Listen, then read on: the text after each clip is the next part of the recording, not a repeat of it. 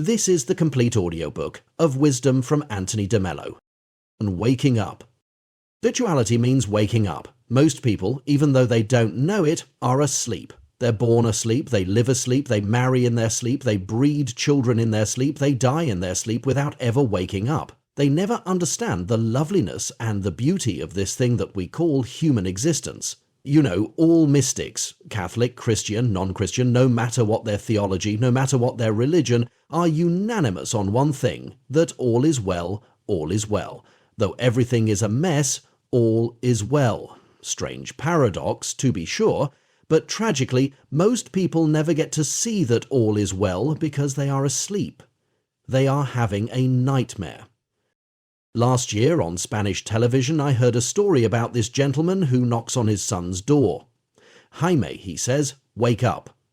Jaime answers, "I don't want to get up, Papa." The father shouts, "Get up, you have to go to school." Jaime says, "I don't want to go to school." "Why not?" asks the father. "3 reasons," says Jaime. "First, because it's so dull. Second, the kids tease me. And third, I hate school." And the father says, "Well, I am going to give you 3 reasons why you must go to school. First, because it is your duty. Second, because you are 45 years old. And third, because you are the headmaster.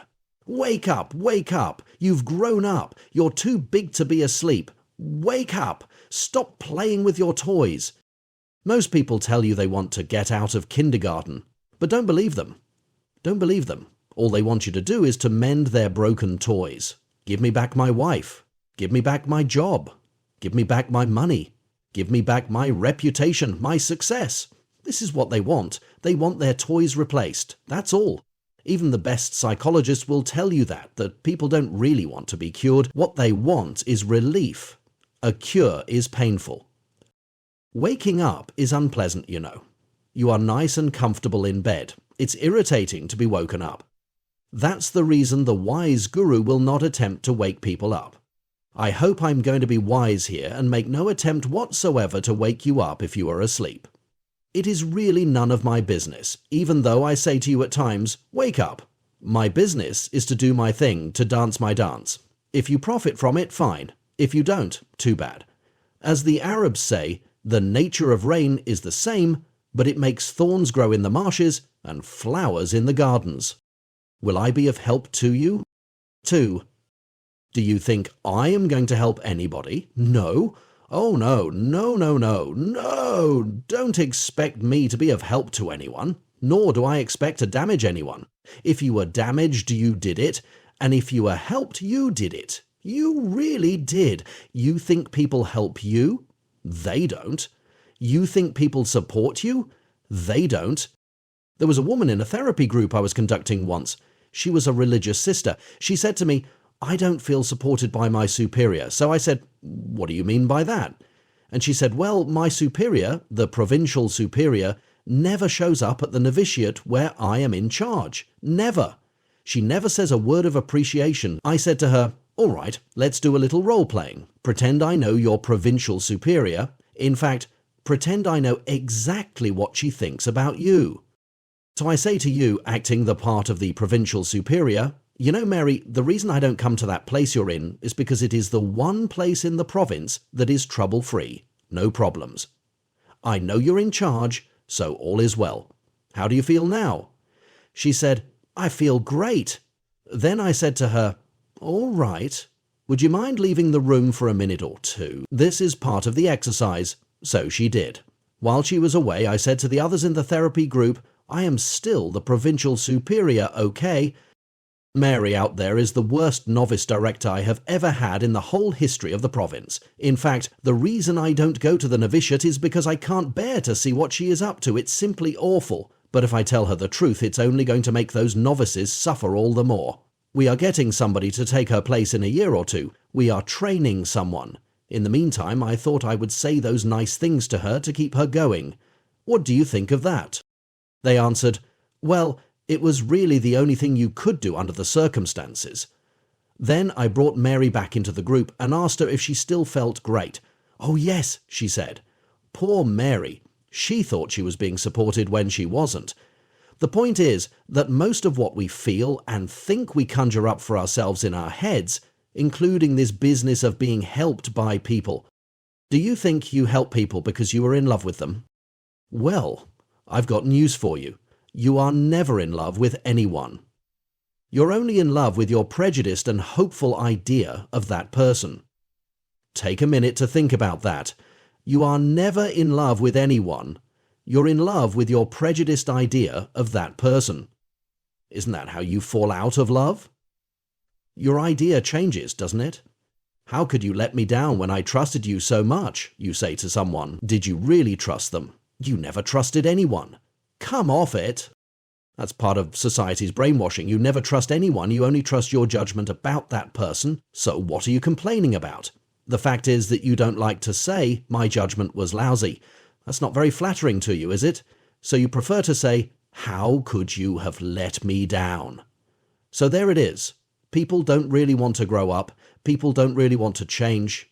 People don't really want to be happy. As someone so wisely said to me, don't try to make them happy, you'll only get in trouble. Don't try to teach a pig to sing. It wastes your time and it irritates the pig. Like the businessman who goes into a bar, sits down and sees this fellow with a banana in his ear. A banana in his ear. And he thinks, I wonder if I should mention that to him. No, it's none of my business. But the thought nags at him. So after having a drink or two, he says to the fellow, excuse me, you've got a banana in your ear. The fellow says, what? The businessman repeats, you've got a banana in your ear. Again, the fellow says, what was that? You've got a banana in your ear, the businessman shouts. Talk louder, the fellow says. I've got a banana in my ear, so it's useless. Give up, give up, give up, I say to myself. Say your thing and get out of here. And if they profit, that's fine, and if they don't, too bad. On the proper kind of selfishness. 3. The first thing I want you to understand, if you really want to wake up, is that you don't want to wake up. The first step to waking up is to be honest enough to admit to yourself that you don't like it. You don't want to be happy. Want a little test? Let's try it. It will take you exactly 1 minute. You could close your eyes while you're doing it, or you could keep them open. It doesn't really matter. Think of someone you love very much, someone you're close to, someone who is precious to you, and say to that person in your mind, I'd rather have happiness than have you. See what happens. I'd rather be happy than have you. If I had a choice, no question about it, I'd choose happiness. How many of you felt selfish when you said this? Many, it seems. See how we've been brainwashed. See how we've been brainwashed into thinking, how could I be so selfish? But look at who's being selfish. Imagine somebody saying to you, how could you be so selfish that you'd choose happiness over me? Would you not feel like responding, pardon me, but how could you be so selfish that you would demand I choose you above my own happiness? A woman once told me that when she was a child, her Jesuit cousin gave a retreat in the Jesuit church in Milwaukee. He opened each conference with the words, the test of love is sacrifice, and the gauge of love is unselfishness. That's marvelous. I asked her, would you want me to love you at the cost of my happiness? Yes, she answered. Isn't that delightful? Wouldn't that be wonderful? She would love me at the cost of her happiness, and I would love her at the cost of my happiness, and so you've got two unhappy people, but long live love. On wanting happiness. I was saying that we don't want to be happy, we want other things. Or let's put it more accurately. We don't want to be unconditionally happy. I'm ready to be happy provided I have this and that and the other thing. But this is really to say to our friend or to our God or to anyone, you are my happiness. If I don't get you, I refuse to be happy. It's so important to understand that. We cannot imagine being happy without those conditions. That's pretty accurate. We cannot conceive of being happy without them. We've been taught to place our happiness in them. So that's the first thing we need to do if we want to come awake. Which is the same thing as saying if we want to love, if we want freedom, if we want joy and peace and spirituality. In that sense, spirituality is the most practical thing in the whole wide world. I challenge anyone to think of anything more practical than spirituality, as I have defined it. Not piety, not devotion, not religion, not worship, but spirituality. Waking up. Waking up! Look at the heartache everywhere. Look at the loneliness, look at the fear, the confusion, the conflict in the hearts of people. Inner conflict, outer conflict. Suppose somebody gave you a way of getting rid of all of that. Suppose somebody gave you a way to stop that tremendous drainage of energy, of health, of emotion that comes from these conflicts and confusion. Would you want that? Suppose somebody showed us a way whereby we would truly love one another and be at peace, be at love. Can you think of anything more practical than that? But instead you have people thinking that big business is more practical, that politics is more practical, that science is more practical. What's the earthly use of putting a man on the moon when we cannot live on the earth? Are we talking about psychology in this spirituality course? 5. Is psychology more practical than spirituality? Nothing is more practical than spirituality. What can the poor psychologist do? He can only relieve the pressure. I'm a psychologist myself, and I practice psychotherapy, and I have this great conflict within me when I have to choose sometimes between psychology and spirituality. I wonder if that makes sense to anybody here. It didn't make sense to me for many years. I'll explain. It didn't make sense to me for many years, until I suddenly discovered that people have to suffer enough in a relationship so that they get disillusioned with all relationships. Isn't that a terrible thing to think? They've got to suffer enough in a relationship before they wake up and say, "I'm sick of it. There must be a better way of living than depending on another human being." And what was I doing as a psychotherapist? People were coming to me with their relationship problems, with their communication problems, etc. And sometimes what I did was a help. But sometimes, I'm sorry to say, it wasn't, because it kept people asleep. Maybe they should have suffered a little more. Maybe they ought to touch rock bottom and say, "I'm sick of it all." It's only when you're sick of your sickness that you'll get out of it. Most people go to a psychiatrist or a psychologist to get relief. I repeat, to get relief, not to get out of it. There's the story of little Johnny, who they say was mentally retarded, but evidently he wasn't, as you'll learn from this story. Johnny goes to modelling class in his school for special children, and he gets his piece of putty and he's modelling it. He takes a little lump of putty and goes to a corner of the room and he's playing with it. The teacher comes up to him and says, "Hi, Johnny." And Johnny says, and the teacher says, "What's that you've got in your hand?"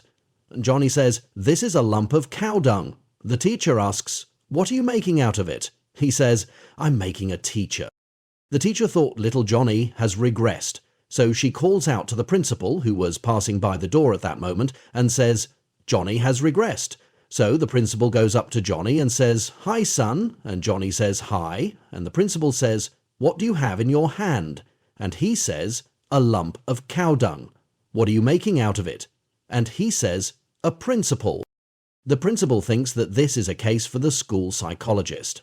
Send for the psychologist is a clever guy. He goes up and says, "Hi." And Johnny says, "Hi." And the psychologist says, "I know what you've got in your hand." "What?" "A lump cow dung." Johnny says, "Right. And I know what you're making out of it." "What?" "You're making a psychologist." "Wrong. Not enough cow dung." And they called him mentally retarded. The poor psychologists, they're doing a good job. They really are. There are times when psychotherapy is a tremendous help because when you're on the verge of going insane, raving mad, you're about to become either a psychotic or a mystic. That's what the mystic is, the opposite of the lunatic. Do you know one sign that you've woken up? It's when you are asking yourself, "Am I crazy or are all of them crazy?" It really is, because we are crazy. The whole world is crazy. Certifiable lunatics. The only reason we're not locked up in an institution is that there are so many of us. So we're crazy. We're living on crazy ideas about love, about relationships, about happiness, about joy, about everything. We're crazy to the point I've come to believe that if everybody agrees on something, you can be sure it's wrong. Every new idea, every great idea, when it first began, was in a minority of one. That man called Jesus Christ, minority of one. Everybody was saying something different from what he was saying. The Buddha, minority of one. Everybody was saying something different from what he was saying. I think it was Bertrand Russell who said every great idea starts out as a blasphemy. That's well and accurately put. You're going to hear lots of blasphemies during these days. He hath blasphemed, because people are crazy. They're lunatics, and the sooner you see this, the better for your mental and spiritual health. Don't trust them. Don't trust your best friends. Get disillusioned with your best friends. They're very clever. As you are in your dealings with everybody else, though you probably don't know it, you're so wily and subtle and clever. You're putting on a great act. I'm not being very complimentary here, am I? But I repeat, you want to wake up. You're putting on a great act. And you don't even know it. You think you're being so loving. Whom are you loving? Even your self-sacrifice gives you a good feeling, doesn't it? I'm sacrificing myself, I'm living up to my ideal, but you're getting something out of it, aren't you? You're always getting something out of everything you do until you wake up. So there it is. Step 1. Realize that you don't want to wake up. It's pretty difficult to wake up when you have been hypnotized into thinking that a scrap of old newspaper is a check for $1 million. How difficult it is to tear yourself away from that scrap of old newspaper. Neither is renunciation the solution. 6. Any time you're practicing renunciation, you're deluded. How about that? You're deluded. What are you renouncing? Anytime you renounce something, you are tied forever to the thing you renounce. There's a guru in India who says, every time a prostitute comes to me, she's talking about nothing but God. She says, I'm sick of this life that I'm living. I want God. But every time a priest comes to me, he's talking about nothing but sex. Very well. When you renounce something, you're stuck to it forever. When you fight something, you're tied to it forever. As long as you're fighting it, you are giving it power. You give it as much power as you are using to fight it. This includes communism and everything else. So you must receive your demons, because when you fight them, you empower them. Has nobody ever told you this? When you renounce something, you're tied to it. The only way to get out of this is to see through it. Don't renounce it, see through it. Understand its true value, and you won't need to renounce it. It will just drop from your hands. But of course, if you don't see that, if you're hypnotized into thinking that you won't be happy without this, that, or the other thing, you're stuck. What we need to do for you is not what so-called spirituality attempts to do, namely to get you to make sacrifices, to renounce things. That's useless. You're still asleep. What we need to do is to help you understand. Understand. If you understood, you'd simply drop the desire for it. This is another way of saying, if you woke up, you'd simply drop the desire for it. Listen and unlearn. 7. Some of us get woken up by the harsh realities of life. We suffer so much that we wake up. But people keep bumping again and again into life. They still go on sleepwalking. They never wake up. Tragically, it never occurs to them that there may be another way. It never occurs to them that there may be a better way. Still, if you haven't been bumped sufficiently by life, and you haven't suffered enough, then there is another way. To listen. I don't mean you have to agree with what I'm saying. That wouldn't be listening. Believe me, it really doesn't matter whether you agree with what I'm saying or you don't, because agreement and disagreement have to do with words and concepts and theories. They don't have anything to do with truth. Truth is never expressed in words. Truth is cited suddenly as a result of a certain attitude, so you could be disagreeing with me and still cite the truth. But there has to be an attitude of openness, of willingness to discover something new. That's important, not you're agreeing with me or disagreeing with me. After all, most of what I'm giving you is really theories. No theory adequately covers reality, so I can speak to you not of the truth, but of obstacles to the truth. Those I can describe. I cannot describe the truth, no one can. All I can do is give you a description of your falsehoods so that you can drop them. All I can do for you is challenge your beliefs and the belief system that makes you unhappy. All I can do for you is help you to unlearn. That's what learning is all about where spirituality is concerned. Unlearning. Unlearning almost everything you've been taught. A willingness to unlearn, to listen. Are you listening, as most people do, in order to confirm what you already think? Observe your reactions as I talk. Frequently you'll be startled or shocked or scandalized or irritated or annoyed or frustrated, or you'll be saying, great, but are you listening for what will confirm what you already think, or are you listening in order to discover something new? That is important. It is difficult for sleeping people. Jesus proclaimed the good news, yet he was rejected. Not because it was good, but because it was new. We hate the new. We hate it. And the sooner we face up to that fact, the better. We don't want new things, particularly when they're disturbing, particularly when they involve change, most particularly if it involves saying, I was wrong. I remember meeting an 87-year-old Jesuit in Spain. He'd been my professor and rector in India 30 or 40 years ago, and he attended a workshop like this. I should have heard you speak 60 years ago, he said. You know something? I've been wrong all my life. God, to listen to that. It's like looking at one of the wonders of the world. That, ladies and gentlemen, is faith. An openness to the truth, no matter what the consequences, no matter where it leads you, and when you don't even know where it's going to lead you. That's faith. Not belief, but faith. Your beliefs give you a lot of security, but faith is insecurity. You don't know. You're ready to follow and you're open. You're wide open. You're ready to listen. And mind you, being open does not mean being gullible. It doesn't mean swallowing whatever the speaker is saying. Oh no. You've got to challenge everything I'm saying, but challenge it from an attitude of openness, not from an attitude of stubbornness, and challenge it all. Recall those lovely words of Buddha when he said, "Monks and scholars must not accept my words out of respect, but must analyze them the way a goldsmith analyzes gold, by cutting, scraping, rubbing, melting. When you do that, you're listening. You've taken another major step toward awakening." The first step, as I said, was a readiness to admit that you don't want to wake up, that you don't want to be happy. There are all kinds of resistances to that within you. The second step is a readiness to understand, to listen, to challenge your whole belief system, not just your religious beliefs, your political beliefs, your social beliefs, your psychological beliefs, but all of them. A readiness to reappraise them all in the Buddha's metaphor. And I give you plenty of opportunity to do that here. The masquerade of charity. Charity is really self-interest masquerading under the form of altruism. You say that it is very difficult to accept that there may be times when you are not, honest to goodness, really trying to be loving or trustful. Let me simplify it. Let's make it as simple as possible. Let's even make it as blunt and extreme as possible, at least to begin with. There are two types of selfishness. The first type is the one where I give myself the pleasure of pleasing myself. That's what we generally call self-centeredness.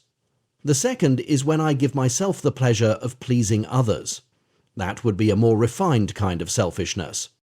The first one is very obvious, but the second one is hidden, very hidden, and for that reason more dangerous, because we get to feel that we're really great, but maybe we're not all that great after all.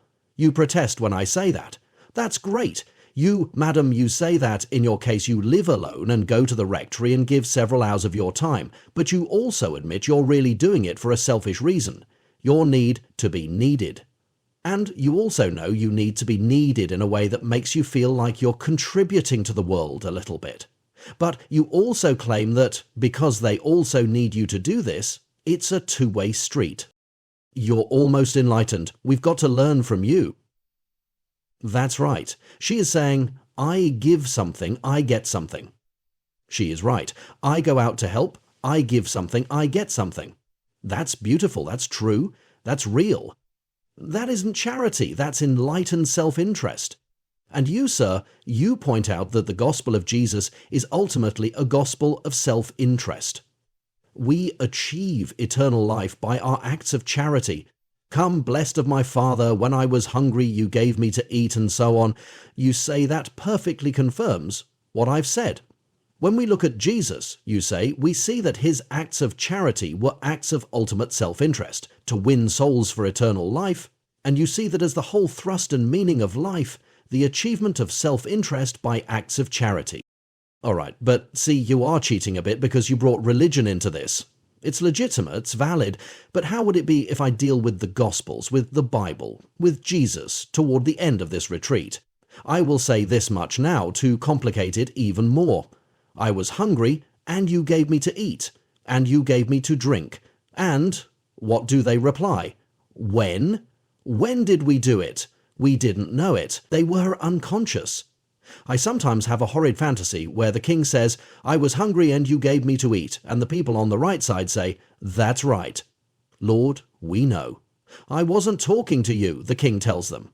It doesn't follow the script. You're not supposed to have known. Isn't that interesting?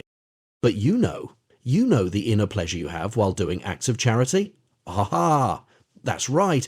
It's the opposite of someone who says, what's so great about what I did? I did something. I got something. I had no notion I was doing anything good. My left hand had no idea what my right hand was doing. A good is never so good as when you have no awareness that you're doing good. You are never so good as when you have no consciousness that you're good. Or as the great Sufi would say, a saint is one until he or she knows it. Unself-conscious. Unself-conscious. Some of you object to this. You say, isn't the pleasure I receive in giving, isn't that eternal life right here and now? I wouldn't know. I call pleasure pleasure and nothing more, for the time being, at least until we get into religion later on. But I want you to understand something right at the beginning, that religion is not, I repeat, not necessarily connected with spirituality. Please keep religion out of this for the time being. All right, you ask, what about the soldier who falls on a grenade to keep it from hurting others? And what about the man who got into a truck full of dynamite and drove into the American camp in Beirut? How about him? Greater love than this no one has. But the Americans don't think so. He did it deliberately. He was terrible, wasn't he? But he wouldn't think so, I assure you. He thought he was going to heaven, that's right. Just like your soldier falling on the grenade. I'm trying to get at a picture of an action where there is not self, where you're awake and what you do is done through you. Your deed in that case becomes a happening. Let it be done to me. I'm not excluding that, but when you do it, I'm searching for the selfishness. Even if it is only, I'll be remembered as a great hero, or I'd never be able to live if I didn't do this. I'd never be able to live with the thought if I ran away, but remember, I'm not excluding the other kind of act. I didn't say that there never is any act where there is not self. Maybe there is. We'll have to explore that. A mother saving a child, saving her child, you say. But how come she's not saving the neighbor's child? It's the hers. It's the soldier dying for his country. Many such deaths bother me. I ask myself, are they the result of brainwashing? Martyrs bother me. I think they're often brainwashed. Muslim martyrs, Hindu martyrs, Buddhist martyrs, Christian martyrs, they are brainwashed. They've got an idea in their heads that they must die, that death is a great thing, they feel nothing, they go right in, but not all of them, so listen to me properly. I didn't say all of them, but I wouldn't exclude the possibility. Lots of communists get brainwashed. You're ready to believe that. They're so brainwashed, they're ready to die. I sometimes say to myself that the process that we use for making, for example, a St. Francis Xavier could be exactly the same process used for producing terrorists. You can have a man go on a 30-day retreat and come out all aflame with the love of Christ, yet without the slightest bit of self-awarenessness. None. He could be a big pain. He thinks he's a great saint. I don't mean to slander Francis Xavier, who probably was a great saint, but he was a difficult man to live with. You know, he was a lousy superior. He really was. Do a historical investigation. Ignatius always had to step in to undo the harm that this good man was doing by his intolerance. You need to be pretty intolerant to achieve what he achieved. Go, go, go, go, no matter how many corpses fall by the wayside. Some critics of Francis Xavier claim exactly that. He used to dismiss men from our society and they'd appeal to Ignatius, who would say, "Come to Rome and we'll talk about it." Who would say, "Come to Rome and we'll talk about it." And Ignatius surreptitiously got them in again. How much self-awareness was there in this situation? Who are we to judge? We don't know. I'm not saying there's no such thing as pure motivation. I'm saying that ordinarily everything we do is in our self-interest. Everything. When you do something for the love of Christ, is that selfishness? Yes. When you're doing something for the love of anybody, it is in your self-interest. I'll have to explain that. Suppose you happen to live in Phoenix and you feed over 500 children a day. That gives you a good feeling? Well, would you expect it to give you a bad feeling? But sometimes it does, and that is because there are some people who do things so that they won't have to have a bad feeling, and they call that charity. They act out of guilt. That isn't love, but thank God you do things for people and it's pleasurable. Wonderful, you're a healthy individual because you're self-interested. That's healthy. Let me summarize what I was saying about selfless charity. I said there were 2 types of selfishness. Maybe I should have said 3. First, when I do something, or rather, when I give myself the pleasure of pleasing myself. Second, when I give myself the pleasure of pleasing others. Don't take pride in that. Don't think you're a great person. You're a very ordinary person, but you've got refined tastes. Your taste is good, not the quality of your spirituality. When you were a child, you liked Coca-Cola. Now you've grown older and you appreciate chilled beer on a hot day. You've got better tastes now. When you were a child, you loved chocolates. Now you're older, you enjoy a symphony. You enjoy a poem. You've got better tastes. But you're getting your pleasure all the same, except now it's in the pleasure of pleasing others. Then you've got the 3rd type, which is the worst, when you do something good so that you won't get a bad feeling. It doesn't give you a good feeling to do it. It gives you a bad feeling to do it. You hate it. You're making loving sacrifices, but you're grumbling. Ha! How little you know of yourself if you think you don't do things this way. If I had $1 for every time I did things that gave me a bad feeling, I'd be a millionaire by now. You know how it goes. Could I meet you tonight, Father? Yes, come on in.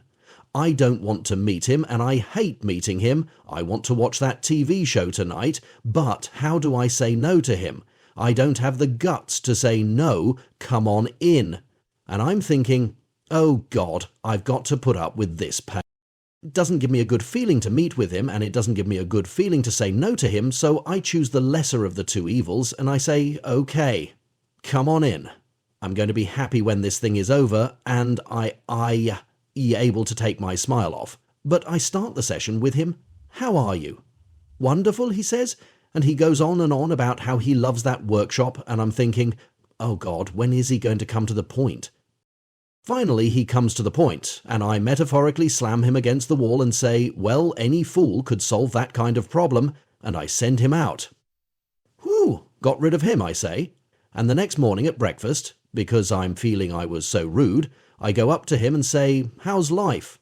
And Lai answers, pretty good. And he adds, you know, what you said to me last night was a real help.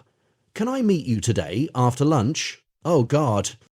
That's the worst kind of charity. When you're doing something so you won't get a bad feeling, you don't have the guts to say you want to be left alone. You want people to think you're a good priest. When you say, I don't like hurting people, I say, come off it. I don't believe you. I don't believe anyone who says that he or she does not like hurting people.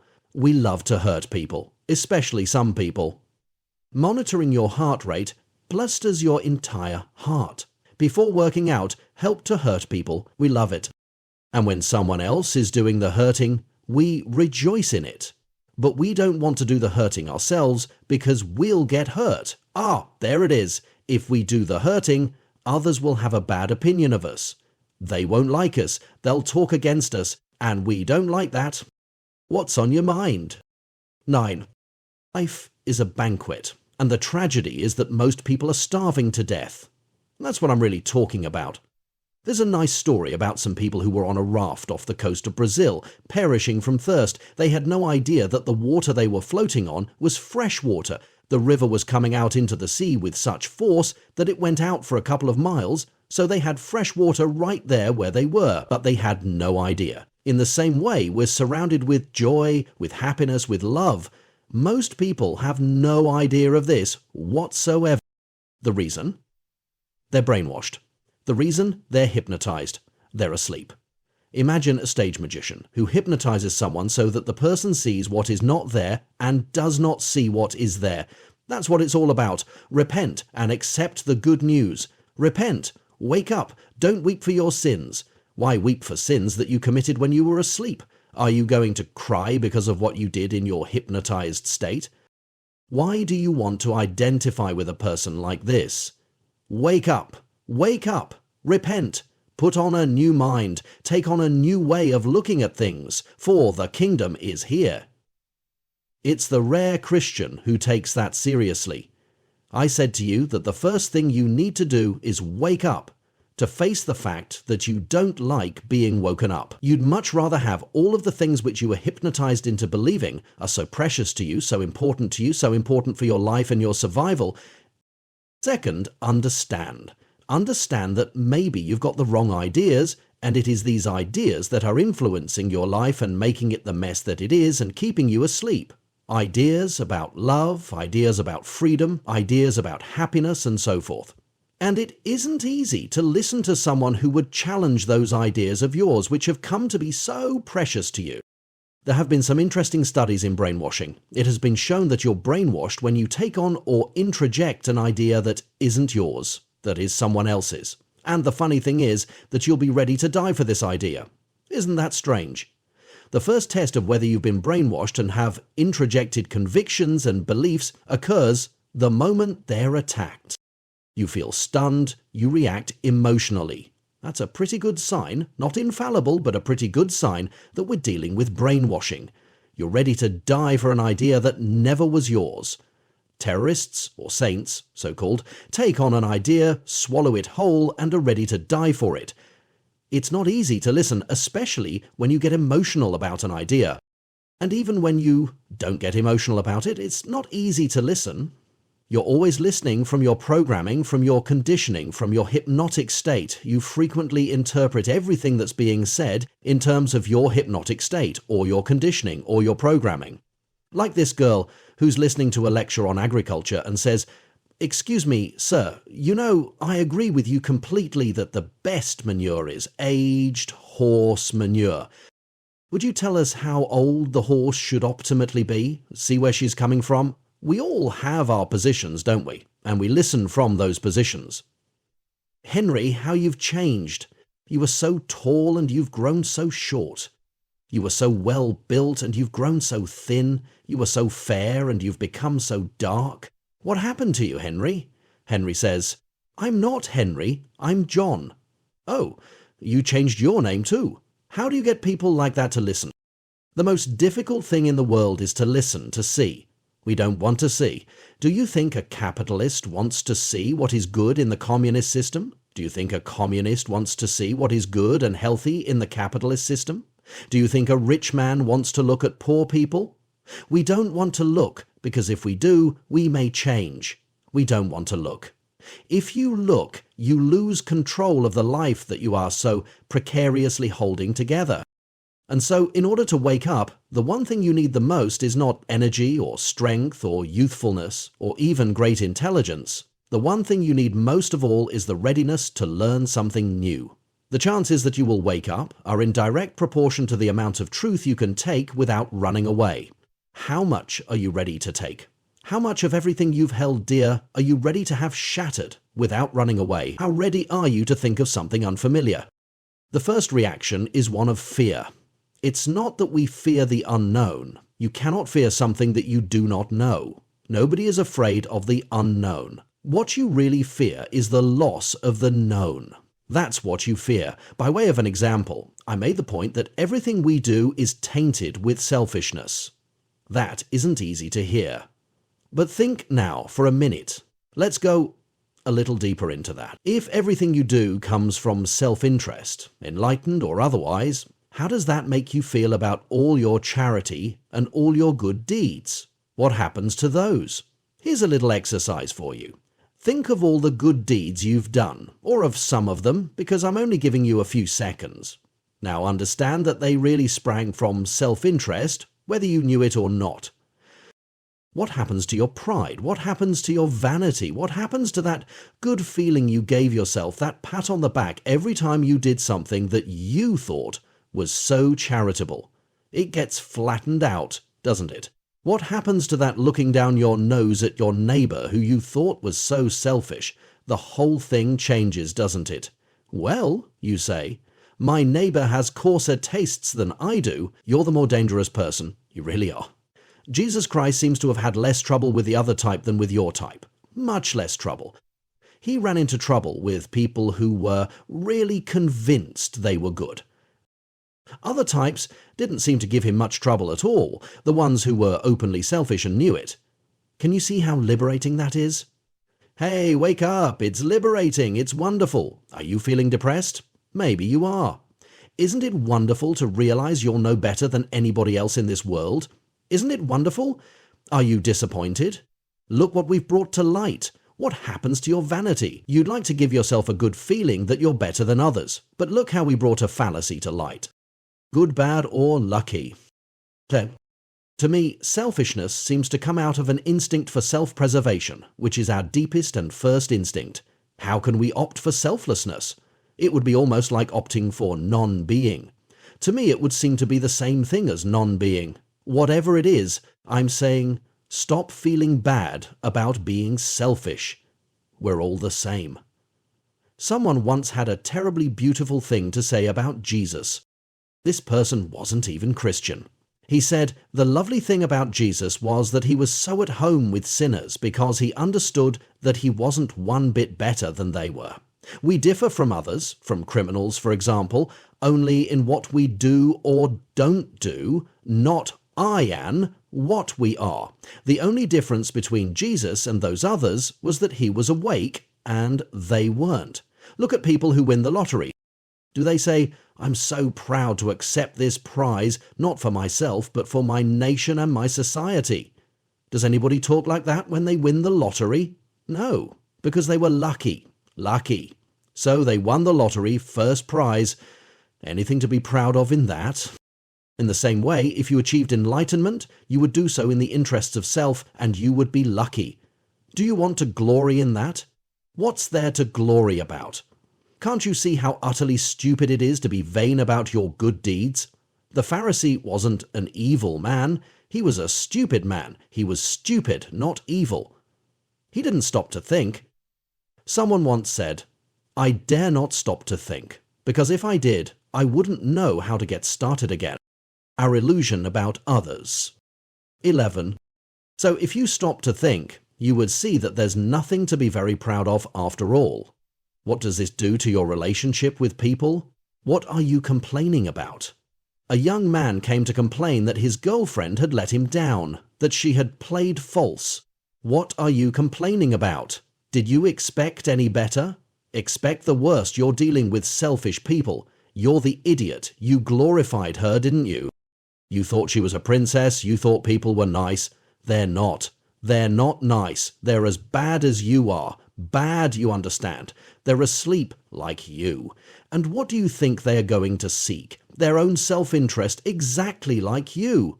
No difference. Can you imagine how liberating it is that you'll never be disillusioned again, never be disappointed again, you'll never feel let down again, never feel rejected? Want to wake up? You want happiness? You want freedom? Here it is. Drop your false ideas. See through people. If you see through yourself, you will see through everyone. Then you will love them. Otherwise, you spend the whole time grappling with your wrong notions of them, with your illusions that are constantly crashing against reality. It's probably too startling for many of you to understand that everyone except the very rare awakened person can be expected to be selfish and to seek his or her own self-interest, whether in coarse or in refined ways. This leads you to see that there's nothing to be disappointed about, nothing to be disillusioned about. If you had been in touch with reality all along, you would never have been disappointed. But you chose to paint people in glowing colors. You chose not to see through human beings because you chose not to see through yourself. So you're paying the price now. Before we discuss this, let me tell you a story. Somebody once asked, what is enlightenment like? What is awakening like? It's like the tramp in London who was settling in for the night. He'd hardly been able to get a crust of bread to eat. Then he reaches this embankment on the River Thames.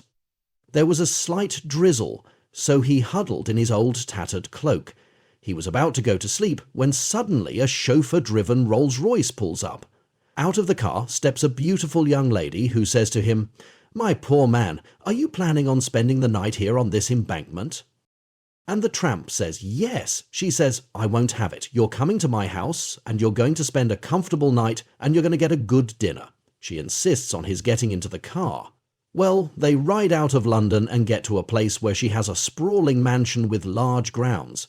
They are ushered in by the butler, to whom she says, "James, please make sure he's put in the servants' quarters and treated well," which is what James does.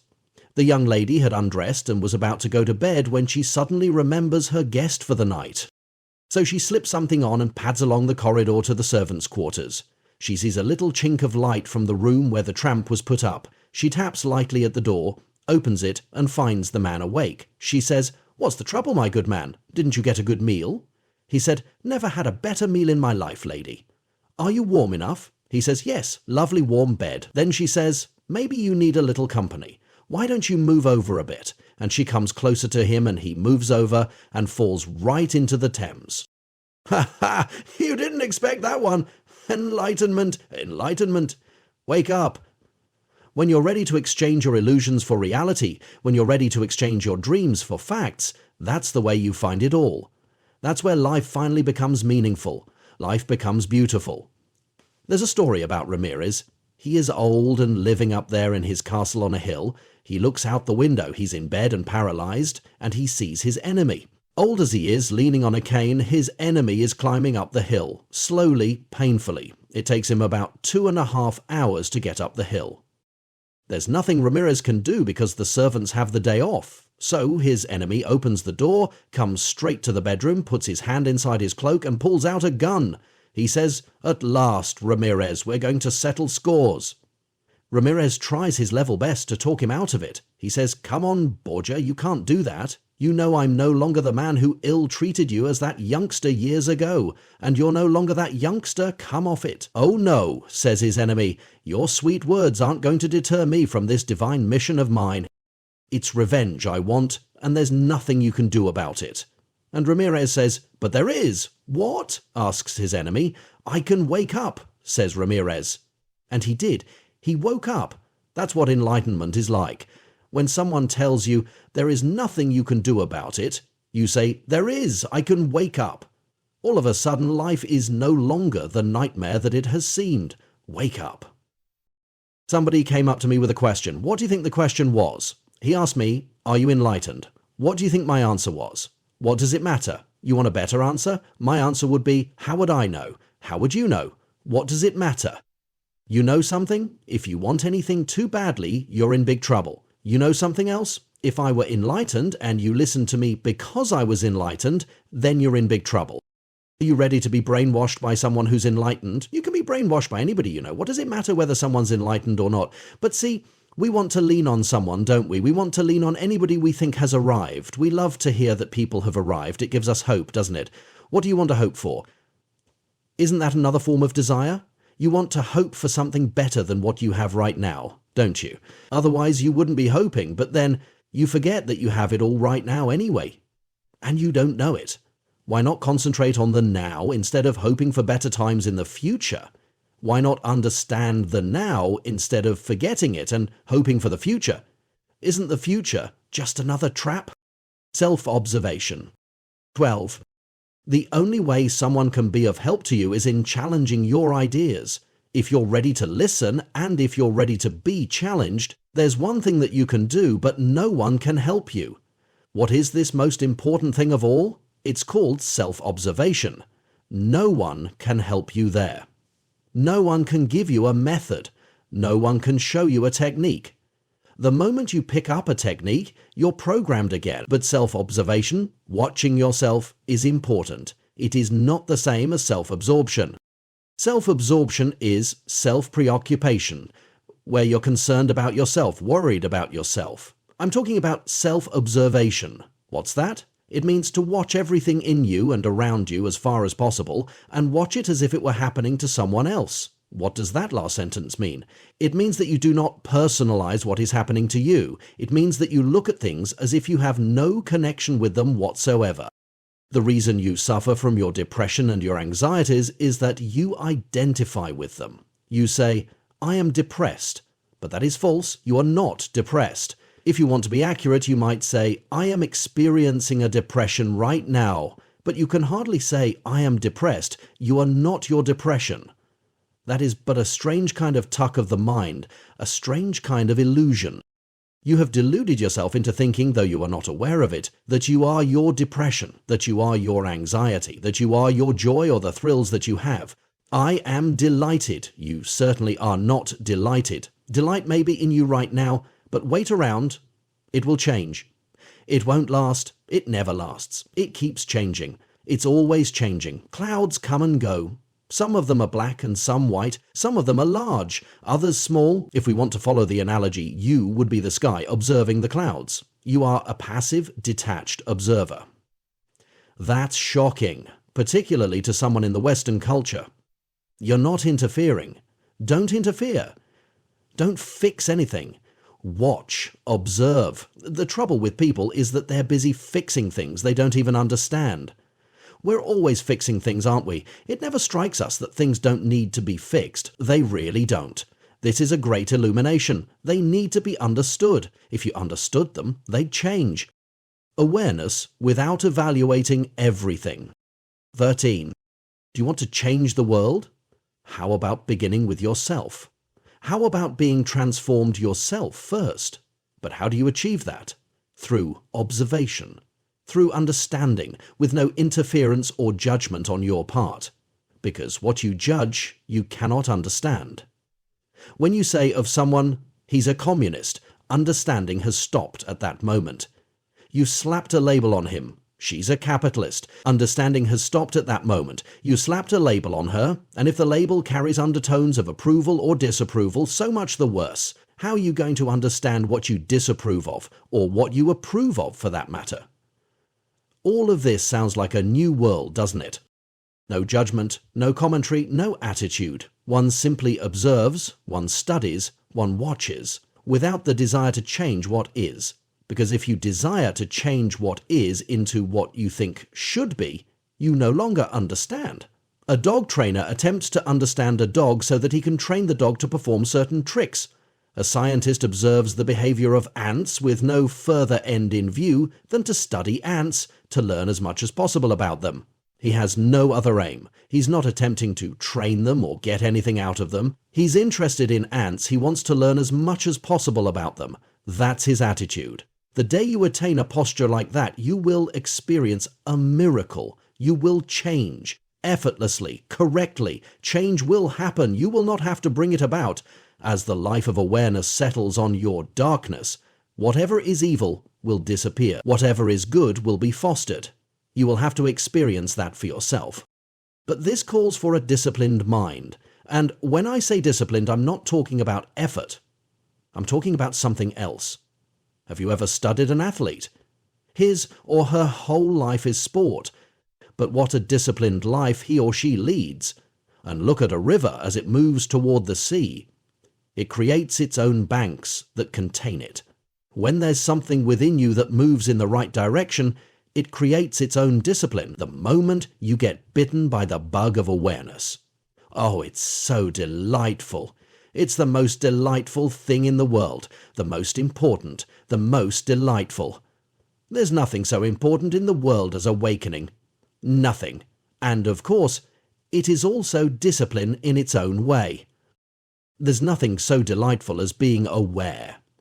Would you rather live in darkness? Would you rather act and not be aware of your actions, talk and not be aware of your words?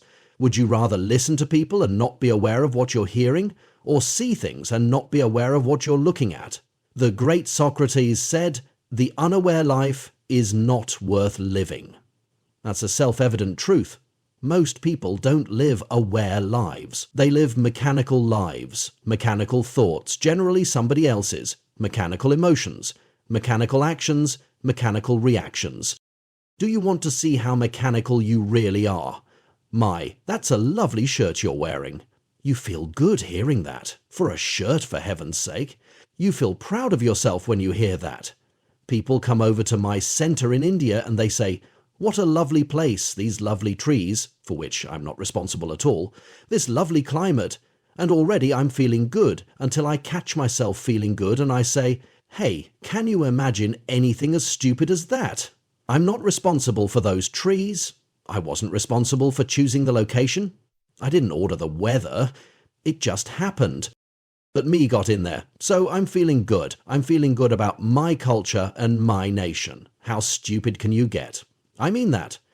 I'm told my great Indian culture has produced all these mystics. I didn't produce them. I'm not responsible for them. Or they tell me, that country of yours and its poverty, it's disgusting. I feel ashamed, but I didn't create it. What's going on? Did you ever stop to think? People tell you, I think you're very charming. So, I feel wonderful. I get a positive stroke. That's why they call it I'm okay, you're okay. I'm going to write a book someday and the title will be I'm an ass, you're an ass. That's the most liberating, wonderful thing in the world, when you openly admit you're an ass. It's wonderful. When people tell me, you're wrong, I say, what can you expect of an ass? Disarmed. Everybody has to be disarmed. In the final liberation, I'm an ass, you're an ass. Normally the way it goes, I press a button and you're up. I press another button and you're down. And you like that? How many people do you know who are unaffected by praise or blame? That isn't human, we say.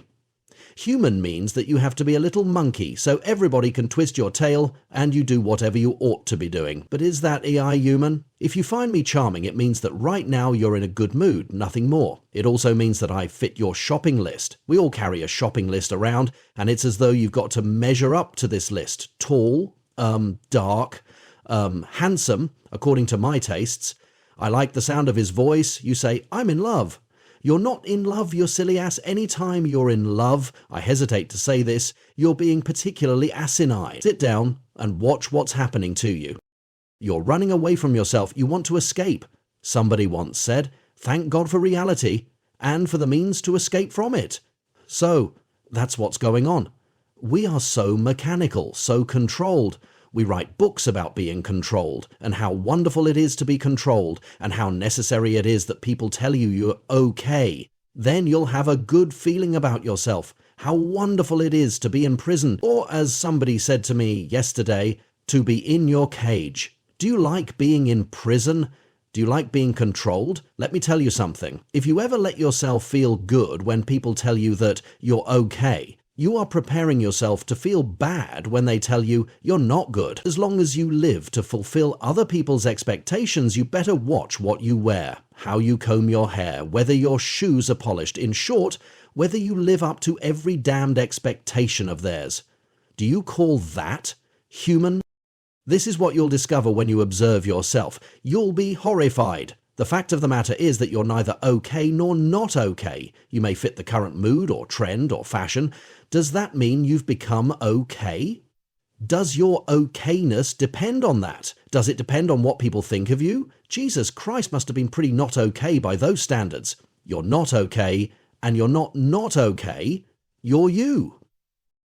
I hope that is going to be the big discovery, at least for some of you. If 3 or 4 of you make this discovery during these days we spend together, my, what a wonderful thing! Extraordinary! Cut out all the okay stuff and the not okay stuff. Cut out all the judgments and simply observe, watch. You'll make great discoveries. These discoveries will change you. You won't have to make the slightest effort, believe me.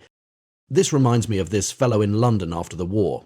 He's sitting with a parcel wrapped in brown paper in his lap. It's a big, heavy object.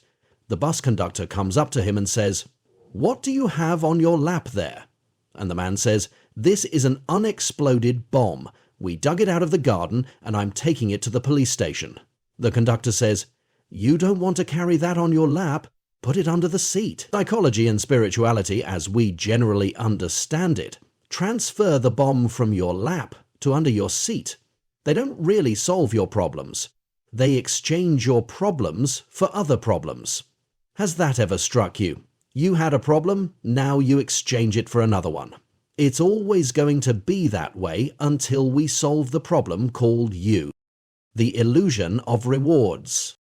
14. Until then, we're going to get nowhere. The great mystics and masters in the East will say, "Who are you?" Many think the most important question in the world is, who is Jesus Christ? Wrong. Many think it is, does God exist? Wrong.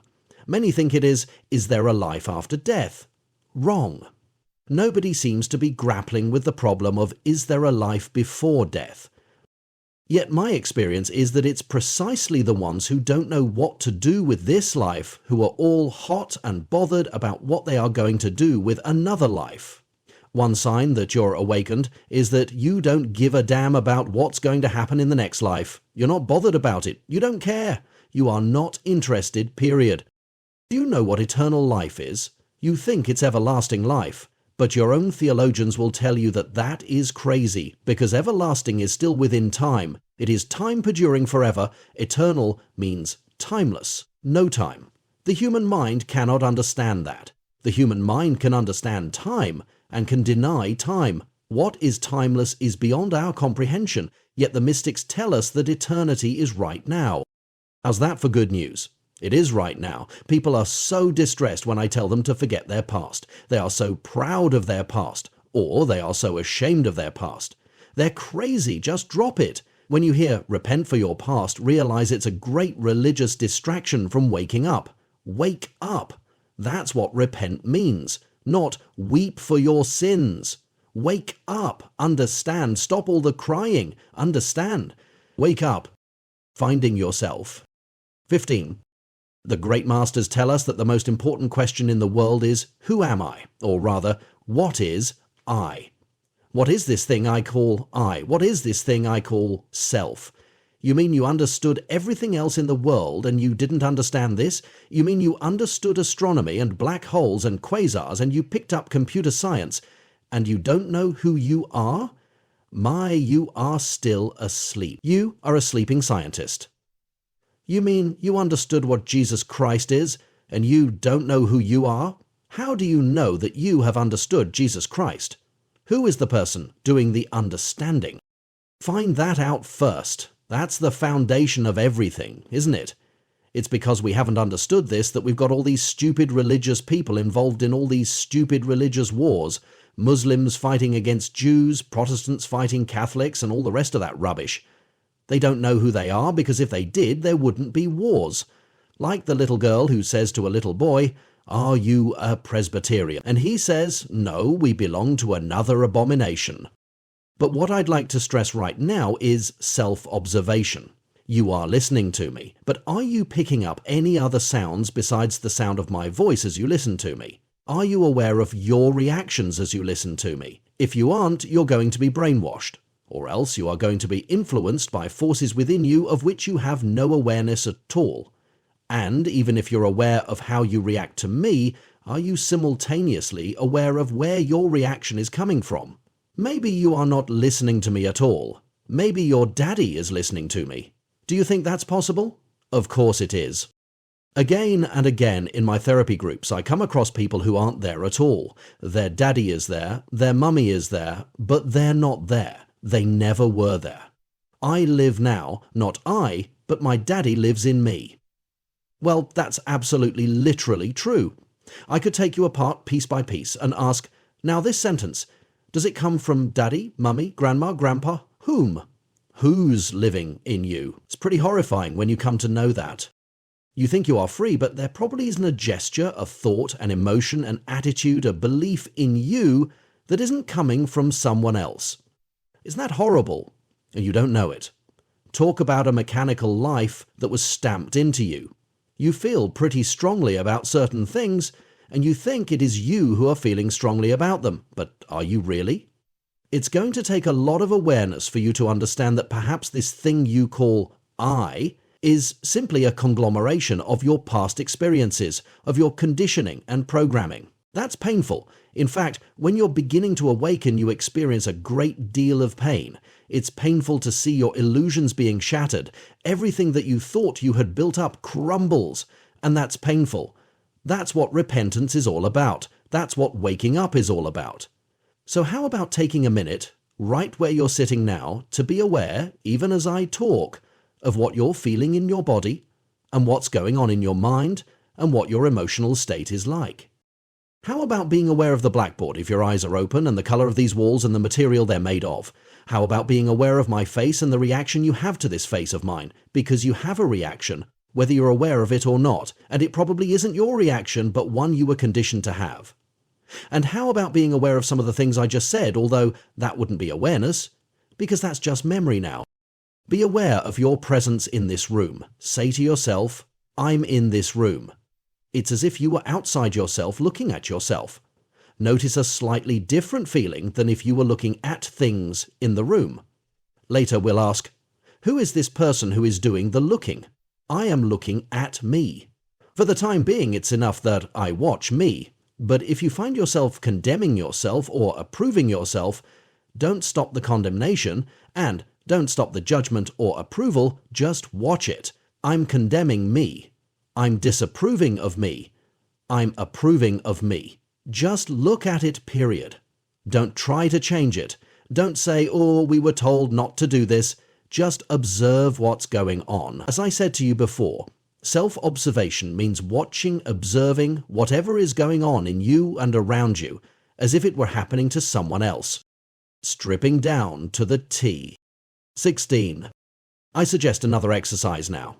Would you write down on a piece of paper any brief way you would describe yourself? For example, businessman, priest, human being, Catholic, Jew, anything. Some write, I notice, things like fruitful, searching pilgrim, competent, alive, impatient, centered, flexible, reconciler, lover, member of the human race, overly structured. This is the fruit, I trust, of observing yourself, as if you were watching another person. But notice, you've got I observing me. This is an interesting phenomenon that has never ceased to cause wonder to philosophers, mystics, scientists, psychologists, that the I can observe me. It would seem that animals are not able to do this at all. It would seem that one needs a certain amount of intelligence to be able to do this. What I'm going to give you now is not metaphysics, it is not philosophy. It is plain observation and common sense. The great mystics of the East are really referring to that I, not to the me. As a matter of fact, some of these mystics tell us that we begin first with things, with an awareness of things. Then we move on to an awareness of thoughts, that's the me. And finally we get to awareness of the thinker, things, thoughts, thinker. What we're really searching for is the thinker. Can the thinker know himself? Can I know what I is? Some of these mystics reply, can the knife cut itself? Can the tooth bite itself? Can the eye see itself? Can the I know itself? But I am concerned with something infinitely more practical right now, and that is with deciding what the I is not. I go as slowly as possible because the consequences are devastating, terrific or terrifying, depending on your point of view. Listen to this. Am I my thoughts, the thoughts that I am thinking? No. Thoughts come and go. I am not my thoughts. Am I my body?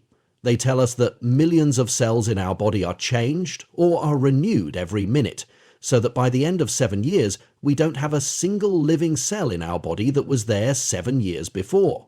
Cells come and go. Cells arise and die. But I seems to persist. So am I my body? Evidently not. I is something other and more than the body. You might say the body is part of I, but it is a changing part. It keeps moving, it keeps changing. We have the same name for it, but it constantly changes, just as we have the same name for Niagara Falls, but Niagara Falls is constituted by water that is constantly changing. We use the same name for an ever-changing reality. How about my name? ISI, my name. Evidently not, because I can change my name without changing the I. How about my career? How about my beliefs? I say I am a Catholic, a Jew, is that an essential part of I? When I move from one religion to another, has the I changed? Do I have a new I? Or is it the same I that has changed? In other words, is my name an essential part of me, of the I? IS, my religion, an essential part of the... I mentioned the little girl who says to the boy, are you a Presbyterian? Well, somebody tell me another story about Paddy. Paddy was walking down the street in Belfast and he discovers a gun pressing against the back of his head and a voice says, "Are you Catholic or Protestant?" Well, Paddy has to do some pretty fast thinking. He says, "I'm a Jew," and he hears a voice say, "I've got to be the luckiest Arab in the whole of Belfast. Labels are so important to us. I am a Republican, we say, but are you really? You can't mean that when you switch parties you have a new I. Isn't it the same old I with new political convictions? I remember hearing about a man who asks his friend, "Are you planning to vote Republican?" The friend says, "No, I'm planning to vote Democratic." My father was a Democrat, my grandfather was a Democrat, and my great-grandfather was a Democrat. The man says, "That is crazy logic. I mean, if your father was a horse thief, and your grandfather was a horse thief, and your great-grandfather was a horse thief, what would you be?" "Ah," the friend answered, "then I'd be a Republican." We spend so much of our lives reacting to labels, our own and others. We identify the labels with the I. Catholic and Protestant are frequent labels. There was a man who went to the priest and said, "Father, I want you to say a mass for my dog." The priest was indignant. "What do you mean? Say a mass for your dog?" "It's my pet dog," said the man. "I loved that dog and I'd like you to offer a mass for him." The priest said, "We don't offer masses for dogs here. You might try the denomination down the street. Ask them if they might have a service for you." As the man was leaving, he said to the priest, "Too bad. I really loved that dog. I was planning to offer $1 million stipend for the mass." And the priest said, "Wait a minute, you never told me your dog was Catholic. When you're caught up in labels, what value do these labels have as far as the I is concerned? Could we say that I is none of the labels we attach to it? Labels belong to me. What constantly changes is me. Does I ever change? Does the observer ever change? The fact is that no matter what labels you think of, except perhaps human being, you should apply them to me. I is none of these things. So when you step out of yourself and observe me, you no longer identify with me. Suffering exists in me, so when you identify I with me, suffering begins. Say that you are afraid, or desirous, or anxious. When I does not identify with money, or name, or nationality, or persons, or friends, or any quality, the I is never threatened. It can be very active, but it isn't threatened. Think of anything that caused or is causing you pain or worry or anxiety. First, can you pick up the desire under that suffering? That there's something you desire very keenly, or else you wouldn't be suffering. What is that desire? Second, it isn't simply a desire. There's an identification there. You have somehow said to yourself, the well-being of I, almost the existence of I, is tied up with this desire. All suffering is caused by my identifying myself with something, whether that something is within me or outside of me. Negative feelings toward others. 17. At one of my conferences, someone made the following observation. "I want to share with you something wonderful that happened to me. I went to the movies, and I was working shortly after that, and I was really having trouble with 3 people in my life. So I said, all right, just like I learnt at the movies, I'm going to come outside myself. For a couple of hours, I got in touch with my feelings, with how badly I felt toward these 3 people. I said, I really hate those people. Then I said, Jesus, what can you do about all that? A little while later, I began to cry because I realized that Jesus died for those very people, and they couldn't help how they were anyway. That afternoon, I had to go to the office where I spoke to those people. I told them what my problem was, and they agreed with me. I wasn't mad at them, and I didn't hate them anymore. Anytime you have a negative feeling toward anyone, you're living in an illusion. There's something seriously wrong with you. You're not seeing reality. Something inside of you has to change. But what do we generally do when we have a negative feeling? He is to blame. She is to blame. She's got to change. No, the world's all right. The one who has to change is you. One of you told of working in an institution. During a staff meeting, someone would inevitably say, "The food stinks around here," and the regular dietitian would go into orbit. She has identified with the food. She is saying, anyone who attacks the food attacks me. I feel threatened. But the I is never threatened. It's only the me that is threatened. But suppose you witness some out-and-out injustice, something that is obviously and objectively wrong. Would it not be a proper reaction to say this should not be happening? Should you somehow want to involve yourself in correcting a situation that's wrong? Someone's injuring a child and you see abuse going on. About that kind of thing. I hope you did not assume that I was saying you shouldn't do anything. I said that if you didn't have negative feelings, you'd be much more effective. Much more effective. Because when negative feelings come in, you go blind. Me steps into the picture and everything gets fouled up. Where we had one problem on our hands before, now we have two problems. Many wrongly assume that not having negative feelings, like anger and resentment and hate, means that you do nothing about a situation. Oh no, oh no. You are not affected emotionally, but you spring into action. You become very sensitive to things and people around you. What kills the sensitivity is what many people would call the conditioned self. When you so identify with me that there's too much of me in it for you to see things objectively with detachment. It's very important that when you swing into action, you be able to see things with detachment, but negative emotions prevent that. What then would we call the kind of passion that motivates or activates energy into doing something about objective evils? Whatever it is not a reaction, it is action. Some of you wonder if there is a grey area before something becomes an attachment, before identification sets in. Say, a friend dies. It seems right and very human to feel some sadness about that. But what reaction? Self-pity? What would you be grieving about? Think about that. What I'm saying is going to sound terrible to you, but I told you, I'm coming from another world. Your reaction is personal loss, right? Feeling sorry for me or for other people your friend might have brought joy to.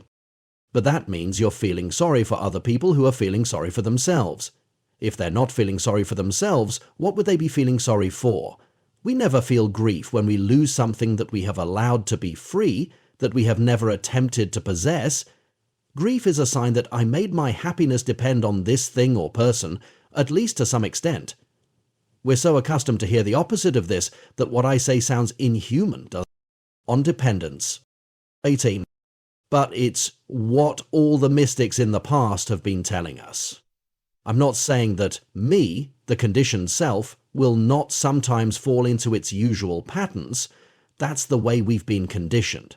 But it raises the question whether it is conceivable to live a life in which you would be so totally alone that you would depend on no one. We all depend on one another for all kinds of things, don't we? We depend on the butcher, the baker, the candlestick maker. Interdependence. That's fine. We set up society this way and we allot different functions to different people for the welfare of everyone, so that we will function better and live more effectively. At least we hope so. But to depend on another psychologically, to depend on another emotionally, what does that imply? It means to depend on another human being for my happiness. Think about that, because if you do, the next thing you will be doing, whether you're aware of it or not, is demanding that other people contribute to your happiness. Then there will be a next step. Fear. Fear of loss, fear of alienation, fear of rejection, mutual control. Perfect love casts out fear. Where there is love, there are no demands, no expectations, no dependency. I do not demand that you make me happy. My happiness does not lie in you. If you were to leave me, I will not feel sorry for myself. I enjoy your company immensely, but I do not cling. I enjoy it on a non-clinging basis. What I really enjoy is not you. It's something that's greater than both you and me. It is something that I discovered, a kind of symphony, a kind of orchestra that plays one melody in your presence, but when you depart, the orchestra doesn't stop. When I meet someone else, it plays another melody, which is also very delightful. And when I'm alone, it continues to play. There's a great repertoire, and it never ceases to play. That's what awakening is all about. That's also why we're hypnotized, brainwashed, asleep. It seems terrifying to ask, but can you be said to love me if you cling to me and will not let me go? If you will not let me be? Can you be said to love me if you need me psychologically or emotionally for your happiness? This flies in the face of the universal teaching of all the scriptures, of all religions, of all the mystics. How is it that we missed it for so many years? I say to myself repeatedly, how come I didn't see it? When you read those radical things in the scriptures, you begin to wonder, is this man crazy? But after a while, you begin to think, everybody else is crazy. Unless you hate your father and mother, brothers and sisters, unless you renounce and give up everything you possess, you cannot be my disciple. You must drop it all. Not physical renunciation, you understand, that's easy. When your illusions drop, you're in touch with reality at last, and believe me, you will never again be lonely, never again. Loneliness is not cured by human company. Loneliness is cured by contact with reality. Oh, I have so much to say about that. Contact with reality, dropping one's illusions, making contact with the real. Whatever it is, it has no name. We can only know it by dropping what is unreal. You can only know what aloneness is when you drop your clinging, when you drop your dependency. But the first step toward that is that you see it as desirable. If you don't see it as desirable, how will you get anywhere near it? Think of the loneliness that is yours. Would human company ever take it away? It will only serve as a distraction. There's an emptiness inside, isn't there? And when the emptiness surfaces, what do? You run away, turn on the television, turn on the radio, read a book, search for human company, seek entertainment, seek distraction. Everybody does that. It's big business nowadays, an organized industry to distract us and entertain us. How happiness happens. 19. Come home to yourself. Observe yourself. That's why I said earlier that self-observation is such a delightful and extraordinary thing. After a while, you don't have to make any effort because as illusions begin to crumble, you begin to know things that cannot be described. It's called happiness. Everything changes and you become addicted to awareness. There's the story of the disciple who went to the master and said, "Could you give me a word of wisdom? Could you tell me something that would guide me through my days?" It was the master's day of silence, so he picked up a pad. It said, awareness. When the disciple saw it, he said, "This is too brief. Can you expand on it a bit?" So the master took back the pad and wrote, awareness, awareness, awareness. The disciple said, "Yes, but what does it mean?" The master took back the pad and wrote, awareness, awareness, awareness means awareness. That's what it is to watch yourself. No one can show you how to do it because he would be giving you a technique, he would be programming you.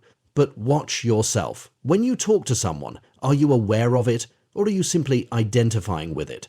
When you got angry with somebody, were you aware that you were angry, or were you simply identifying with your anger?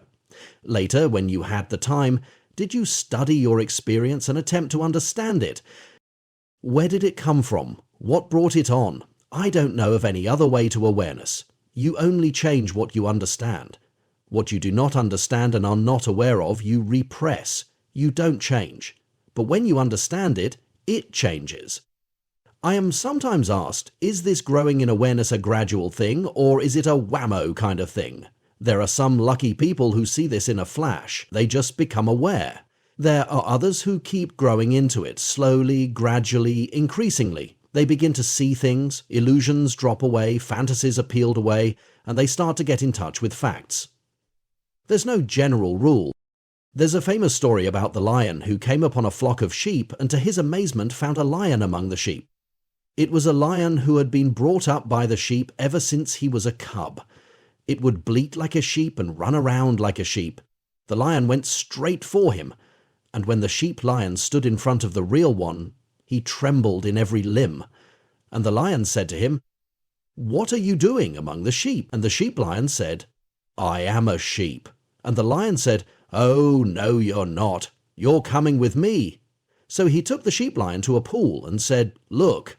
And when the sheep lion looked at his reflection in the water, he let out a mighty roar, and in that moment he was transformed. He was never the same again.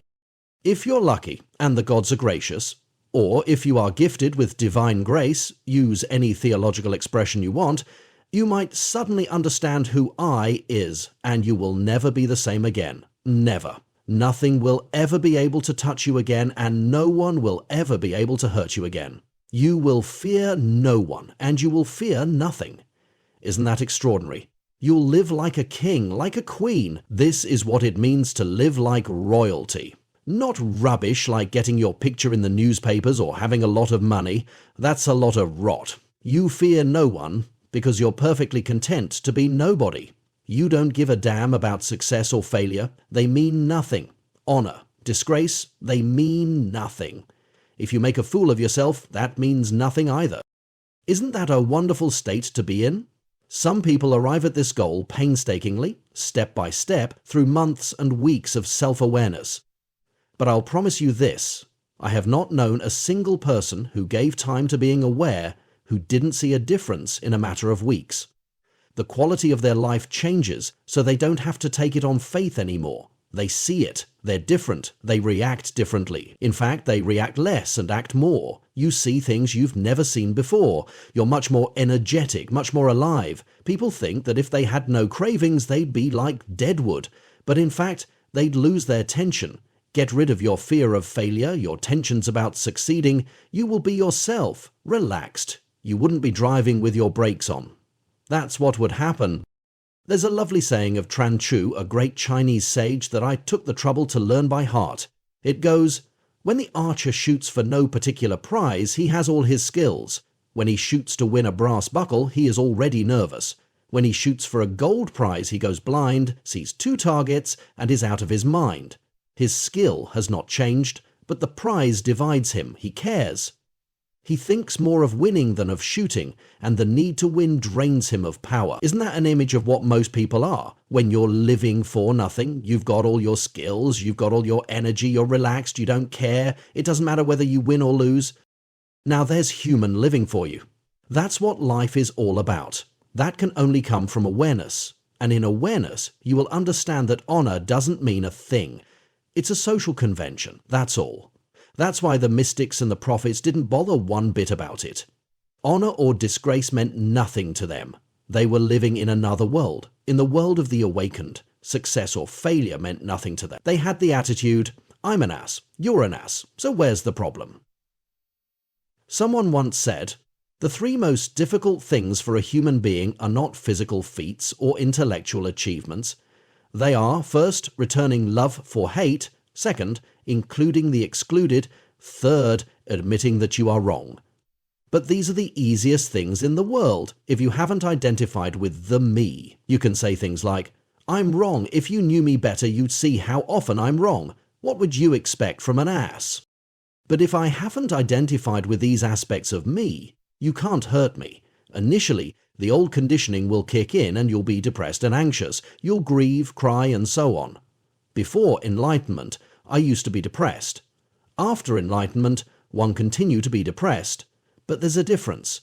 I don't identify with it anymore. Do you know what a big difference that is?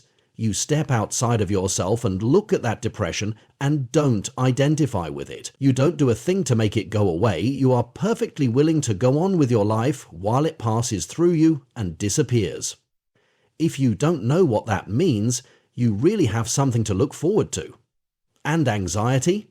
There it comes, and you're not troubled. How strange. You're anxious, but you're not troubled. Isn't that a paradox? And you're willing to let this cloud come in, because the more you fight it, the more power you give it. You're willing to observe it as it passes by. You can be happy in your anxiety. Isn't that crazy? You can be happy in your depression. But you can't have the wrong notion of happiness. Did you think happiness was excitement or thrills? That's what causes the depression. Didn't anyone tell you that? You're thrilled, all right, but you're just preparing the way for your next depression. You're thrilled, but you pick up the anxiety behind that.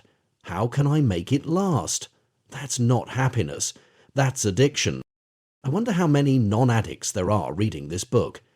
If you're anything like the average group, there are few. Very few. Don't look down your nose at the alcoholics and the drug addicts. Maybe you're just as addicted as they are. The first time I got a glimpse of this new world, it was terrifying. I understood what it meant to be alone, with nowhere to rest your head, to leave everyone free and be free yourself, to be special to no one and love everyone because love does that. It shines on good and bad alike. It makes rain fall on saints and sinners alike. Is it possible for the rose to say, I will give my fragrance to the good people who smell me, but I will withhold it from the bad? Or is it possible for the lamp to say, I will give my light to the good people in this room, but I will withhold it from the evil people? Or can a tree say, I give my shade to the good people who rest under me, but I will withhold it from the bad? These are images of what love is about. It's been there all along, staring us in the face in the scriptures, though we never cared to see it because we were so drowned in what our culture calls love, with its love songs and poems. That isn't love at all. That's the opposite of love. That's desire and control and possessiveness. That's manipulation and fear and anxiety. That's not love. We were told that happiness is a smooth complexion, a holiday resort. It isn't these things. But we have subtle ways of making our happiness depend on other things, both within us and outside us. We say, I refuse to be happy until my neurosis goes. I have good news for you. You can be happy right now with the neurosis. You want even better news? There's only one reason why you're not experiencing what in India we call anand, bliss. Bliss. There's only one reason why you're not experiencing bliss at this present moment, and it's because you're thinking or focusing on what you don't have. Otherwise, you would be experiencing bliss. You're focusing on what you don't have, but right now you have everything you need to be in bliss. Jesus was talking horse sense to lay people, to starving people, to poor people. He was telling them good news. It's yours for the taking. But who listens? No one's interested. They'd rather be asleep. Fear, the root of violence. 20. Some say that there are only two things in the world, God and fear. Love and fear are the only two things. There's only one evil in the world, fear. There's only one good in the world, love. It's sometimes called by other names. It's sometimes called happiness or freedom or peace or joy or God or whatever. But the label doesn't really matter. And there's not a single evil in the world that you cannot trace to fear. Not one. Ignorance and fear, ignorance caused by fear, that's where all the evil comes from. That's where your violence comes from. The person who is truly non-violent, who is incapable of violence, is the person who is fearless. It's only when you're afraid that you become angry. Think of the last time you were angry. Go ahead. Think of the last time you were angry and search for the fear behind it. What were you afraid of losing? What were you afraid would be taken from you? That's where the anger comes from. Think of an angry person, maybe someone you're afraid of. Can you see how frightened he or she is? He's really frightened, he really is. She's really frightened, or she wouldn't be angry. Ultimately, there are only two things, love and fear. In this retreat, I'd rather leave it like this, unstructured and moving from one thing to another and returning to themes again and again, because that's the way to really grasp what I'm saying. If it doesn't hit you the first time, it might the second time, and what doesn't hit one person might hit another. I've got different themes, but they are all about the same thing. Call it awareness, call it love, call it spirituality or freedom or awakening or whatever. It really is the same thing. Awareness and contact with reality. 21. To watch everything inside of you and outside, and when there is something happening to you, to see it as if it were happening to someone else, with no comment, no judgment, no attitude, no interference, no attempt to change, only to understand. As you do this, you'll begin to realize that increasingly you are disidentifying from me. Teresa of Avila says that toward the end of her life, God gave her an extraordinary grace. She doesn't use this modern expression, of course, but what it really boils down to is disidentifying from herself. If someone else has cancer and I don't know the person, I'm not all that affected. If I had love and sensitivity, maybe I'd help, but I'm not emotionally affected. If you have an examination to take, I'm not all that affected. I can be quite philosophical about it and say, well, the more you worry about it, the worse it'll get. Why not just take a good break instead of studying? But when it's my turn to have an examination, well, that's something else, isn't it? The reason is that I've identified with me, with my family, my country, my possessions, my body, me. How would it be if God gave me grace not to call these things mine? I'd be detached. I'd be disidentified. That's what it means to lose the self, to deny the self, to die to self. Good religion, the antithesis of unawareness. 22. Somebody came up to me once during a conference and asked, "What about Our Lady of Fatima? What do you think of her?" When I am asked questions like that, I am reminded of the story of the time they were taking the statue of Our Lady of Fatima on an aeroplane to a pilgrimage for worship, and as they were flying over the south of France, the plane began to wobble and to shake, and it looked like it was going to come apart, and the miraculous statue cried out, "Our Lady of Lourdes, pray for us," and all was well. Wasn't it wonderful, one Our Lady helping another Our Lady? There was also a group of 1,000 people who went on a pilgrimage to Mexico City to venerate the shrine of Our Lady of Guadalupe, and sat down before the statue in protest because the bishop of the diocese had declared Our Lady of Lourdes patroness of the diocese. They were sure that Our Lady of Guadalupe felt this very much, so they were doing the protest in reparation for the offence. That's the trouble with religion. If you don't watch out. When I speak to Hindus, I tell them, your priests are not going to be happy to hear this. Notice how prudent I am this morning. But God would be much happier, according to Jesus Christ, if you were transformed than if you worshipped. He would be much more pleased by your loving than by your adoration. And when I talk to Muslims, I say, your Ayatollah and your mullahs are not going to be happy to hear this, but God is going to be much more pleased by your being transformed into a loving person than by saying, Lord, Lord. It's infinitely more important that you be waking up. That's spirituality. That's everything. If you have that, you have God. Then you worship in spirit and in truth. When you become love, when you are transformed into love. The danger of what religion can do is very nicely brought out in a story told by Cardinal Martini, the Archbishop of Milan. The story has to do with an Italian couple that's getting married. They have an arrangement with the parish priest to have a little reception in the parish courtyard outside the church, but it rained and they couldn't have the reception, so they said to the priest, "Would it be all right if we had the celebration in the church?" Now, Father wasn't one bit happy about having a reception in the church, but they said, "We will eat a little cake, sing a little song, drink a little wine, and then go home," so Father was persuaded.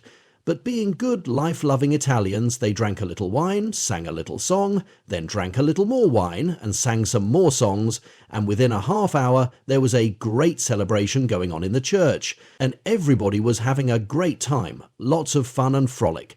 But Father was all tense, pacing up and down in the sacristy, all upset about the noise they were making. The assistant pastor comes in and says, "I see you are quite tense." "Of course I'm tense. Listen to all the noise they are making, and in the house of God, for heaven's sake." "Well, Father, they really had no place to go." "I know that, but do they have to make all that racket?" "Well, we mustn't forget, must we, Father, that Jesus himself was once present at a wedding." Father says, "I know Jesus Christ was present at a wedding banquet. You don't have to tell me Jesus Christ was present at a wedding banquet, but they didn't have the Blessed Sacrament there." You know there are times like that when the Blessed Sacrament becomes more important than Jesus Christ, when worship becomes more important than love, when the church becomes more important than life, when God becomes more important than the neighbor, and so it goes on. That's the danger. To my mind, this is what Jesus was evidently calling us to. First things first. The human being is much more important than the Sabbath. Doing what I tell you, namely becoming what I am indicating to you, is much more important than Lord, Lord, but your mullah is not going to be happy to hear that, I assure you. Your priests are not going to be happy to hear that, not generally. So that's what we have been talking about, spirituality, waking up. And as I told you, it is extremely important if you want to wake up to go in for what I call self-observation. Be aware of what you're saying, be aware of what you're doing, be aware of what you're thinking, be aware of how you're acting.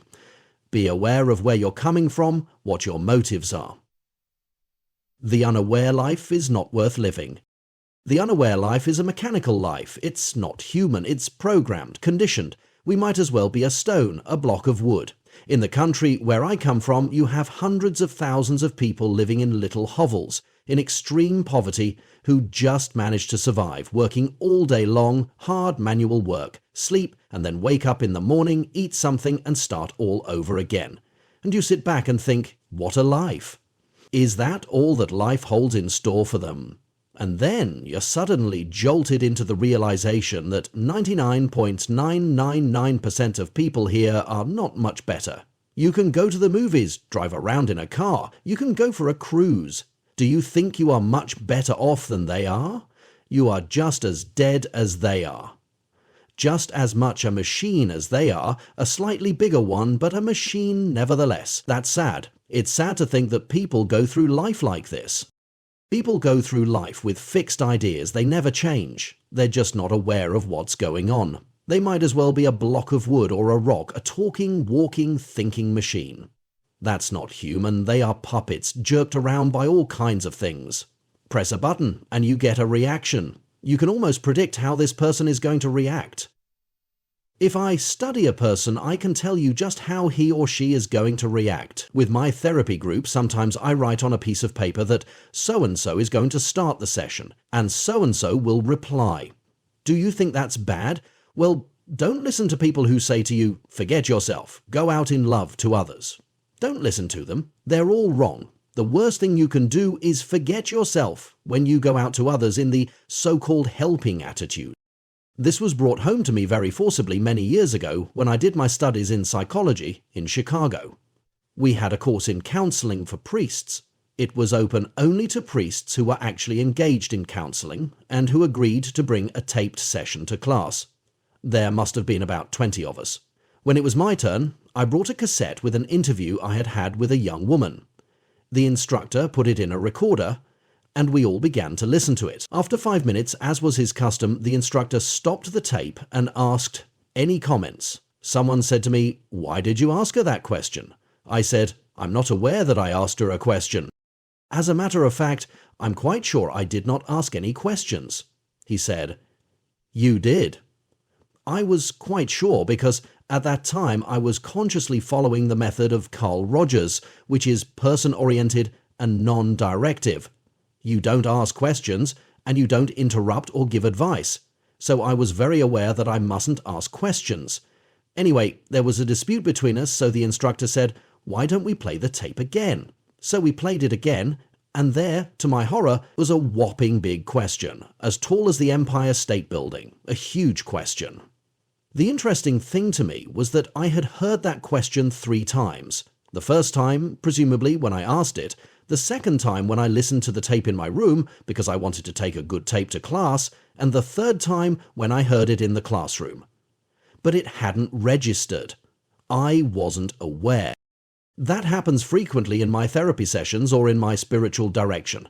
We tape record the interview, and when the client listens to it, he or she says, "You know, I didn't really hear what you said during the interview. I only heard what you said when I listened to the tape. More interestingly, I didn't hear what I said during the interview." It's shocking to discover that I'm saying things in a therapy session that I'm not aware of. The full import of them only dawns on me later. Do you call that human? Forget yourself and go out to others, you say. Anyhow, after we listened to the whole tape there in Chicago, the instructor said, "Are there any comments?" One of the priests, a 50-year-old man to whom I had taken a liking, said to me, "Tony, I'd like to ask you a personal question. Would that be all right?" I said, "Yes, go ahead. If I don't want to answer it, I won't." He said, "Is this woman in the interview pretty?" You know, honest to goodness, I was at a stage of my development, or undevelopment, where I didn't notice if someone was good-looking or not. It didn't matter to me. She was a sheep of Christ's flock. I was a pastor. I dispensed help. Isn't that great? It was the way we were trained. So I said to him, "What's that got to do with it?" He said, "Because you don't like her, do you?" I said, "What?" It hadn't ever struck me that I liked or disliked individuals. Like most people, I had an occasional dislike that would register in consciousness, but my attitude was mostly neutral. I asked, "What makes you say that?" He said, "The tape." We went through the tape again, and he said, "Listen to your voice. Notice how sweet it has become. You're irritated, aren't you?" I was, and I was only becoming aware of it right there. And what was I saying to her non-directively? I was saying, "Don't come back." But I wasn't aware of that. My priest friend said, "She's a woman. She will have picked this up. When are you supposed to meet her next?" I said, "Next Wednesday." He said, "My guess is she won't come back." She didn't.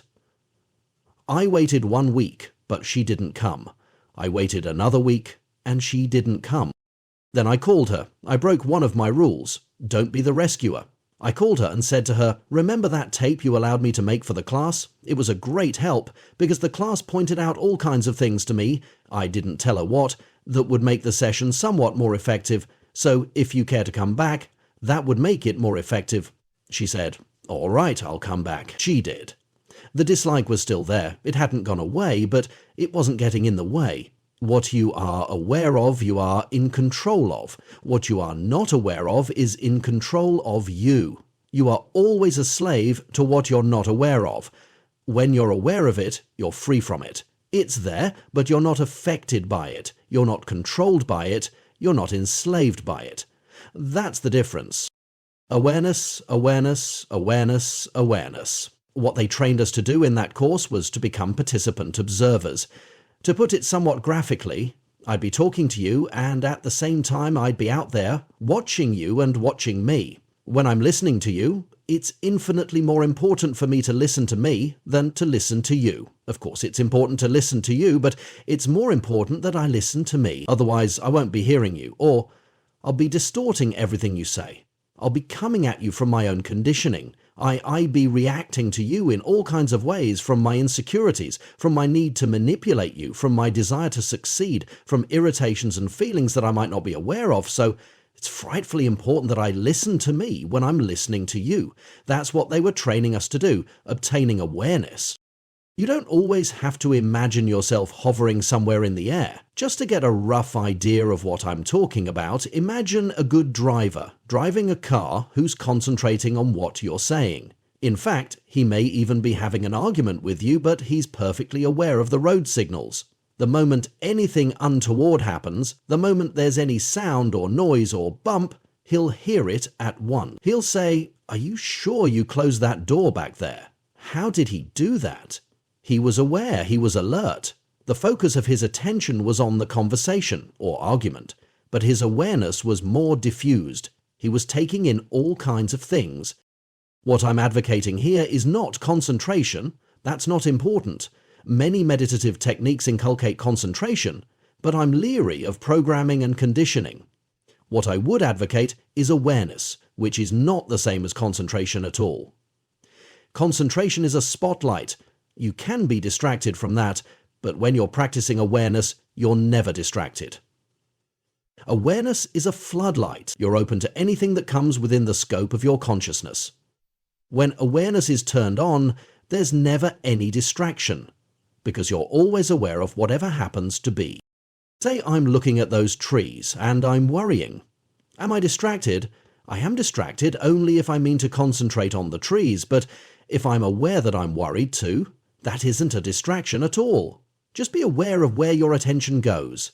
When anything goes awry or anything untoward happens, you'll be alerted at once. Something's going wrong. The moment any negative feeling comes into consciousness, you'll be alerted. You're like the driver of the car. I told you that St. Teresa of Avila said God gave her the grace of disidentifying herself with herself. You hear children talk that way. A 2-year-old says Tommy had his breakfast this morning.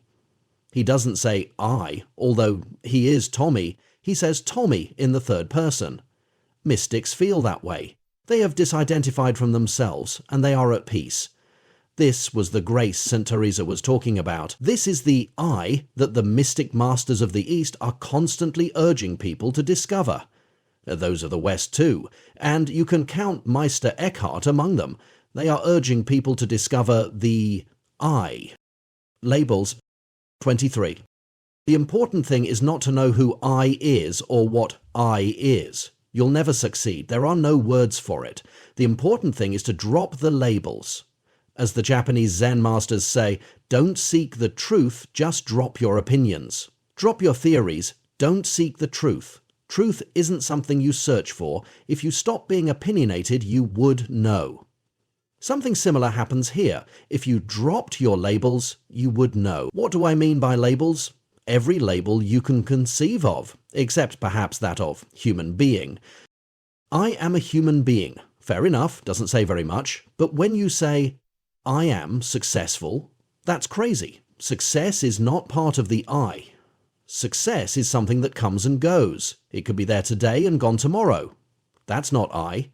When you said, I was a success, you were in error, you were plunged into darkness. You identified yourself with success. The same thing when you said, I am a failure, a lawyer, a businessman. You know what's going to happen to you if you identify yourself with these things. You're going to cling to them, you're going to be worried that they may fall apart, and that's where your suffering comes in. That is what I meant earlier when I said to you, if you're suffering, you're asleep. Do you want a sign that you're asleep? Here it is. You're suffering. Suffering is a sign that you're out of touch with the truth. Suffering is given to you that you might open your eyes to the truth, that you might understand that there's falsehood somewhere, just as physical pain is given to you so you will understand that there is disease or illness somewhere. Suffering points out that there is falsehood somewhere. Suffering occurs when you clash with reality. When your illusions clash with reality, when your falsehoods clash with truth, then you have suffering. Otherwise there is no suffering. Obstacles to happiness. 24. What I'm about to say will sound a bit pompous, but it's true. What is coming could be the most important minutes in your lives.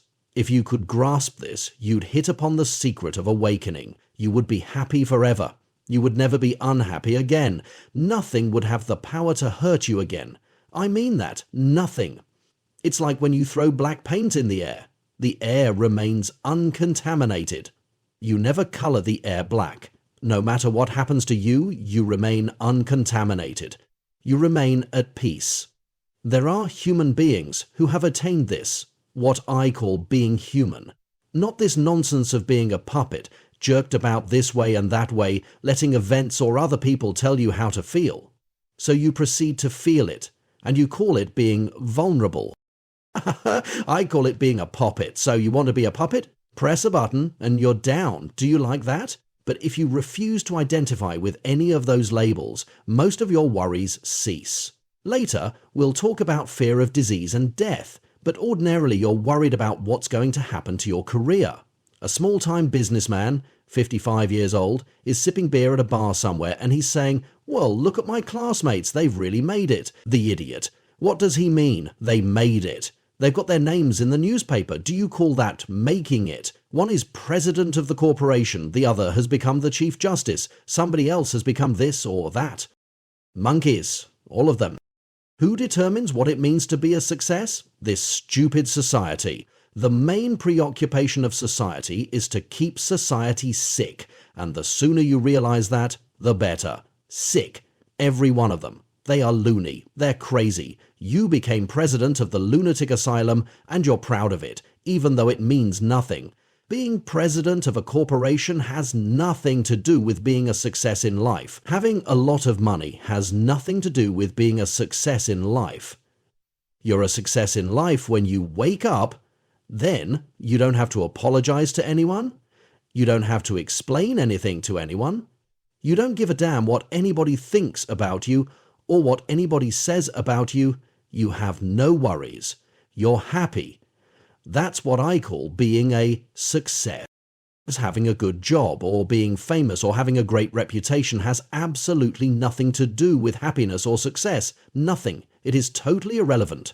All he's really worried about is what his children will think about him, what the neighbors will think about him, what his wife will think about him. He should have become famous.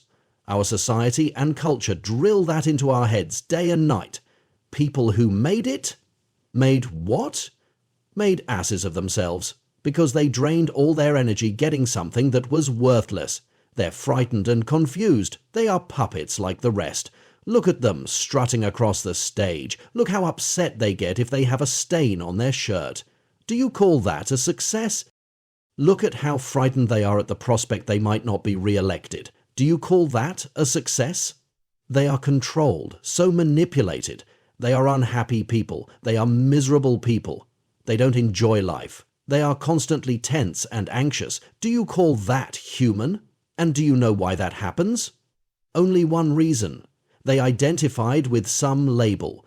They identified the I with their money or their job or their profession. That was their error.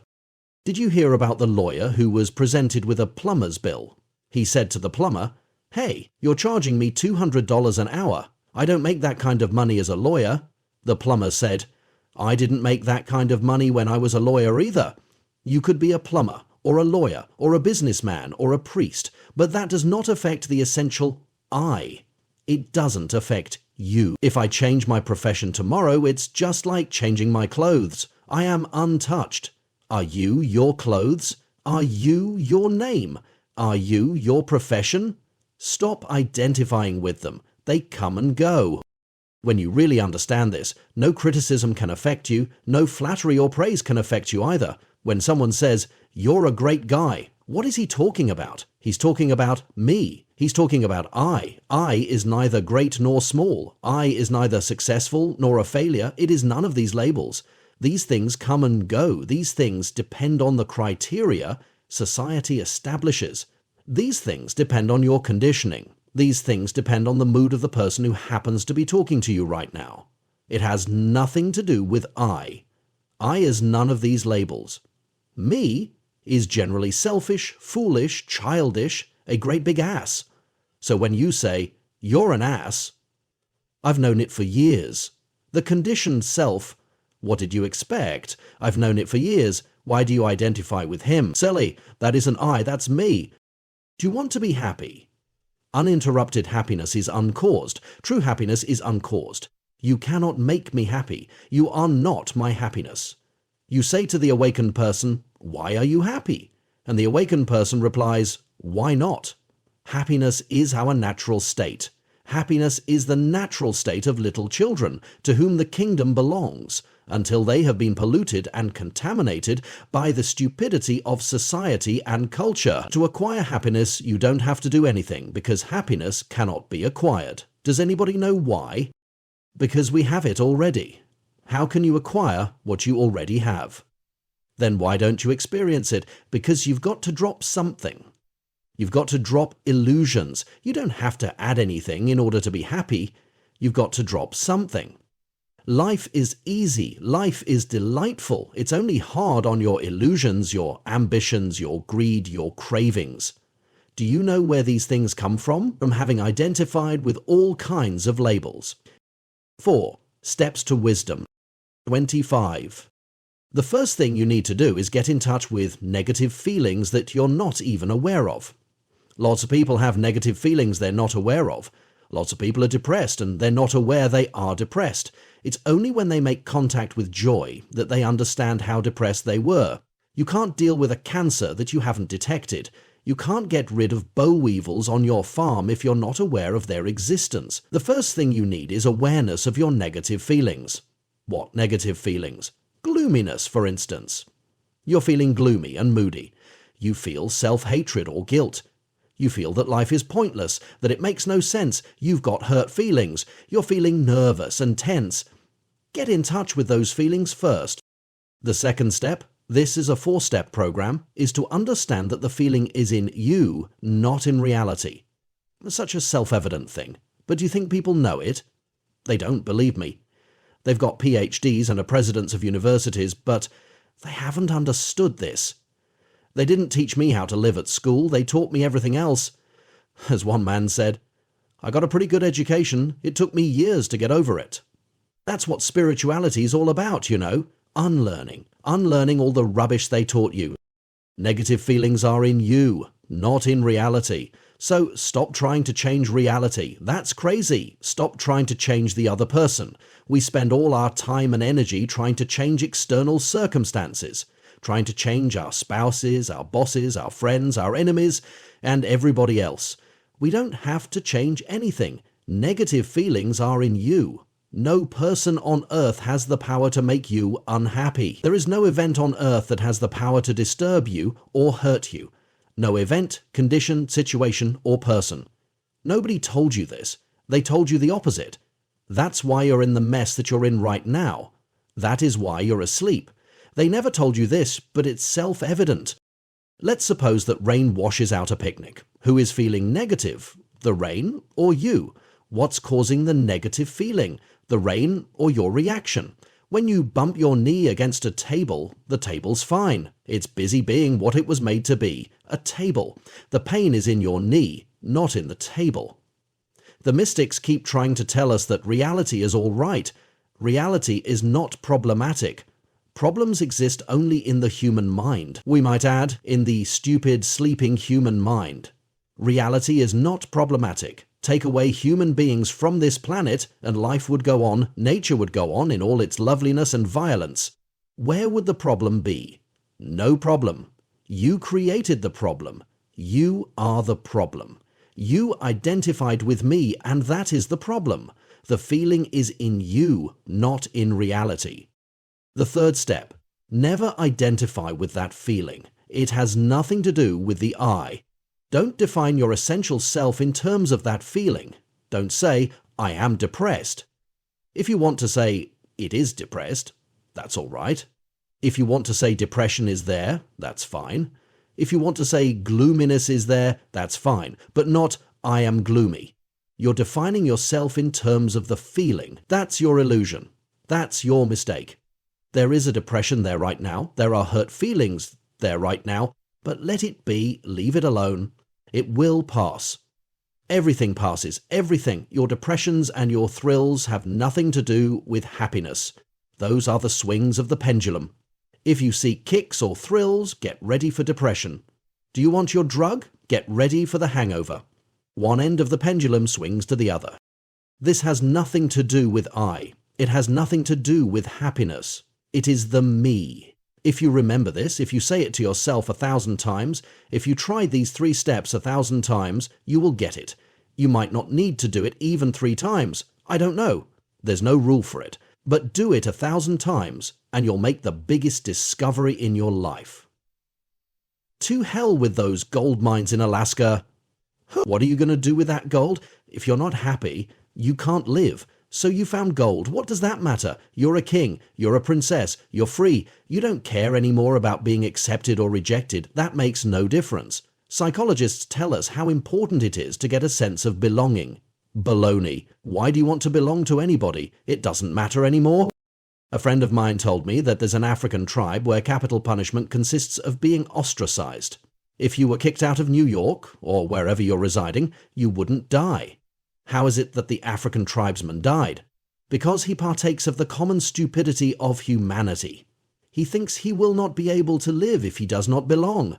It's very different from most people. Or is it? He's convinced he needs to belong. But you don't need to belong to anybody or anything or any group. You don't even need to be in love. Who told you you do? What you need is to be free. What you need is to love. That's it. That's your nature. But what you're really telling me is that you want to be desired. You want to be applauded, to be attractive, to have all the little monkeys running after you. You're wasting your life. Wake up. You don't need this.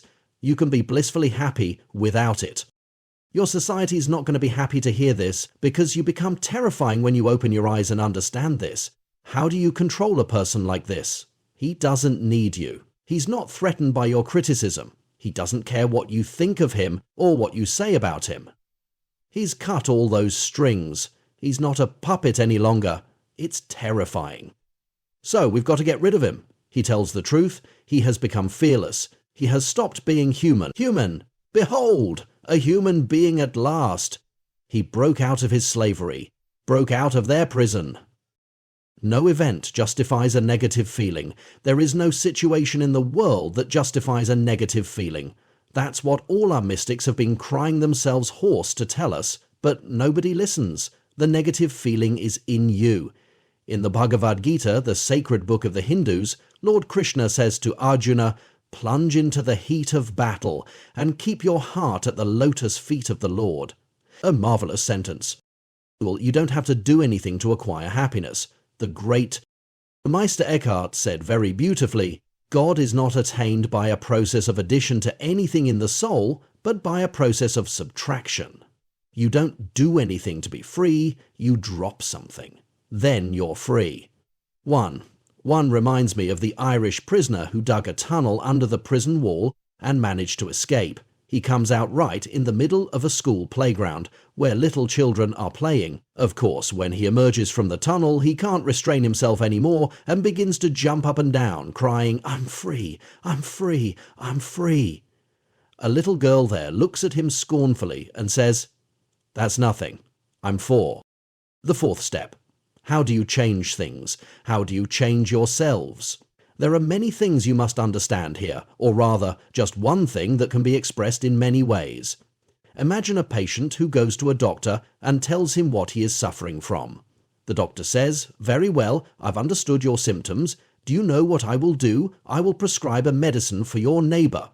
The patient replies, "Thank you very much. Doctor, that makes me feel much better." Isn't that absurd? But that's what we all do. The person who is asleep always thinks he'll feel better if somebody else changes.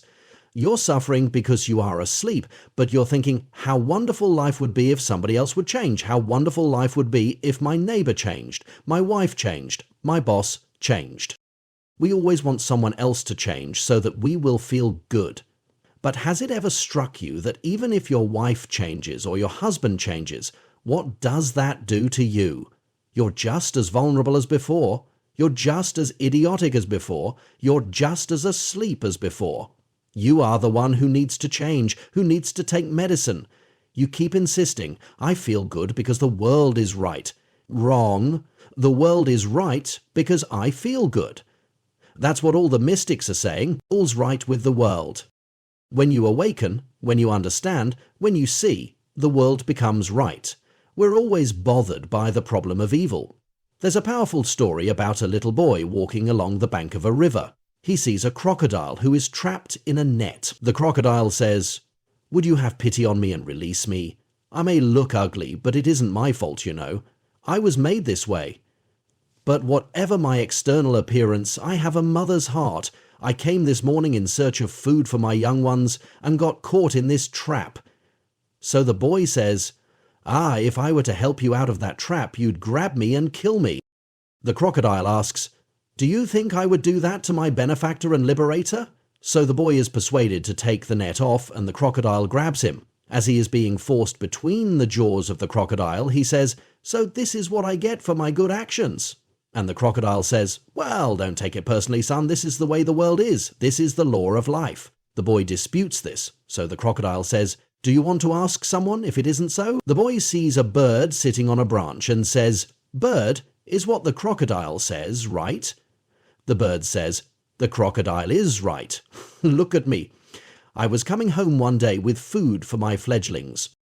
Imagine my horror to see a snake crawling up the tree making straight for my nest. I was totally helpless. It kept devouring my young ones, one after the other. I kept screaming and shouting, but it was useless. The crocodile is right. This is the law of life. This is the way the world is."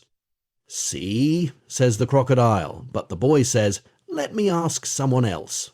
So the crocodile says, "Well, all right, go ahead." There was an old donkey passing by on the bank of the river. "Donkey," says the boy, "this is what the crocodile says. Is the crocodile right?" The donkey says, "The crocodile is quite right. Look at me. I've worked and slaved for my master all my life, and he barely gave me enough to eat. Now that I'm old and useless, he has turned me loose, and here I am wandering in the jungle, waiting for some wild beast to pounce on me and put an end to my life. The crocodile is right. This is the law of life. This is the way the world is." "See," says the crocodile. "Let's go," the boy says. "Give me one more chance, one last chance. Let me ask one other being. Remember how good I was to you." So the crocodile says, "All right, your last chance." The boy sees a rabbit passing by, and he says, "Rabbit, is the crocodile right?" The rabbit sits on his haunches and says to the crocodile, "Did you say that to that boy?" The crocodile says, "Yes, I did." "Wait a minute," says the rabbit. "We've got to discuss this." "Yes," says the crocodile. But the rabbit says, "How can we discuss it when you've got that boy in your mouth? Release him. He's got to take part in the discussion too." The crocodile says, "You're a clever one, you are. The moment I release him, he'll run away." The rabbit says, "I thought you had more sense than that. If he attempted to run away, one slash of your tail would kill him." "Fair enough," says the crocodile, and he released the boy. The moment the boy is released, the rabbit says, "Run!" and the boy runs and escapes. Then the rabbit says to the boy, "Don't you enjoy crocodile flesh? Wouldn't the people in your village like a good meal? You didn't really release that crocodile. Most of his body is still caught in that net. Why don't you go to the village and bring everybody and have a banquet?" That's exactly what the boy does. He goes to the village and calls all the menfolk. They come with their axes and staves and spears and kill the crocodile. The boy's dog comes too, and when the dog sees the rabbit, he gives chase, catches hold of the rabbit, and throttles him. The boy comes on the scene too late, and as he watches the rabbit die, he says, "The crocodile was right. This is the way the world is. This is the law of life." There is no explanation you can give that would explain away all the sufferings and evil and torture and destruction and hunger in the world. You'll never explain it. You can try gamely with your formulas, religious and otherwise, but you'll never explain it, because life is a mystery, which means your thinking mind cannot make sense out of it. For that, you've got to wake up, and then you'll suddenly realize that reality is not problematic. You are the problem. Sleepwalking? The scriptures are always hinting of that, but you'll never understand a word of what the scriptures are saying until you wake up. Sleeping people read the scriptures and crucify the Messiah on the basis of them. You've got to wake up to make sense out of the scriptures. When you do wake up, they make sense. So does reality, but you'll never be able to put it into words. You'd rather do something, but even there we've got to make sure that you're not swinging into action simply to get rid of your negative feelings. Many people swing into action only to make things worse. They're not coming from love, they're coming from negative feelings. They're coming from guilt, anger, hate, from a sense of injustice or whatever. You've got to make sure of your being before you swing into action. You have to make sure of who you are before you act. Unfortunately, when sleeping people swing into action, they simply substitute one cruelty for another, one injustice for another, and so it goes. Meister Eckhart says, "It is not by your actions that you will be saved, or awakened, call it by any word you want, but by your being. It is not by what you do, but by what you are, that you will be judged. What good is it to you to feed the hungry, give the thirsty to drink, or visit prisoners in jail?" Remember that sentence from Paul, "If I give my body to be burned, and all my goods to feed the poor, and have not love..." It's not your actions, it's your being that counts. Then you might swing into action. You might, or might not. You can't decide that until you're awake. Unfortunately, all the emphasis is concentrated on changing the world, and very little emphasis is given to waking up. When you wake up, you will know what to do or what not to do. Some mystics are very strange, you know. Like Jesus, who said something like, "I wasn't sent to those people. I limit myself to what I am supposed to do right now. Later, maybe." Some mystics go silent. Mysteriously, some of them sing songs. Some of them are into service. We're never sure. They're a law unto themselves. They know exactly what is to be done. Plunge into the heat of battle and keep your heart at the lotus feet of the Lord, as I said to you earlier. Imagine that you're unwell and in a foul mood, and they're taking you through some lovely countryside. The landscape is beautiful, but you're not in the mood to see anything.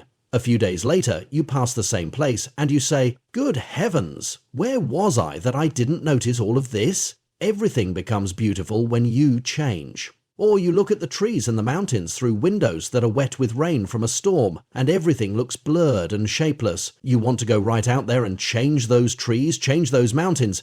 Wait a minute, let's examine your window. When the storm ceases and the rain stops and you look out the window, you say, "Well, how different everything looks. We see people and things not as they are, but as we are."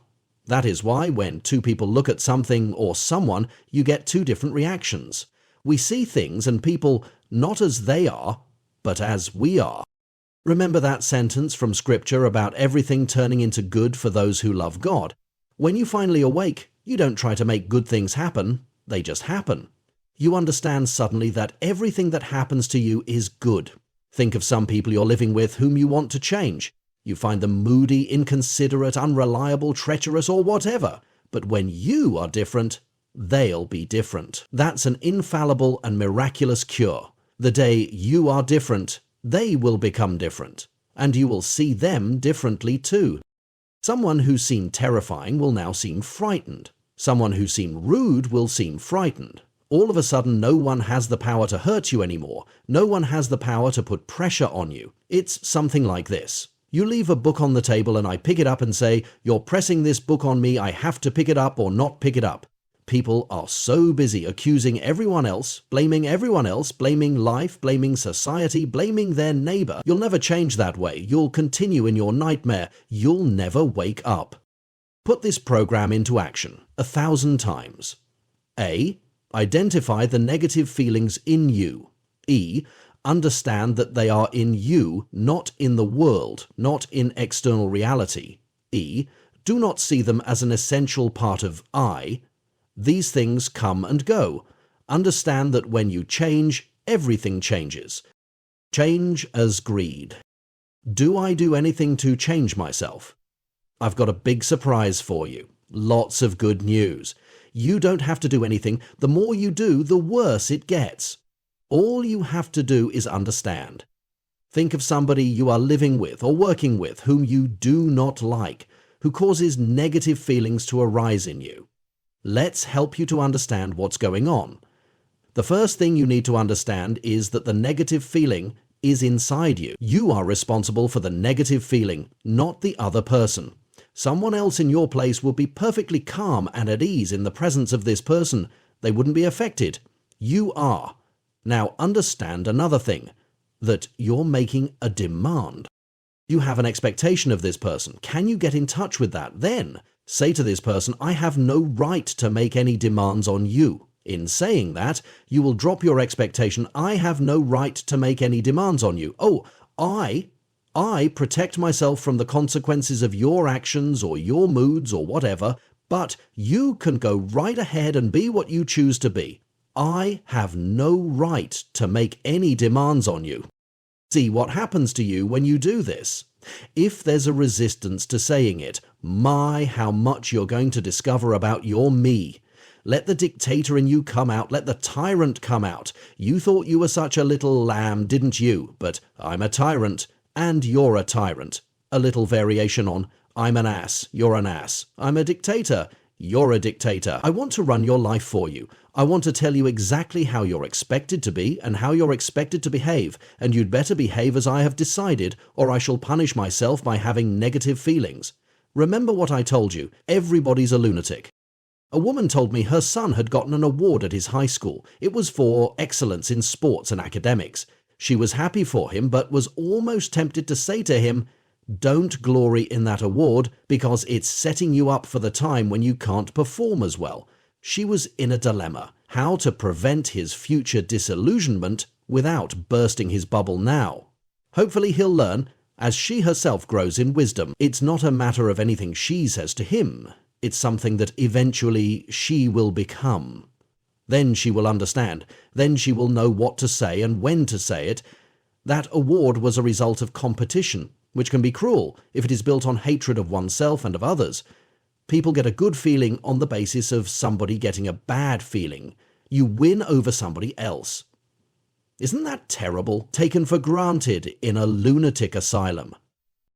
There's an American doctor who wrote about the effects of competition on his life. He went to medical school in Switzerland, and there was a fairly large contingent of Americans at that school. He said some of the students went into shock when they realized that there were no grades, there were no awards, there was no dean's list, no first or second in the class at the school. You either passed or you didn't. He said, some of us just couldn't take it. We became almost paranoid. We thought there must be some kind of trick here. So some of them went to another school. Those who survived suddenly discovered a strange thing they had never noticed at American universities. Students, brilliant ones, helping others to pass, sharing notes. His son goes to medical school in the United States, and he tells him that in the lab, people often tamper with the microscope so that it'll take the next student 3 or 4 minutes to readjust it.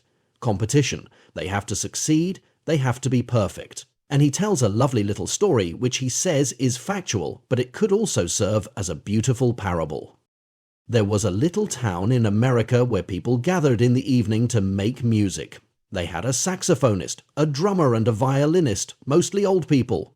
They got together for the company and for the sheer joy of making music, though they didn't do it very well.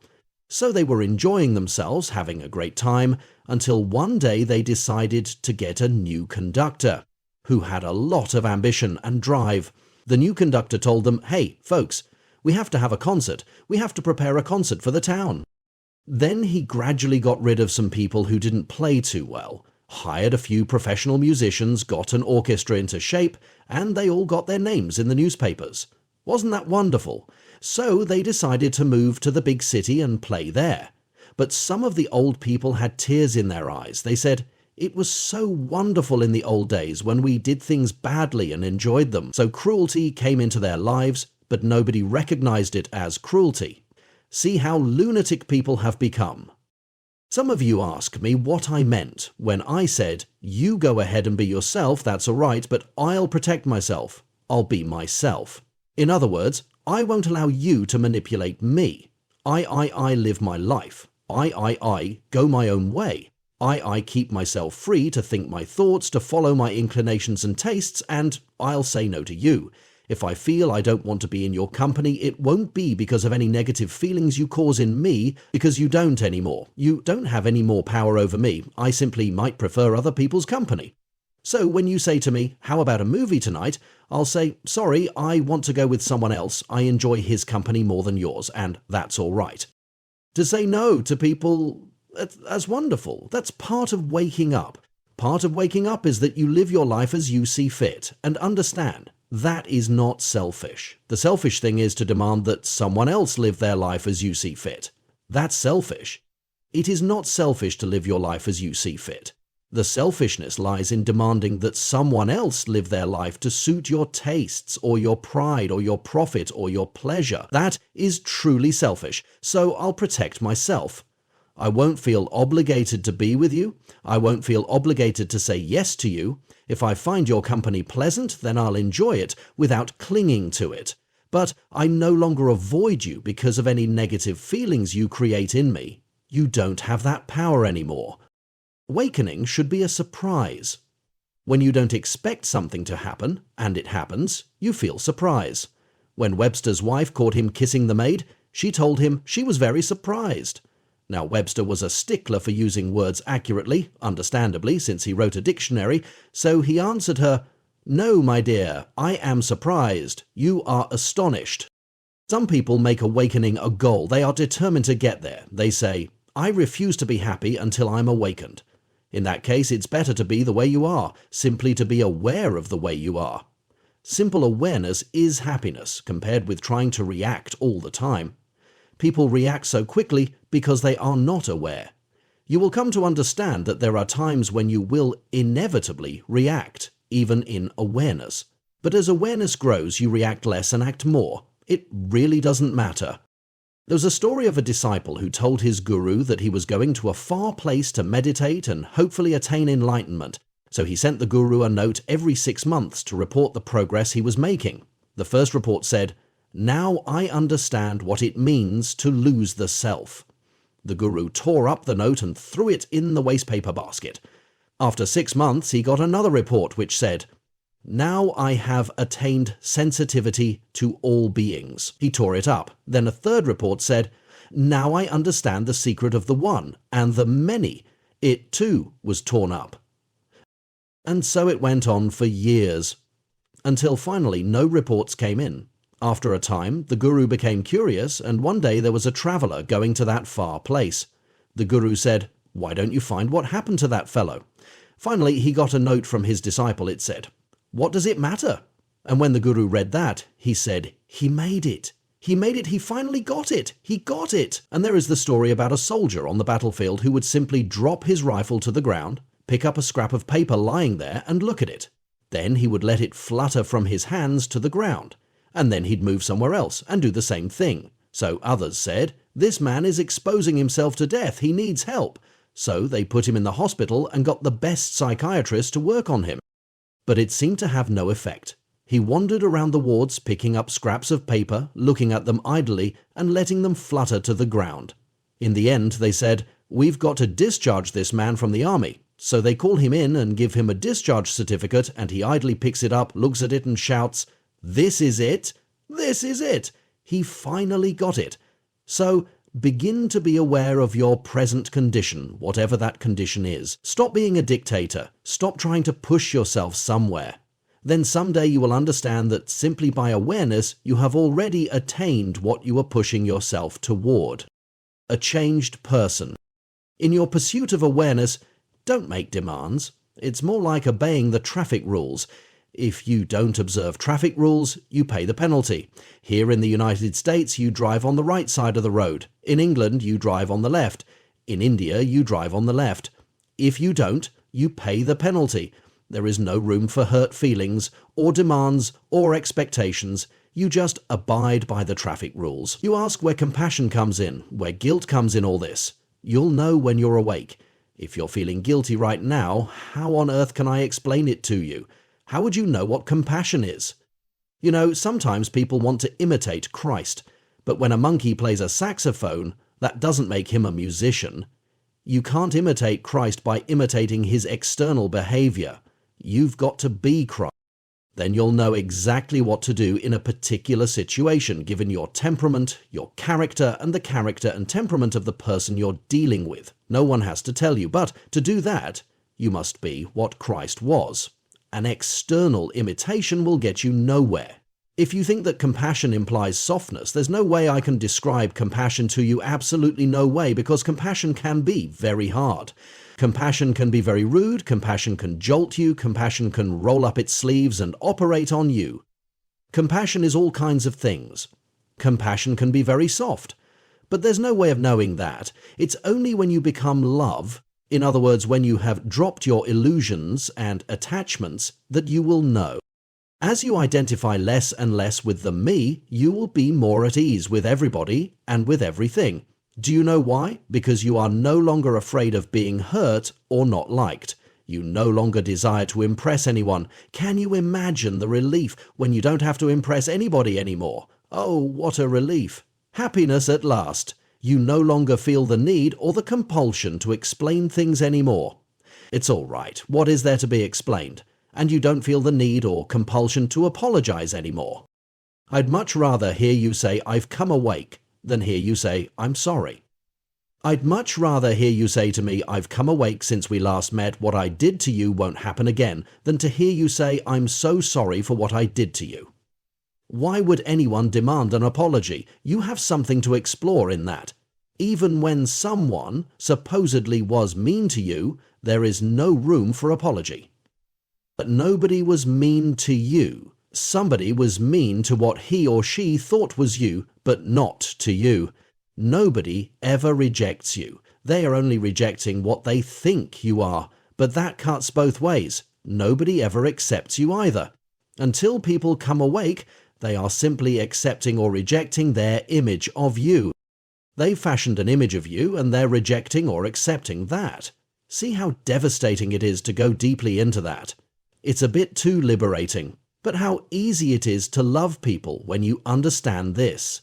How easy it is to love everyone when you don't identify with what they imagine you are or they are. It becomes easy to love them, to love everybody. I observe me, but I do not think about me, because the thinking me does a lot of bad thinking too. But when I watch me, I am constantly aware that this is a reflection. In reality, you don't really think of I and me. You're like a person driving the car. He doesn't ever want to lose consciousness of the car. It's all right to daydream, but not to lose consciousness of your surroundings. You must always be alert. It's like a mother sleeping. She doesn't hear the planes roaring above the house, but she hears the slightest whimper of her baby. She's alert, she's awake in that sense. One can not say anything about the awakened state. One can only talk about the sleeping state. One hints at the awakened state. One cannot say anything about happiness. Happiness cannot be defined. What can be defined is misery. Drop unhappiness and you will know. Love cannot be defined. Unlove can. Drop unlove, drop fear, and you will know. We want to find out what the awakened person is like, but you'll know only when you get there. Am I implying, for example, that we shouldn't make demands on our children? What I said was, you don't have a right to make any demands. Sooner or later, that child is going to have to get rid of you, in keeping with the injunction of the Lord, and you're going to have no rights over him at all. In fact, he really isn't your child, and he never was. He belongs to life, not to you. No one belongs to you. What you're talking about is a child's education. If you want lunch, you better come in between 12 and 1, or you don't get lunch. Period. That's the way things are run here. You don't come on time, you don't get your lunch. You're free, that's true, but you must take the consequences. When I talk about not having expectations of others or not making demands on them, I mean expectations and demands for my well-being. The President of the United States obviously has to make demands on people. The traffic policeman obviously has to make demands on people. But these are demands on their behavior. Traffic laws, good organization, the smooth running of society. They are not intended to make the president or traffic policeman feel good. Arriving at silence. Everyone asks me about what will happen when they finally arrive. Is this just curiosity? We're always asking, how would this fit into that system, or whether this would make sense in that context, or what it will feel like when we get there. Get started, and you will know. It cannot be described. It is said widely in the East, those who know do not say, those who say do not know. It cannot be said. Only the opposite can be said. The guru cannot give you the truth. Truth cannot be put into words, into a formula. That isn't the truth. That isn't reality. Reality cannot be put into a formula. The guru can only point out your errors. When you drop your errors, you will know the truth, and even then you cannot say. This is common teaching among the great Catholic mystics. The great Thomas Aquinas, toward the end of his life, wouldn't write and wouldn't talk. He had seen. I had thought he kept that famous silence of his for only a couple of months, but it went on for years. He realized he had made a fool of himself, and he said so explicitly. It's as if you had never tasted a green mango and you ask me, what does it taste like? I'd say to you, sour, but in giving you a word, I've put you off the track. Try to understand that. Most people aren't very wise. They seize upon the words of Scripture, for example, and they get it all wrong. Sour, I say, and you ask, sour like vinegar? Sour like a lemon? No, not sour like a lemon, but sour like a mango. But I never tasted one, you say. Too bad. But you go ahead and write a doctoral thesis on it. You wouldn't have if you had tasted it. You really wouldn't. You'd have written a doctoral thesis on other things, but not on mangoes. And the day you finally taste a green mango, you say, God, I made a fool of myself. I shouldn't have written that thesis. That's exactly what Thomas Aquinas did. A great German philosopher and theologian wrote a whole book specifically on the silence of St. Thomas. He simply went silent, wouldn't talk.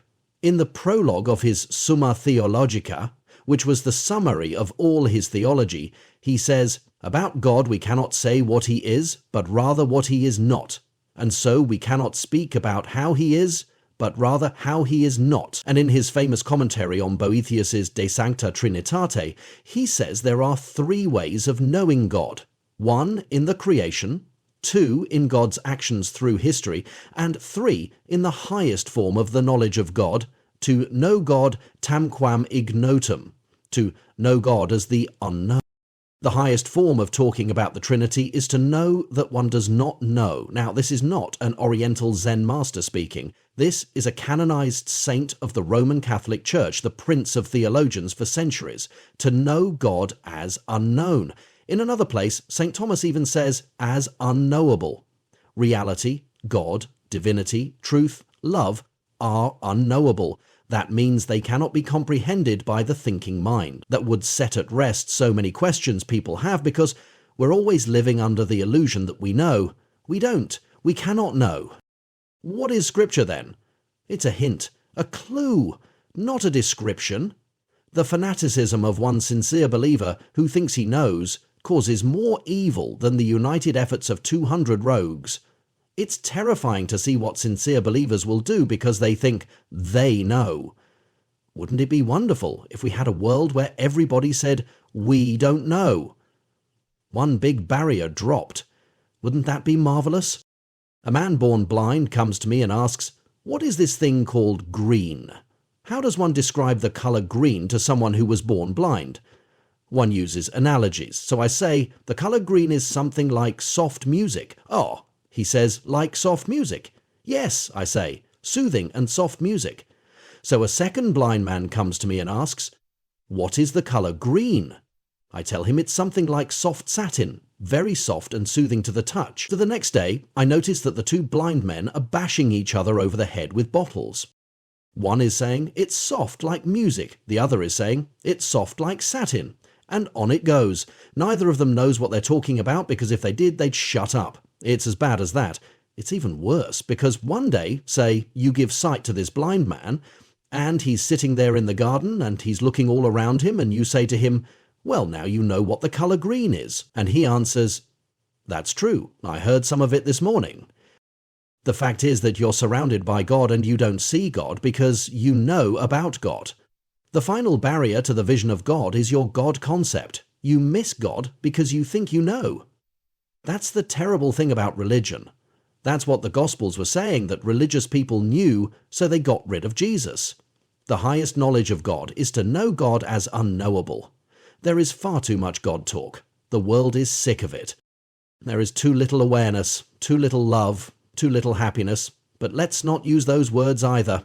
There's too little dropping of illusions, dropping of errors, dropping of attachments and cruelty, too little awareness. That's what the world is suffering from, not from a lack of religion. Religion is supposed to be about a lack of awareness, of waking up. Look what we've degenerated into. Come to my country and see them killing one another over religion. You'll find it everywhere. The one who knows does not say. The one who says does not know. All revelations, however divine, are never any more than a finger pointing to the moon. As we say in the East, when the sage points to the moon, all the idiot sees is the finger. Jean Guiton, a very pious and orthodox French writer, adds a terrifying comment. We often use the finger to gouge eyes out. Isn't that terrible? Awareness, awareness, awareness. In awareness is healing. In awareness is truth. In awareness is salvation. In awareness is spirituality. In awareness is growth. In awareness is love. In awareness is awakening. Awareness. I need to talk about words and concepts because I must explain to you why it is when we look at a tree we really don't see. We think we do, but we don't. When we look at a person, we really don't see that person, we only think we do. What we're seeing is something that we've fixed in our mind. We get an impression, and we hold on to that impression, and we keep looking at a person through that impression. And we do this with almost everything. If you understand that, you will understand the loveliness and beauty of being aware of everything around you. Because reality is there. God, whatever that is there. It's all there. The poor little fish in the ocean says, "Excuse me, I'm looking for the ocean. Can you tell me where I can find it?" Pathetic, isn't it? If we would just open our eyes and see, then we would understand. Loathing the rat race. Let's get back to that marvelous sentence in the Gospel about losing oneself in order to find oneself. One finds it in most religious literature, and in all religious and spiritual and mystical literature. How does one lose oneself? Did you ever try to lose something? That's right. The harder you try, the harder it gets. It's when you're not trying that you lose things. You lose something when you're not aware. Well, how does one die to oneself? We're talking about death now, we're not talking about suicide. We're not told to kill the self, but to die. Causing pain to the self, causing suffering to the self, would be self-defeating. It would be counterproductive. You're never so full of yourself as when you're in pain. You're never so centered on yourself as when you're depressed. You're never so ready to forget yourself as when you are happy. Happiness releases you from self. It is suffering and pain and misery and depression that tie you to the self. Look how conscious you are of your tooth when you have a toothache. When you don't have a toothache, you're not even aware you have a tooth, or that you have a head for that matter, when you don't have a headache. But it's so different when you have a splitting headache. So it's quite false, quite erroneous to think that the way to deny the self is to cause pain to the self, to go in for abnegation, mortification as these were traditionally understood. To deny the self, to die to it, to lose it, is to understand its true nature. When you do that, it will disappear. It will vanish. Suppose somebody walks into my room one day. I say, "Come right in, may I know who you are?" And he says, "I am Napoleon." And I say, "Not the Napoleon Dut?" And he says, "Precisely. Bonaparte, Emperor of France." "What do you know?" I say, even while I'm thinking to myself, I better handle this guy with care. "Sit down, Your Majesty," I say. He says, "Well, they tell me you're a pretty good spiritual director. I have a spiritual problem. I'm anxious. I'm finding it hard to trust in God. I have my armies in Russia, see, and I'm spending sleepless nights wondering how it's going to turn out." So I say, "Well, Your Majesty, I could certainly prescribe something for that. What I suggest is that you read chapter 6 of Matthew, 'Consider the lilies of the field, ... They neither toil nor spin.'" By this point I'm wondering who is crazier, this guy or me. But I go along with this lunatic. That's what the wise guru does with you in the beginning. He goes along with you. He takes your troubles seriously. He'll wipe a tear or two from your eye. You're crazy, but you don't know it yet. The time has to come soon when he'll pull the rug out from under your feet and tell you, "Get off it. You're not Napoleon." In those famous dialogues of St. Catherine of Siena, God is reported to have said to her, "I am he who is. You are she who is not." Have you ever experienced your is-notness? In the East, we have an image for this. 1-1 is the image of the dancer and the dance. God is viewed as the dancer and creation as God's dance. It isn't as if God is the big dancer and you are the little dancer. Oh no, you're not a dancer at all. You are being danced. Did you ever experience that? So when the man comes to his senses and realizes that he is not Napoleon, he does not cease to be, he continues to be, but he suddenly realizes that he is something other than what he thought he was. To lose the self is to suddenly realize that you are something other than what you thought you were. You thought you were at the center. Now you experience yourself as satellite. You thought you were the dancer. You now experience yourself as the dance. These are just analogies, images, so you cannot take them literally. They just give you a clue, a hint. They're only pointers, don't forget. So you cannot press them too much. Don't take them too literally. Permanent worth. To move on to another idea, there is the whole matter of one's personal worth. Personal worth doesn't mean self-worth. Where do you get self-worth from? Do you get it from success in your work? Do you get it from having a lot of money? Do you get it from attracting a lot of men, if you're a woman, or a lot of women, if you're a man? How fragile all that is. How transitory. When we talk about self-worth, are we not talking, really, about how we are reflected in the mirrors of other people's minds? But do we need to depend on that? One understands one's personal worth when one no longer identifies or defines one's self in terms of these transient things. I'm not beautiful because everyone says I'm beautiful. I'm really neither beautiful nor ugly. These are things that come and go. I could be suddenly transformed into a very ugly creature tomorrow, but it is still I. Then, say I get plastic surgery and I become beautiful again. Does the I really become beautiful? You need to give a lot of time to reflect on these things. I've thrown them at you in rapid succession, but if you would take the time to understand what I have been saying, to dwell on it, you'll have a gold mine there. No, because when I stumbled upon these things for the first time, what a treasure I discovered. Pleasant experiences make life delightful. Painful experiences lead to growth. Pleasant experiences make life delightful, but they don't lead to growth in themselves. What leads to growth is painful experiences. Suffering points up an area in you where you have not yet grown, where you need to grow and be transformed and change. If you knew how to use that suffering, oh, how you would grow. Let's limit ourselves, for the time being, to psychological suffering, to all those negative emotions we have. Don't waste your time on a single one of them. I've already told you what you could do with those emotions. The disappointment you experience when things don't turn out as you wanted them to, watch that. Look at what it says about you. I say this without condemnation, otherwise you're going to get caught up in self-hatred. Observe it as you would observe it in another person. Look at that disappointment, that depression you experience when you are criticized. What does that say about you? Have you heard about the fellow who said, "Who says that worry doesn't help? It certainly does help. Every time I worry about something, it doesn't happen." Well, it certainly helped him. Or the other fellow who says, "The neurotic is a person who worries about something that did not happen in the past. He's not like us normal people who worry about things that will not happen in the future." That's the issue. That worry, that anxiety. What does it say about you? Negative feelings. Every negative feeling is useful for awareness, for understanding. They give you the opportunity to feel it, to watch it from the outside. In the beginning, the depression will still be there, but you will have cut your connection with it. Gradually, you will understand the depression.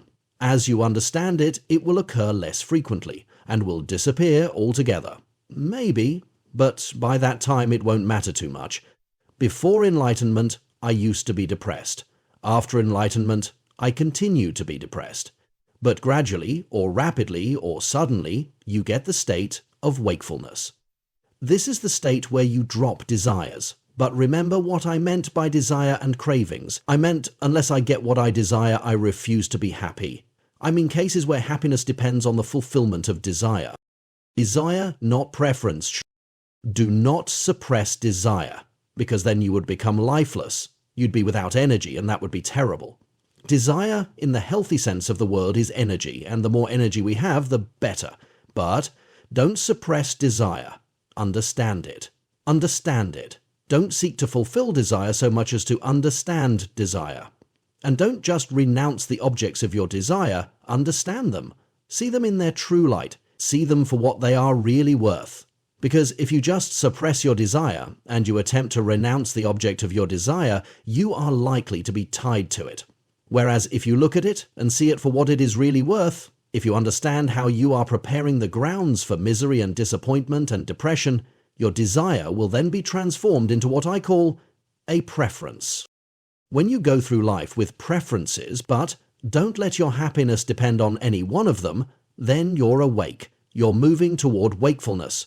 Wakefulness, happiness, call it what you wish, is the state of non-delusion, where you see things not as you are, but as they are, insofar as this is possible for a human being. To drop illusions, to see things, to see reality. Every time you are unhappy, you have added something to reality. Now, to reality, it is that addition that makes you unhappy. I repeat, you have added something, a negative reaction in you. Reality provides the stimulus, you provide the reaction. You have added something by your reaction. And if you examine what you have added, there is always an illusion there. There's a demand, an expectation, a craving, always. Examples of illusions abound, but as you begin to move ahead on this path, you'll discover them for yourself. For instance, the illusion, the error of thinking that by changing the exterior world you will change. You do not change if you merely change your exterior world. If you get yourself a new job, or a new spouse, or a new home, or a new guru, or a new spirituality, that does not change you.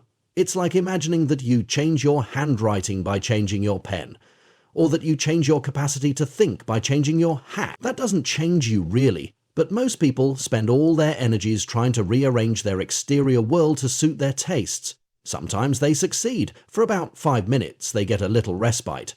But they are tense, even during that respite, because life is always flowing. Life is always changing. So if you want to live, you must have no permanent abode. You must have no place to rest your head. You have to flow with it. As the great Confucius said, the one who would be constant in happiness must frequently change. Flow. But we keep looking back, don't we? We cling to things in the past and cling to things in the present. When you set your hand to the plough, you cannot look back.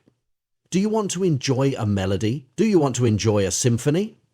Don't hold on to a few bars of the music. Don't hold on to a couple of notes. Let them pass, let them flow. The whole enjoyment of a symphony lies in your readiness to allow the notes to pass. Whereas if a particular bar took your fancy and you shouted to the orchestra, "Keep playing it again and again and again," that wouldn't be a symphony anymore. Are you familiar with those tales of Nasreddin, the old mullah? He's a legendary figure whom the Greeks, Turks and Persians all claim for themselves. He would give his mystical teachings in the form of stories, generally funny stories, and the butt of the story was always old Nasreddin himself.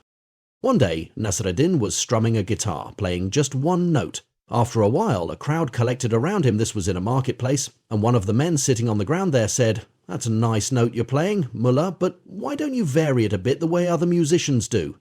"Those fools," Nasreddin said, "they're searching for the right note. I've found it." Clinging to illusion. When you cling, life is destroyed. When you hold on to anything, you cease to live. It's all over the gospel pages, and one attains this by understanding. Understand.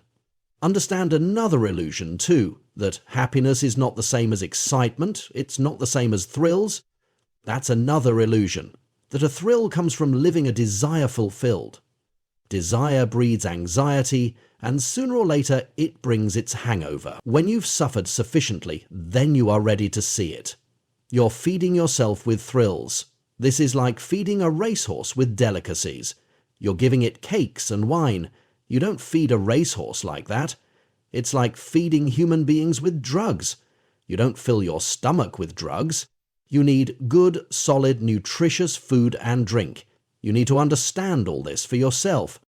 Another illusion is that someone else can do this for you, that some savior or guru or teacher can do this for you. Not even the greatest guru in the world can take a single step for you. You've got to take it yourself. St. Augustus said it so marvelously. Jesus Christ himself could do nothing for many of his hearers. Or to repeat that lovely Arab saying, "The nature of the rain is the same, and yet it produces thorns in the marsh and flowers in the garden." It is you who have to do it. No one else can help you. It is you who have to digest your food. It is you who have to understand. No one else can understand for you. It is you who have to seek. Nobody can seek for you. And if what you seek is truth, then you must do this. You can lean on no one. There is yet another illusion. That is, it's important to be respectable, to be loved and appreciated, to be important. Many say we have a natural urge to be loved and appreciated, to belong. That's false. Drop this illusion and you will find happiness. We have a natural urge to be free, a natural urge to love, but not to be loved. Sometimes in my psychotherapy sessions, I encounter a very common problem. Nobody loves me. How then can I be happy? I explain to him or her, "You mean you never have any moments when you forget you're not loved and you let go and are happy?" Of course they have. A woman, for example, is absorbed in a movie. It's a comedy and she's roaring with laughter, and in that blessed moment, she's forgotten to remind herself that nobody loves her, nobody loves her, nobody loves her. She's happy. Then she comes out of the theatre and her friend whom she saw the movie with goes off with a boyfriend, leaving the woman all alone. So she starts thinking, "All my friends have boyfriends and I have no one. I'm so unhappy. Nobody loves me." In India, many of our poor people are starting to get transistor radios, which are quite a luxury. Everybody has a transistor, you hear, but I don't have a transistor, I'm so unhappy. Until everyone started getting transistors, they were perfectly happy without one. That's the way it is with you. Until somebody told you you wouldn't be happy unless you were loved, you were perfectly happy. You can become happy not being loved, not being desired by or attractive to someone. You become happy by contact with reality. That's what brings happiness, a moment-by-moment contact with reality. That's where you'll find God. That's where you'll find happiness. But most people are not ready to hear that. Another illusion is that external events have the power to hurt you, that Other people have the power to hurt you. They don't. It's you who give this power to them. Another illusion. You are all those labels that people have put on you, or that you have put on yourself. You're not. You're not. So you don't have to cling to them. The day that somebody tells me I'm a genius and I take that seriously, I'm in big trouble. Can you understand why? Because now I'm going to start getting tense. I've got to live up to it. I've got to maintain it. I've got to find out after every lecture, did you like the lecture? Do you still think I'm a genius? See? So what you need to do is smash the label. Smash it and you're free. Don't identify with those labels. That's what someone else thinks. That's how he experienced you at that moment. Are you in fact a genius? Are you a nut? Are you a mystic? Are you crazy? What does it really matter, provided you continue to be aware to live life from moment to moment? How marvelously it is described in those words of the gospel. Look at the birds of the air. They neither sow nor reap nor gather into barns. Dare to consider the lilies of the field. They neither toil nor spin. That's the real mystic speaking, the awakened person. So why are you anxious? Can you, for all your anxieties, add a single moment to your life? Why bother about tomorrow? Is there a life after death? Will I survive after death? Why bother about tomorrow? Get into today. Someone said, life is something that happens to us while we're busy making other plans. That's pathetic. Live in the present moment. This is one of the things you will notice happening to you as you come awake. You find yourself living in the present, tasting every moment as you live it. Another fairly good sign is when you hear the symphony, one note after the other without wanting to stop it. Hugging memories. That brings me to another theme, another topic. But this new topic ties in very much with what I've been saying and with my suggestion of becoming aware of all the things we add to reality. Let's take this one step at a time. A Jesuit was telling me the other day how years ago he gave a talk in New York where Puerto Ricans were very unpopular at the time because of some incident. Everybody was saying all kinds of things against them. So in his talk he said, let me read to you some of the things that the people in New York were saying about certain immigrants. What he read to them was actually what people had said about the Irish and about the Germans and about every other wave of immigrants that had come to New York years before. He put it very well when he said, these people don't bring delinquency with them. They become delinquent when they're faced with certain situations here.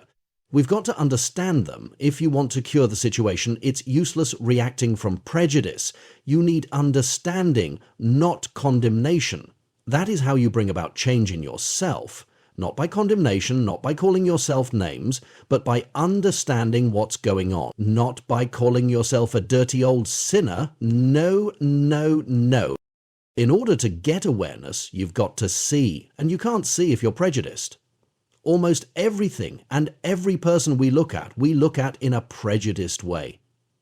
It's almost enough to dishearten anybody, like meeting a long-lost friend. Hey, Tom, I say, it's good to see you, and I give him a big hug.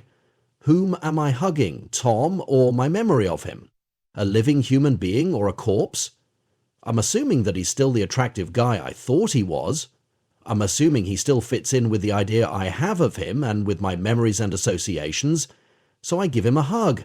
5 minutes later I find that he's changed and I have no more interest in him. I hugged the wrong person. If you want to see how true this is, listen. A religious sister from India goes out to make a retreat.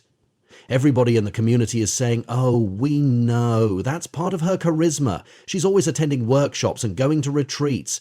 Nothing will ever change her. Now, it so happens that the sister does change at this particular workshop or therapy group or whatever it is. She changes.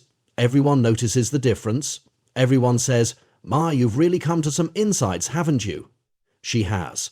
And they can see the difference in her behavior, in her body, in her face. You always do when there's an inner change. It always registers in your face, in your eyes, in your body. Well, the sister goes back to her community, and since the community has a prejudiced, fixed idea about her, they're going to continue to look at her through the eyes of that prejudice. They're the only ones who don't see any change in her. They say, oh well, she seems a little more spirited, but just wait, she'll be depressed again. And within a few weeks, she is depressed again. She's reacting to their reaction. And they all say, See, we told you so, she hadn't changed. But the tragedy is that she had, only they didn't see it. Perception has devastating consequences in the matter of love and human relationships. Whatever a relationship may be, it certainly entails two things: clarity of perception, inasmuch as we're capable of it. Some people would dispute to what extent we can attain clarity of perception, but I don't think anyone would dispute that it is desirable that we move toward it. And accuracy of response. You're more likely to respond accurately when you perceive clearly. When your perception is distorted, you're not likely to respond accurately. How can you love someone whom you do not even see? Do you really see someone you are attached to? Do you really see someone you're afraid of and therefore dislike?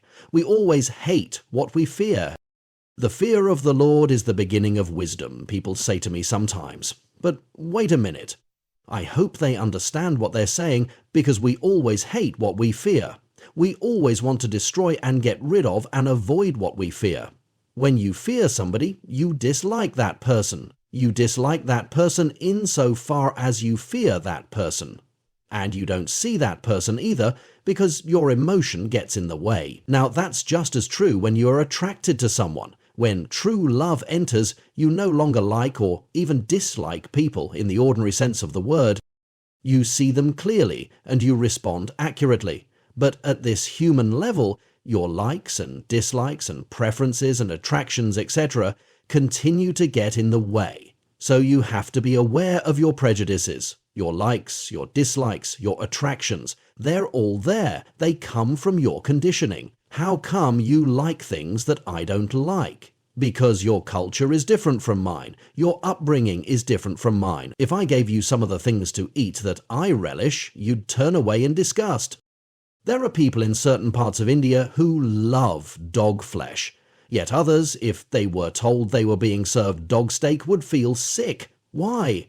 Different conditioning, different programming. Hindus would feel sick if they knew they had eaten beef, but Americans enjoy it. You ask, but why won't they eat beef? For the same reason you won't eat your pet dog. The same reason. The cow, to the Indian peasant, is what your pet dog is to you. He doesn't want to eat it. There is a built-in cultural prejudice against it which saves an animal that's needed so much for farming. So why do I fall in love with a person really? Why is it that I fall in love with one kind of person and not another? Because I'm conditioned. I've got an image, subconsciously, that this particular type of person appeals to me, attracts me.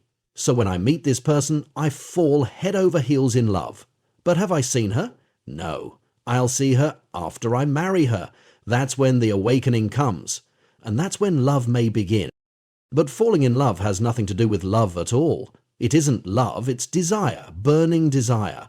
You want with all your heart to be told by this adorable creature that you're attractive to her. That gives you a tremendous sensation. Meanwhile, everybody else is saying, what the hell does he see in her? But it's his conditioning he's not seeing. They say that love is blind. Believe me, there's nothing so clear-sighted as true love. Nothing. It's the most clear-sighted thing in the world. Addiction is blind, attachments are blind. Clinging, craving, and desire are blind, but not true love. Don't call them love. But of course the word has been desecrated in most modern languages. People talk about making love and falling in love, like the little boy who says to the little girl, "Have you ever fallen in love?" And she answers, "No, but I've fallen in like." So what are people talking about when they fall in love? The first thing we need is clarity of perception. One reason we don't perceive people clearly is evident. Our emotions get in the way, our conditioning, our likes and dislikes. We've got to grapple with that fact. But we've got to grapple with something much more fundamental, with our ideas, with our conclusions, with our concepts. Believe it or not, every concept that was meant to help us get in touch with reality ends up by being a barrier to getting in touch with reality, because sooner or later we forget that the words are not the thing. The concept is not the same as the reality. They're different. That's why I said to you earlier that the final barrier to finding God is the word God itself and the concept of God. It gets in the way if you're not careful. It was meant to be a help. It can be a help, but it can also be a barrier. Getting concrete. Every time I have a concept, it is something that I could apply to a number of individuals. We're not talking about a concrete particular name like Mary or John, which doesn't have a conceptual meaning. A concept applies to any number of individuals, countless individuals. Concepts are universal. For instance, the word leaf could be applied to every single leaf on a tree.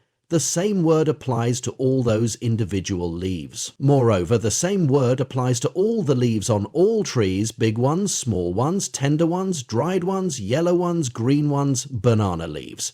So if I say to you that I saw a leaf this morning, you really don't have an idea of what I saw. Let's see if you can understand that. You do have an idea of what I did not see.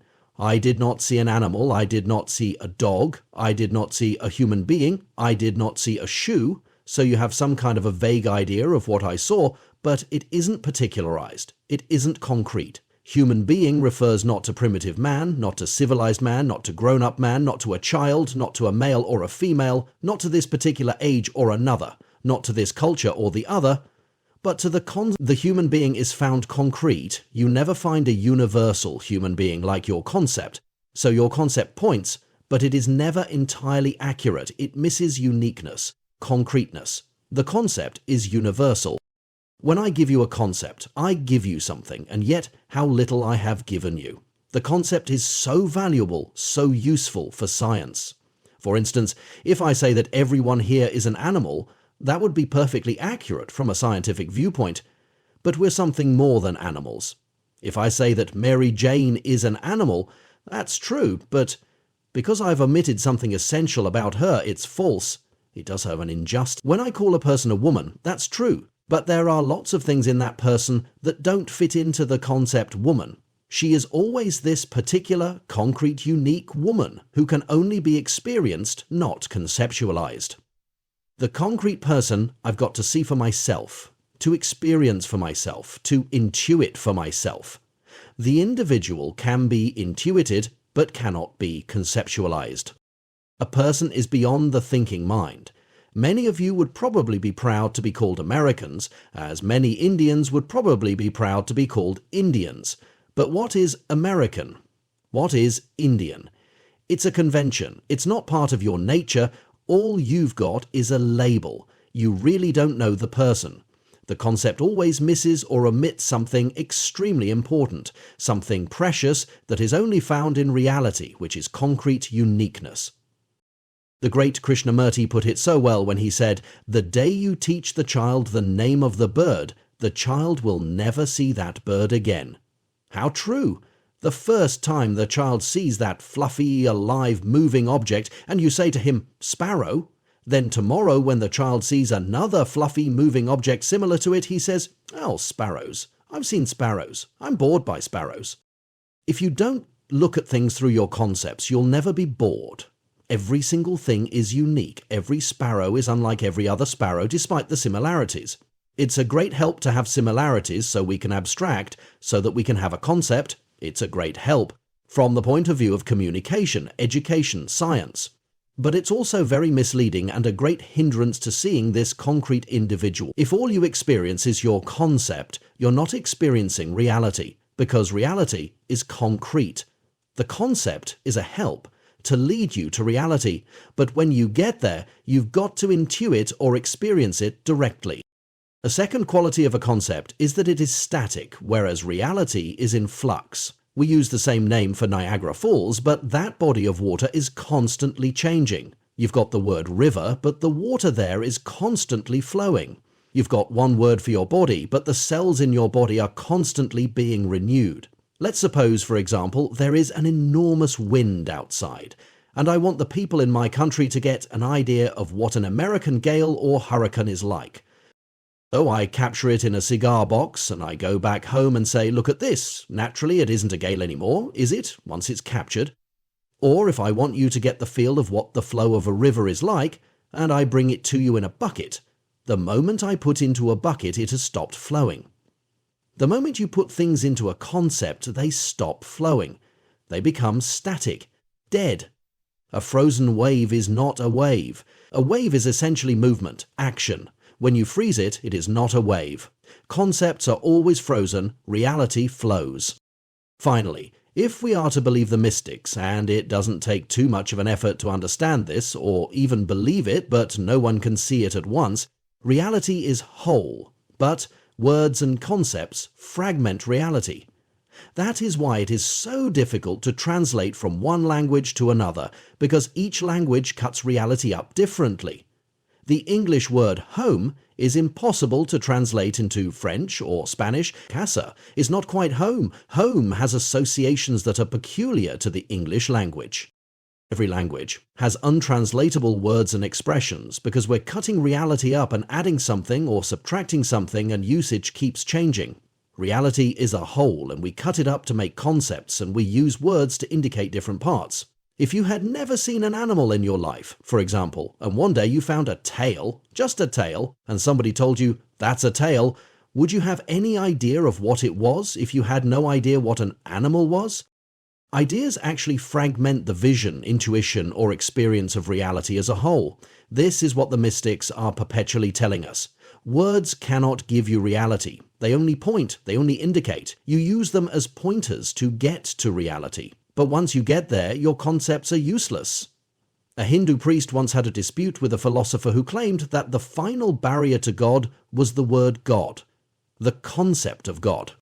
The priest was quite shocked by this, but the philosopher said, "The ass that you mount and that you use to travel to a house is not the means by which you enter the house. You use the concept to get there, then you dismount, you go beyond it. You don't need to be a mystic to understand that. Reality is something that cannot be captured by words or concepts. To know reality, you have to know beyond knowing." Do those words ring a bell? Those of you who are familiar with the cloud of unknowing would recognize the expression. Poets, painters, mystics, and the great philosophers all have intimations of its truth. Let's suppose that one day I'm watching a tree. Until now, every time I saw a tree, I said, "Well, it's a tree." But today, when I'm looking at the tree, I don't see a tree. At least I don't see what I'm accustomed to. I see something with the freshness of a child's vision. I have no word for it. I see something unique, whole, flowing, not fragmented. And I'm in awe. If you were to ask me, "What did you see?" what do you think I'd answer? I have no word for it. There is no word for reality. Because as soon as I put a word to it, we're back into concepts again. And if I cannot express this reality that is visible to my senses, how does one express what cannot be seen by the eye or heard by the ear? How does one find a word for the reality of God? Are you beginning to understand what Thomas Aquinas, August, and all the rest were saying, and what the Church teaches constantly when she says that God is mystery, is unintelligible to the human mind? The great Karl Rahner, in one of his last letters, wrote to a young German drug addict who had asked him for help. The addict had said, "You theologians talk about God, but how could this God be relevant in my life? How could this God get me off drugs?" Rahner said to him, "I must confess to you in all honesty that for me, God is and has always been absolute mystery. I do not understand what God is. No one can. We have intimations, inklings, we make faltering, inadequate attempts to put mystery into words, but there is no word for it, no sentence for it." And talking to a group of theologians in London, Rahner said, "The task of the theologian is to explain everything through God, and to explain God as unexplainable. Unexplainable mystery. One does not know, one cannot say. One says, ah.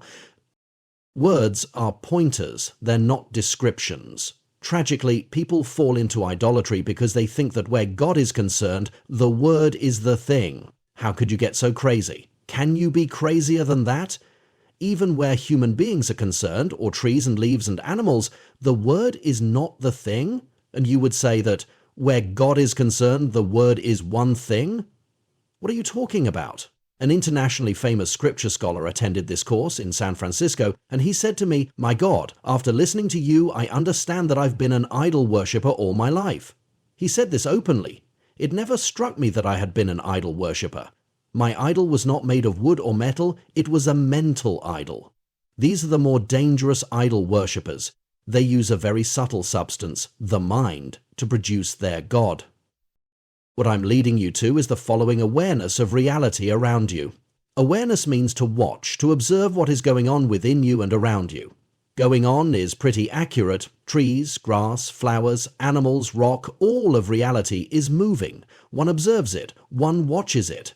How essential it is for the human being not just to observe himself or herself, but to watch all of reality. Are you imprisoned by your concepts? Do you want to break out of your prison? Then look, observe, spend hours observing. Watching what? Anything. The faces of people, the shapes of trees, a bird in flight, a pile of stones. Watch the grass grow. Get in touch with things. Look at them. Hopefully you will then break out of these rigid patterns we have all developed, out of what our thoughts and our words have imposed on us. Hopefully we will see. What will we see? This thing that we choose to call reality, whatever is beyond words and concepts. This is a spiritual exercise connected with spirituality, connected with breaking out of your cage, out of the imprisonment of the concepts and words. How sad if we pass through life and never see it with the eyes of a child. This doesn't mean you should drop your concepts totally. They're very precious. Though we begin without them, concepts have a very positive function. Thanks to them, we develop our intelligence. We're invited, not to become children, but to become like children. We do have to fall from a stage of innocence and be thrown out of paradise. We do have to develop an I and a me through these concepts. But then we need to return to paradise. We need to be redeemed again. We need to put off the old man, the old nature, the conditioned self, and return to the state of the child, but without being a child. When we start off in life, we look at reality with wonder, but it isn't the intelligent wonder of the mystics, it's the formless wonder of the child. Then wonder dies and is replaced by boredom as we develop language and words and concepts. Then, hopefully, if we're lucky, we'll return to wonder again. A loss for words. Dag Hammarskjöld, the former UN Secretary General, put it so beautifully. God does not die on the day we cease to believe in a personal deity, but we die on the day when our lives cease to be illumined by the steady radiance of wonder renewed daily, the source of which is beyond all reason. We don't have to quarrel about a word because God is only a word, a concept. One never quarrels about reality. We only quarrel about opinions, about concepts, about judgments. Drop your concepts, drop your opinions, drop your prejudices, drop your judgments, and you will see that Via Deo scire non possumus quid sit, sed quid non sit, non possumus considerare Deo, quomodo sit sed quomo don sit. This is St. Thomas Aquinas' introduction to his whole Summa Theologica. Since we cannot know what God is, but only what God is not, we cannot consider how God is, but only how he is not. I have already mentioned Thomas's commentary on Boethius's De Sancta Trinitate, where he says that the loftiest degree of the knowledge of God is to know God as the unknown, tamquam ignotum. And in his Quaestio Disputata de Potentia Dei, Thomas says, this is what is ultimate in the human knowledge of God, to know that we do not know God. This gentleman was considered the prince of theologians. He was a mystic and is a canonized saint today. We're standing on pretty good ground. In India we have a Sanskrit saying for this, kind of thing, neti neti. It means not that, not that. Thomas' own method was referred to as the via negativa, the negative way. C.S. Lewis wrote a diary while his wife was dying. It's called A Grief Observed. He had married an American woman whom he loved dearly. He told his friends, God gave me in my 60s what he denied me in my 20s. He hardly had married her when she died a painful death of cancer. Lewis said that his whole faith crumbled like a house of cards. Here he was, the great Christian apologist, but when disaster struck home, he asked himself, is God a loving father, or is God the great vivisectionist? There's pretty good evidence for both. I remember that when my own mother got cancer, my sister said to me, Tony, why did God allow this to happen to mother? I said to her, my dear, last year 1 million people died of starvation in China because of the drought, and you never raised a question. Sometimes the best thing that can happen to us is to be awakened to reality, for calamity to strike, for then we come to faith, as C.S. Lewis did. He said that he never had any doubts before about people surviving death, But when his wife died, he was no longer certain. Why? Because it was so important to him that she be living. Lewis, as you know, is the master of comparisons and analogies. He says, it's like a rope. Someone says to you, would this bear the weight of 120 pounds? You answer, yes. Well, we're going to let down your best friend on this rope. Then you say, wait a minute, let me test that rope again. You're not so sure now. Lewis also said in his diary that we cannot know anything about God, and even our questions about God are absurd. Why? It's as though a person born blind asks you, the colour green, is it hot or cold? Netty, netty, not that. Is it long or is it short? Not that. Is it sweet or is it sour? Not that. Is it round or oval or square? Not that. Not that. The blind person has no words, no concepts, for a colour of which he has no idea, no intuition, no experience. You can only speak to him in analogies. No matter what he asks, you can only say, not that. C.S. Lewis says somewhere that it's like asking how many minutes are in the colour yellow. Everybody could be taking the question very seriously, discussing it, fighting about it. One person suggests there are 25 carrots in the colour yellow, the other person says no, 17 potatoes, and they're suddenly fighting. Not that, not that. This is what is ultimate in our human knowledge of God. To know that we do not know. Our great tragedy is that we know too much. We think we know. That is our tragedy, so we never discover. In fact, Thomas Aquinas, he's not only a theologian but also a great philosopher, says repeatedly, all the efforts of the human mind cannot exhaust the essence of a single fly. Cultural conditioning. Something more about words. I said to you earlier that words are limited. There is more I have to add. There are some words that correspond to nothing. For instance, I'm an Indian. Now, let's suppose that I'm a prisoner of war in Pakistan, and they say to me, well, today we're going to take you to the frontier, and you're going to take a look at your country. So they bring me to the frontier, and I look across the border, and I think, oh, my country, my beautiful country, I see villages and trees and hills. This is my own, my native land. After a while, one of the guards says, excuse me, we've made a mistake here. We have to move up another 10 miles. What was I reacting to? Nothing. I kept focusing on a word. India. But trees are not India. Trees are trees. In fact, there are no frontiers or boundaries. They were put there by the human mind, generally by stupid, avaricious politicians. My country was one country once upon a time. It's 4 now. If we don't watch out, it might be 6. Then we'll have 6 flags, 6 armies. That's why you'll never catch me saluting a flag. I abhor all national flags because they are idols. What are we saluting? I salute humanity, not a flag with an army around it.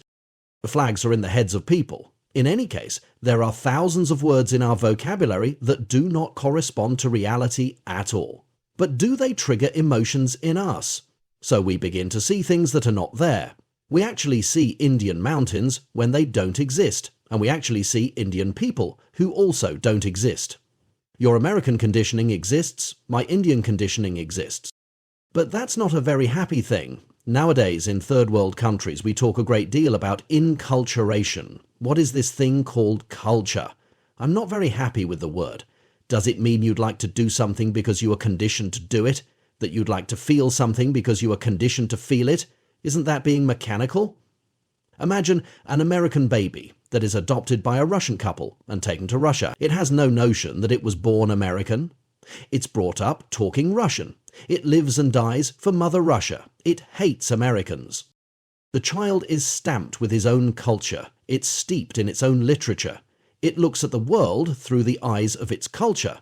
Now, if you want to wear your culture the way you wear your clothes, that's fine. The Indian woman would wear a sari, and the American woman would wear something else. The Japanese woman would wear her kimono, but nobody identifies herself with the clothes. But you do want to wear your culture more intently. You become proud of your culture. They teach you to be proud of it. Let me put this as forcefully as possible. There's this Jesuit friend of mine who said to me, "Any time I see a beggar or a poor person, I cannot not give this person alms." I got that from my mother. His mother would offer a meal to any poor person who passed by. I said to him, "Joe, what you have is not a virtue, what you have is a compulsion. A good one from the point of view of the beggar, but a compulsion nonetheless." I remember another Jesuit who said to us once at an intimate gathering of the men of our Jesuit province in Bombay, "I'm 80 years old. I have been a Jesuit for 65 years. I have never once missed my hour of meditation, never once." Now, that could be very admirable, or it could also be a compulsion. No great merit in it if it's mechanical. The beauty of an action comes not from its having become a habit, but from its sensitivity, consciousness, clarity of perception, and accuracy of response. I can say yes to one beggar and no to another. I am not compelled by any conditioning or programming from my past experiences or from my culture. Nobody has stamped anything on me, or if they have, I'm no longer reacting on the basis of that. If you had a bad experience with an American, or were bitten by a dog, or had a bad experience with a certain type of food, for the rest of your life you'd be influenced by that experience. And that's bad. You need to be liberated from that. Don't carry over experiences from the past. In fact, don't carry over good experiences from the past either. Learn what it means to experience something fully, then drop it and move on to the next moment, uninfluenced by the previous one. You'd be traveling with such little baggage that you could pass through the eye of a needle. You'd know what eternal is because eternal life is now, in the timeless now. Only thus will you enter into eternal life. But how many things we carry along with us. We never set about the task of freeing ourselves, of dropping the baggage, of being ourselves. I'm sorry to say that everywhere I go I find Muslims who use their religion, their worship and their Quran to distract themselves from this task, and the same applies to Hindus and Christians. Can you imagine the human being who is no longer influenced by words? You can give him any number of words and he'll still give you a fair deal. You can say, "I'm Cardinal Archbishop so-and-so," but he'll still give you a fair deal. He'll see you as you are. He's uninfluenced by the label. Futility. I want to say one more thing about our perception of reality. Let me put it in the form of an analogy. The President of the United States has to get feedback from the citizens. The Pope in Rome has to get feedback from the whole church. There are literally millions of items that could be fed to them, but they could hardly take all of them in, much less digest them. So they have people whom they trust to make abstracts, summarize things, monitor, filter. In the end, some of it gets to their desk. Now, this is what's happening to us. From every pore or living cell of our bodies and from all our senses, we are getting feedback from reality, but we are filtering things out constantly. Who's doing the filtering? Our conditioning, our culture, our programming? The way we were taught to see things and to experience them. Even our language can be a filter. There is so much filtering going on that sometimes you won't see things that are there. You only have to look at a paranoid person who's always feeling threatened by something that isn't there, who's constantly interpreting reality in terms of certain experiences of the past or certain conditioning that he or she has had. But there's another demon too who's doing the filtering. It's called attachment, desire, craving. The root of sorrow is craving. Craving distorts and destroys perception. Fears and desires haunt us. Samuel Johnson said the knowledge that he is to swing from a scaffold within a week wonderfully concentrates a man's mind. You blot out everything else and concentrate only on the fear or desire or craving. In many ways, we were drugged when we were young. We were brought up to need people. For what? For acceptance, approval, appreciation, applause. For what they called success. Those are words that do not correspond to reality. They are conventions, things that are invented, but we don't realize that they don't correspond to reality. What is success? It is what one group decided is a good thing. Another group will decide the same thing is bad. What is good in Washington might be considered bad in a Carthusian monastery. Success in a political circle might be considered failure in some other circles. These are conventions. But we treat them like realities, don't we? When we were young, we were programmed to unhappiness. They taught us that in order to be happy, you need money, success, a beautiful or handsome partner in life, a good job, friendship, spirituality, God, you name it. Unless you get these things, you're not going to be happy, we were told. Now, that is what I call an attachment. An attachment is a belief that without something, you are not going to be happy. Once you get convinced of that, and it gets into our subconscious, it gets stamped into the roots of our being, you are finished. How could I be happy unless I have good health? You say. But I tell you something. I have met people dying of cancer who were happy.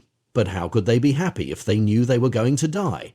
But they were. How could I be happy if I don't have money? One person has $1 million in the bank and he feels insecure.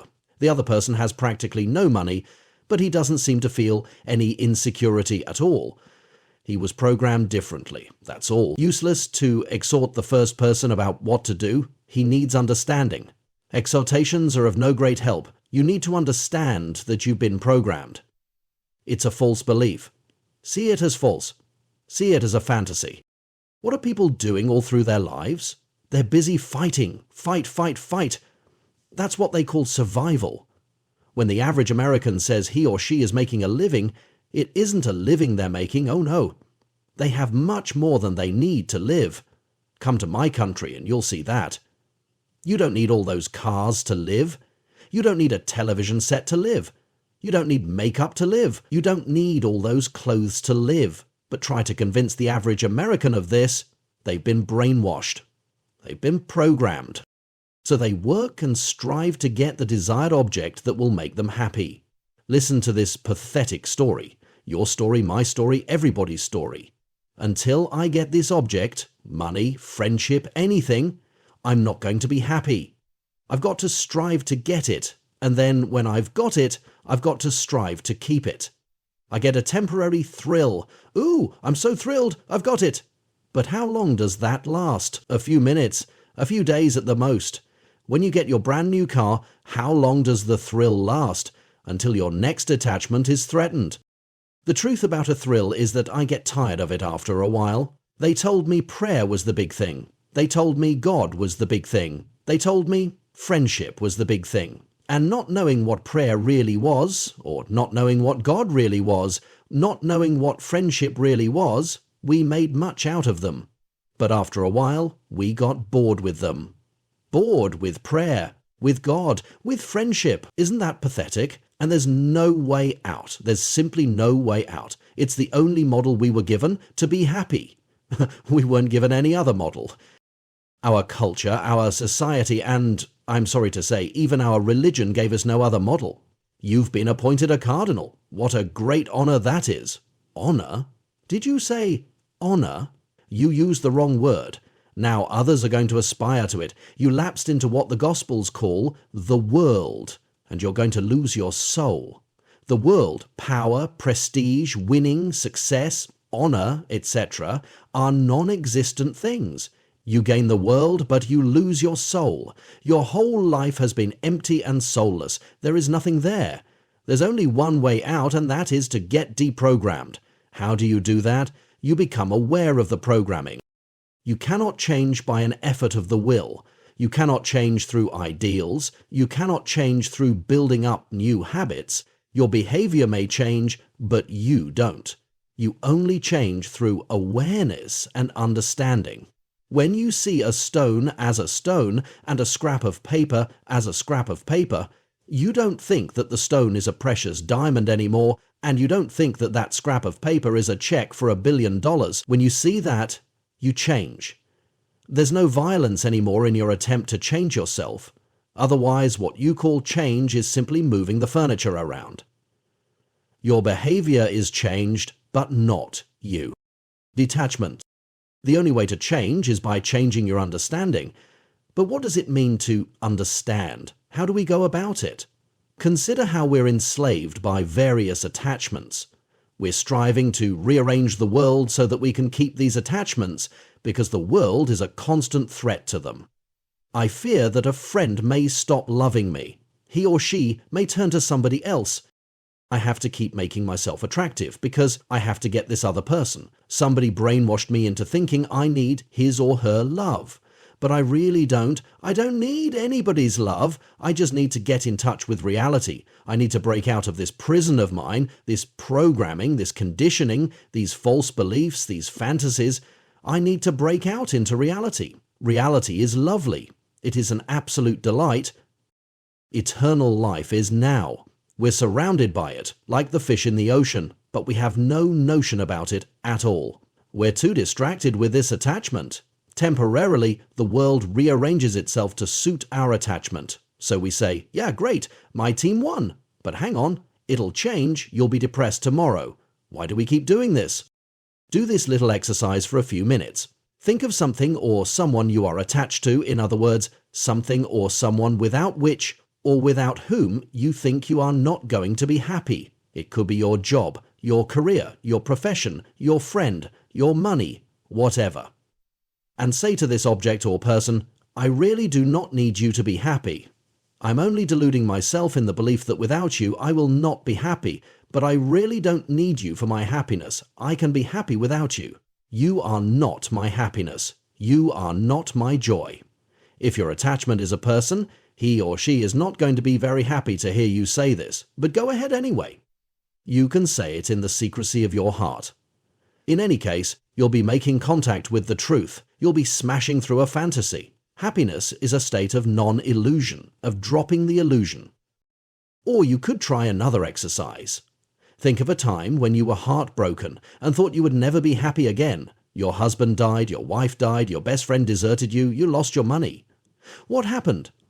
Time went on, and if you managed to pick up another attachment, or managed to find somebody else you were attracted to, or something else you were attracted to, what happened to the old attachment? You didn't really need it to be happy, did you? That should have taught you, but we never learn. We're programmed. We're conditioned. How liberating it is not to depend emotionally on anything. If you could get 1 second's experience of that, you'd be breaking through your prison and getting a glimpse of the sky. Someday, maybe, you will even fly. I was afraid to say this, but I talked to God and I told him that I don't need him. My initial reaction was, this is so contrary to everything that I've been brought up with. Now, some people want to make an exception of their attachment to God. They say, if God is the God that I think he ought to be, he's not going to like it when I give up my attachment to him. All right, if you think that unless you get God, you're not going to be happy, then this God you're thinking of has nothing to do with the real God. You're thinking of a dream state. You're thinking of your concept. Sometimes you have to get rid of God in order to find God. Lots of mystics tell us that. We've been so blinded by everything that we have not discovered the basic truth that attachments hurt rather than help relationships. I remember how frightened I was to say to an intimate friend of mine, I really don't need you. I can be perfectly happy without you, and by telling you this, I find I can enjoy your company thoroughly. No more anxieties, no more jealousies, no more clinging. It is a delight to be with you when I am enjoying you on a non-clinging basis. You're free, so am I. But to many of you, I'm sure this is like talking a foreign language. It took me many, many months to fully understand this, and mind you, I'm a Jesuit whose spiritual exercises are all about exactly this. Although I missed the point because my culture and my society in general had taught me to view people in terms of my attachments. I'm quite amused sometimes to see even seemingly objective people like therapists and spiritual directors say of someone, he's a great guy, I really like him. I find out later that it's because he likes me that I like him. I look into myself and I find the same thing coming up now and again. If you're attached to appreciation and praise, you're going to view people in terms of their threat to your attachment or their fostering of your attachment. If you're a politician and you want to be elected, how do you think you're going to look at people? How will your interest in people be guided? You will be concerned for the person who's going to get you the vote. If what you're interested in is sex, how do you think you're going to look at men and women? If you're attached to power, that colors your view of human beings. An attachment destroys your capacity to love. What is love? Love is sensitivity. Love is consciousness. To give you an example, I'm listening to a symphony, but if all I hear is the sound of the drums, I don't hear the symphony. What is a loving heart? A loving heart is sensitive to the whole of life, to all persons. A loving heart doesn't harden itself to any person or thing. But the moment you become attached in my sense of the word, then you're blocking out many other things. You've got eyes only for the object of your attachment. You've got ears only for the drums. The heart has hardened. Moreover, it's blinded because it no longer sees the object of its attachment objectively. Love entails clarity of perception, objectivity. There is nothing so clear-sighted as love. Addictive love. The heart in love remains soft and sensitive, but when you're hell-bent on getting this or the other thing, you become ruthless, hard, and insensitive. How can you love people when you need people? You can only use them. If I need you to make me happy, I've got to use you. I've got to manipulate you. I've got to find ways and means of winning you. I cannot let you be free. I can only love people when I have emptied my life of people. When I die to the need for people, then I'm right in the desert. In the beginning it feels awful, it feels lonely, but if you can take it for a while, you'll suddenly discover that it isn't lonely at all. It is solitude, it is aloneness, and the desert begins to flower. Then at last you'll know what love is, what God is, what reality is. But in the beginning, giving up the drug can be tough unless you have a very keen understanding or unless you have suffered enough. It's a great thing to have suffered. Only then can you get sick of it. You can make use of suffering to end suffering. Most people simply go on suffering. That explains the conflict I sometimes have between the role of spiritual director and that of therapist. A therapist says, let's ease the suffering. The spiritual director says, let her suffer, she'll get sick of this way of relating to people and she'll finally decide to break out of this prison of emotional dependence on others. Shall I offer a palliative or remove a cancer? It's not easy to decide. A person slams a book on the table in disgust. Let him keep slamming it on the table. Don't pick up the book for him and tell him it's all right. Spirituality is awareness, awareness, awareness, awareness, awareness, awareness. When your mother got angry with you, she didn't say there was something wrong with her, she said there was something wrong with you. Otherwise, she wouldn't have been angry. Well, I made the great discovery that if you are angry, mother, there's something wrong with you, so you'd better cope with your anger, stay with it and cope with it, it's not mine. Whether there's something wrong with me or not, I'll examine that independently of your anger. I'm not going to be influenced by your anger. The funny thing is that when I can do this without feeling any negativity toward another, I can be quite objective about myself too. Only a very aware person can refuse to pick up the guilt and anger, can say, you're having a tantrum, too bad. I don't feel the slightest desire to rescue you anymore, and I refuse to feel guilty. I'm not going to hate myself for anything I've done. That's what guilt is.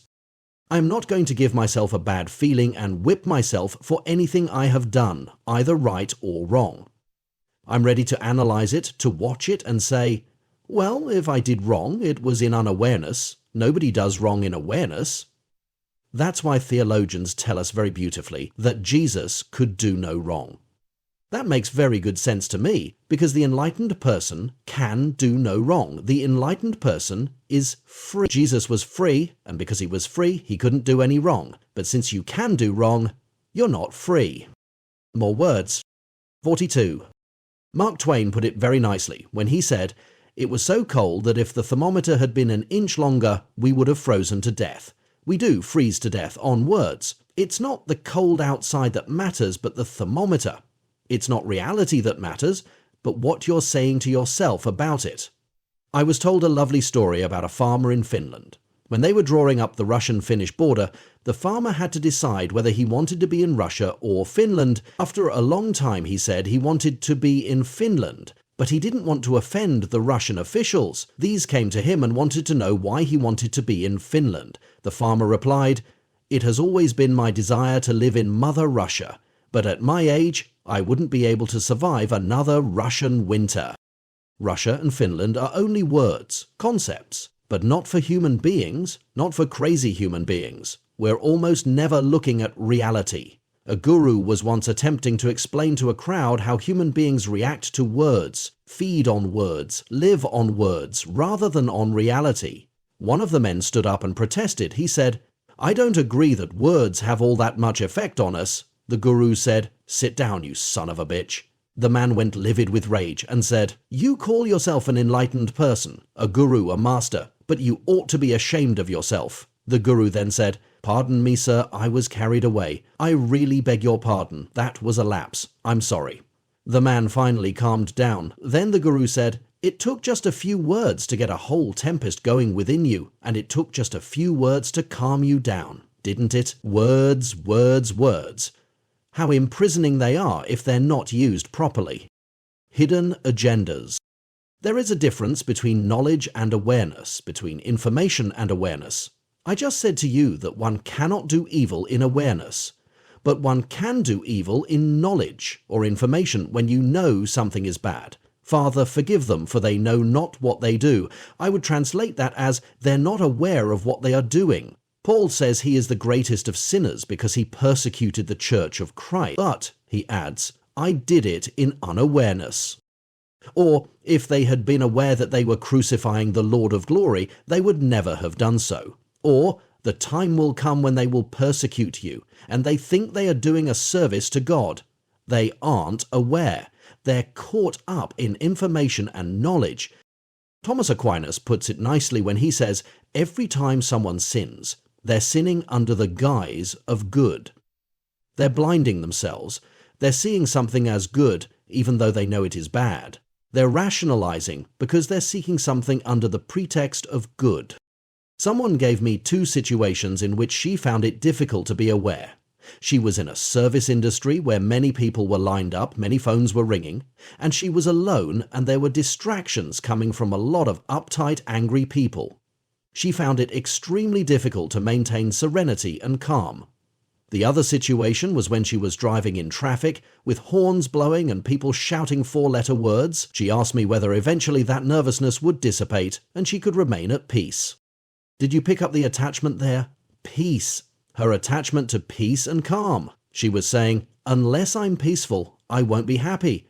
Did it ever occur to you that you could be happy in tensions? Before enlightenment, I used to be depressed. After enlightenment, I continue to be depressed. You don't make a goal out of relaxation and sensitivity.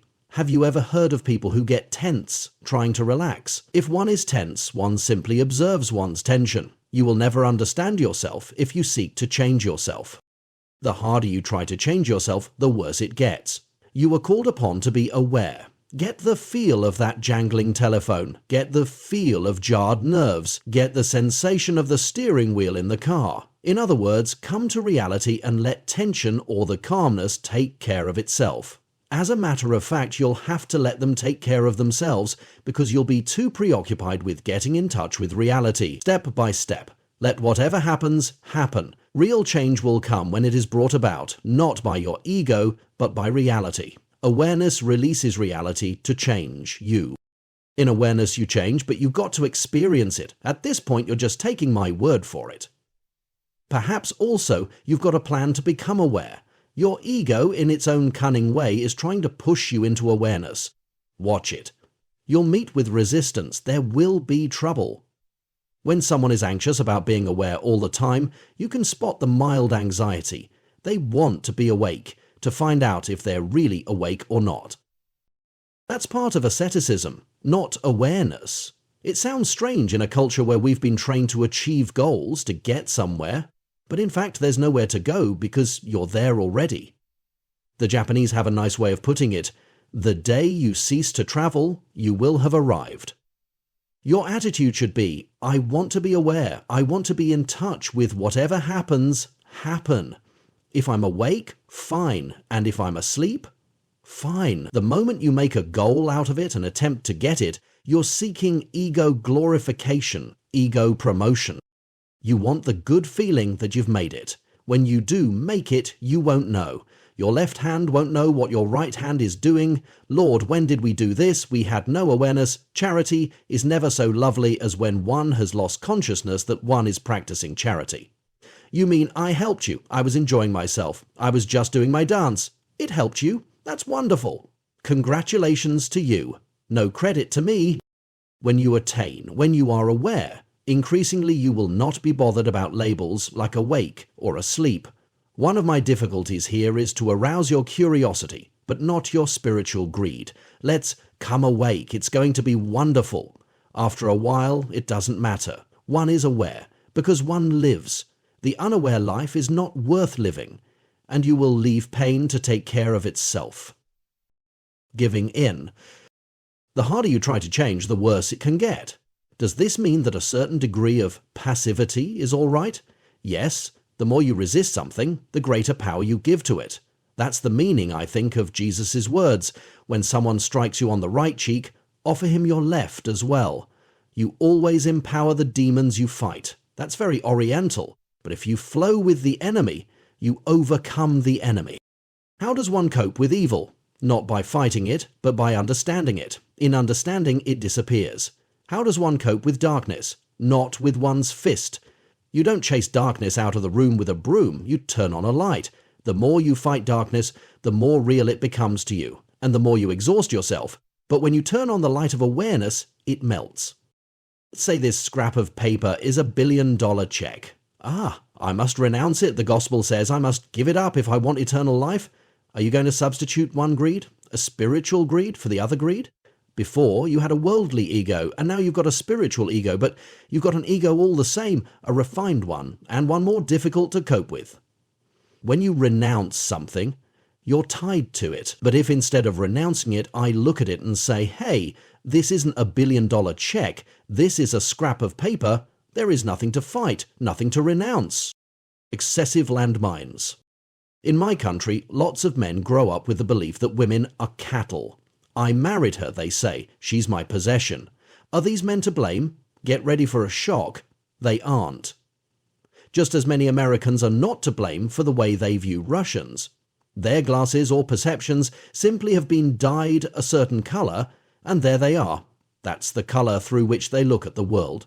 What does it take to make them real, to make them aware that they're looking at the world through colored glasses? There is no salvation till they have seen their basic prejudice. As soon as you look at the world through an ideology, you are finished. No reality fits an ideology. Life is beyond that. That is why people are always searching for a meaning to life.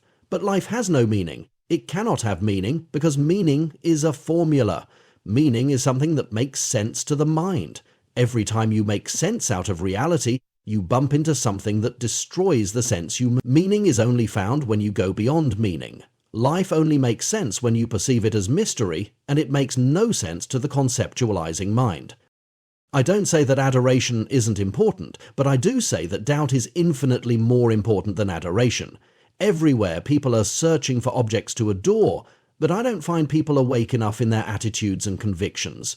How happy we would be if terrorists would adore their ideology less and question more.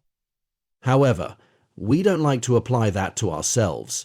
We think we're all right and the terrorists are wrong, but a terrorist to you is a martyr to the other side. Loneliness is when you're missing people. Aloneness is when you're enjoying yourself. Remember that quip of George Bernard Shaw? He was at one of those awful cocktail parties where nothing gets said. Someone asked him if he was enjoying himself. He answered, "It's the only thing I am enjoying here." You never enjoy others when you are enslaved to them. Community is not formed by a set of slaves, by people demanding that other people make them happy. Community is formed by emperors and princesses. You're an emperor, not a beggar. You're a princess, not a beggar. There's no begging bowl in a true community. There's no clinging, no anxiety, no fear, no hangover, no possessiveness, no demands. Free people form community, not slaves. This is such a simple truth, but it has been drowned out by a whole culture, including religious culture. Religious culture can be very manipulative if you don't watch out. Some people see awareness as a high point, a plateau, beyond experiencing every moment as it is. That's making a goal out of awareness. But with true awareness, there's nowhere to go, nothing to achieve. How do we get to this awareness? Through awareness. When people say they really want to experience every moment, they're really talking awareness, except for that wanting. You don't want to experience awareness. You do or you don't. A friend of mine has just gone to Ireland. He told me that though he's an American citizen, he's entitled to an Irish passport and was getting one because he is scared to travel abroad on an American passport. If terrorists walk in and say, "Let me see your passport," he wants to be able to say, "I'm Irish." But when people sit next to him on the plane, they don't want to see labels. They want to taste and experience this person as he really is. How many people spend their lives not eating food but eating the menu? A menu is only an indication of something that's available. You want to eat the steak, not the words. The death of me. Can one be fully human without experiencing tragedy? The only tragedy there is in the world is ignorance. All evil comes from that. The only tragedy there is in the world is unawakefulness and unawareness. From them comes fear, and from fear comes everything else, but death is not a tragedy at all. Dying is wonderful. It's only horrible to people who have never understood life. It's only when you're afraid of life that you fear death. It's only dead people who fear death. But people who are alive have no fear of death. One of your American authors put it so well. He said, "Awakening is the death of your belief in injustice and tragedy. The end of the world for a caterpillar is a butterfly for the master. Death is resurrection." We're talking not about some resurrection that will happen, but about one that is happening right now.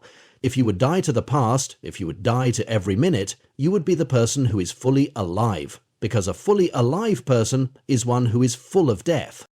We're always dying to things.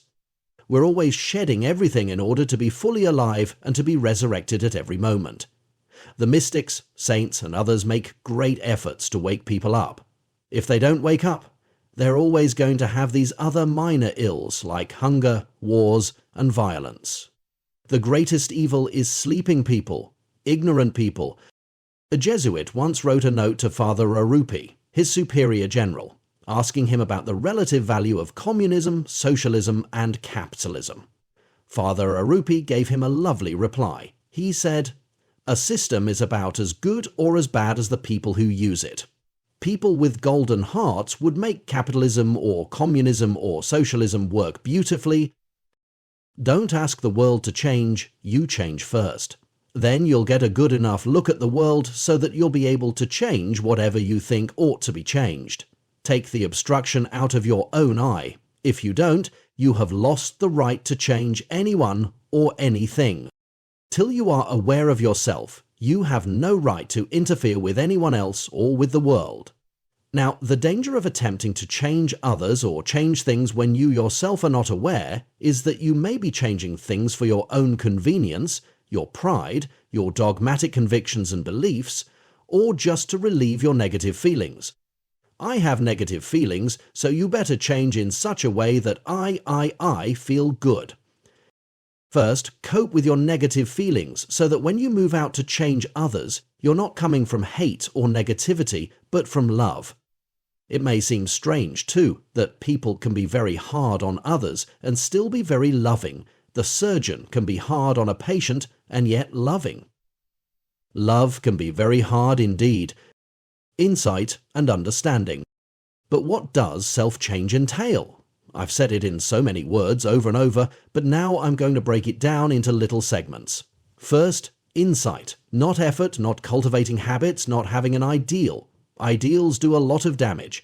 The whole time you're focusing on what should be instead of focusing on what is. Let me give you an example of insight from my own experience in counseling. A priest comes to me and says he's lazy. He wants to be more industrious, more active, but he is lazy. I ask him what lazy means. In the old days, I would have said to him, "Let's see, why don't you make a list of things you want to do every day, and then every night you check them off, and it will give you a good feeling. Build up habit that way." Or I might say to him, "Who is your ideal, your patron saint?" And if he says, "Saint Francis Xavier," I would tell him, "See how much Xavier worked. You must meditate on him, and that will get you moving." That's one way of going about it, but I'm sorry to say it's superficial. Making him use his willpower, effort, doesn't last very long. His behavior may change, but he does not. So I now move in the other direction. I say to him, "Lazy? What's that? There are a million types of laziness. Let's hear what your type of laziness is. Describe what you mean by lazy." He says, "Well, I never get anything done. I don't feel like doing anything." I ask, "You mean right from the moment you get up in the morning?" "Yes," he answers. "I wake up in the morning and there's nothing worth getting up for." "You're depressed then?" I ask. "You could call it that," he says. "I have sort of withdrawn." "Have you always been like this?" I ask. "Well, not always. When I was younger, I was more active. When I was in the seminary, I was full of life." "So when did this begin?" "Oh, about 3 or 4 years ago." I ask him if anything happened then. He thinks a while. I say, "If you have to think so much, nothing very special could have happened 4 years ago. How about the year before that?" He says, "Well, I was ordained that year." "Anything happen in your ordination year?" I ask. There was one little thing. The final examination in theology. I failed it. It was a bit of a disappointment, but I've gotten over it. The bishop was planning to send me to Rome to eventually teach in the seminary. I rather liked the idea, but since I failed the examination, he changed his mind and sent me to this parish. Actually, there was some injustice because now he's getting worked up. There's anger there that he hasn't gotten over. He's got to work through that disappointment. It's useless to preach him a sermon. It's useless to give him an idea. We've got to get him to face his anger and disappointment, and to get some insight into all of that. When he's able to work through that, he's back into life again. If I gave him an exhortation and told him how hard his married brothers and sisters work, that would merely make him feel guilty. He doesn't have the self-insight which is going to heal him. So that's the first thing. There's another great task, understanding. Did you really think this was going to make you happy? You just assumed it was going to make you happy. Why did you want to teach in the seminary? Because you wanted to be happy. You thought that being a professor, having a certain status and prestige, would make you happy. Would it? Understanding is called for there. In making the distinction between I and me, it's a great help to disidentify what is going on. Let me give you an example of this kind of thing. A young Jesuit priest comes to see me. He's a lovely, extraordinary, gifted, talented, charming, lovable man, everything. But he had a strange kind of a kink. With employees, he was a terror. He was even known to assault them. It nearly became a matter for the police. Whenever he was put in charge of the grounds, the school, or whatever, this problem would keep coming up. He made a 30-day retreat in what we Jesuits call a tertianship, where he meditated day after day on the patience and love of Jesus for those who were underprivileged, etc. But I knew it wasn't going to have an effect. Anyway, he went home and was better for about 3 or 4 months. Somebody said about most retreats that we begin them in the name of the Father, and of the Son, and of the Holy Spirit, and we end, as it was in the beginning, is now, and ever shall be, world without end. Amen. After that, he was right back to square one, so he came to see me. I was very busy at the time. Though he had come from another city in India, I couldn't see him. So I said, "I'm going for my evening walk. If you want to come with me on the walk, that's fine, but I don't have any other time." So we went for a walk. I'd known him before, and as we were walking, I had a strange feeling. When I get one of these strange feelings, I generally check it out with the person in question. So I said, "I have a strange feeling that you're hiding something from me. Are you?" He became indignant. He said, "What do you mean, hiding? Do you think I'd undertake this long journey and come to ask for your time in order to hide something?" I said, "Well, it's a funny feeling I had, that's all. I thought I should check with you." We walked on. We have a lake not far from where I live. I remember the scene distinctly. He said, "Could we sit down somewhere?" I said, "Okay." We sat on a low wall that skirts the lake. He said, "You're right, I am hiding something from you." And with that, he burst into tears. He said, "I'm going to tell you something I've never said to anybody since I became a Jesuit. My father died when I was very young, and my mother became a servant. Her job was to clean lavatories and toilets and bathrooms, and sometimes she'd work for 16 hours a day to get the wherewithal to support us. I'm so ashamed of that I've hidden it from everybody, and I continue taking revenge, irrationally, on her and the whole servant class. The feeling got transferred. No one could make sense of why this charming man was doing this, but the moment he saw that, there was never any trouble again. Never. He was all right. Not pushing it. Meditating on and imitating externally the behavior of Jesus is no help. It's not a question of imitating Christ. It's a question of becoming what Jesus was. It's a question of becoming Christ, becoming aware, understanding what's going on within you. All the other methods we use for self-change could be compared to pushing a car. Let's suppose you have to travel to a distant city. The car breaks down along the way. Well, too bad, the car's broken down, so we roll up our sleeves and begin to push the car. And we push and push and push and push till we get to the distant city. Well, we say, we made it. And then we push the car all the way to another city. You say, we got there, didn't we? But do you call this life? You know what you need. You need an expert. You need a mechanic to lift the hood and change the spark plug. Turn the ignition key and the car moves. You need the expert. You need understanding, insight, awareness. You don't need pushing. You don't need effort. That's why people are so tired, so weary. You and I were trained to be dissatisfied with ourselves. That's where the evil comes from psychologically. We're always dissatisfied. We're always discontented. We're always pushing. Go and put out more effort, more and more effort. But there's always that conflict inside. There's very little understanding. Getting real. One red-letter day in my life occurred in India. It was a great day, really, the day after I was ordained. I sat in a confessional. We had a very saintly Jesuit priest in our parish, a Spaniard, whom I had known even before I went to the Jesuit novitiate. The day before I left for the novitiate, I thought I'd better make a clean breast of everything, so that when I got to the novitiate, I'd be nice and clean and wouldn't have to tell the novice master anything. This old Spanish priest would have crowds of people lined up at his confessional. He had a violet-coloured handkerchief which he covered his eyes with, and he'd mumble something and give you a penance and send you away. He'd only met me a couple of times, but he'd call me Anthony. So I stood in line, and when my turn came, I tried changing my voice as I made my confession. He listened to me patiently, gave me my penance, absolved me, and then said, "Anthony, when are you going to the novitiate?" Well, anyway, I went to this parish the day after my ordination, and the old priest says to me, "Do you want to hear confessions?" I said, "All right." He said, "Go and sit in my confessional." I thought, I'm a holy man. I'm going to sit in his confessional. I heard confessions for 3 hours. It was Palm Sunday, and we had the Easter crowd coming in. I came out depressed, not from what I had heard, because I had been led to expect that, and having some inkling of what was going on in my own heart, I was shocked by nothing. You know what depressed me? The realization that I was giving them these little pious platitudes. Now pray to the Blessed Mother, she loves you, and remember that God is on your side. Were these pious platitudes any cure for cancer? And this is a cancer I'm dealing with, the lack of awareness and reality. So I swore a mighty oath to myself that day. I'll learn, so it will not be said of me when it is all over, "Father, what you said to me was absolutely true, but totally useless." Awareness, insight. When you become an expert, and you'll soon become an expert, you don't need to take a course in psychology. As you begin to observe yourself, to watch yourself, to pick up those negative feelings, you'll find your own way of explaining it, and you'll notice the change.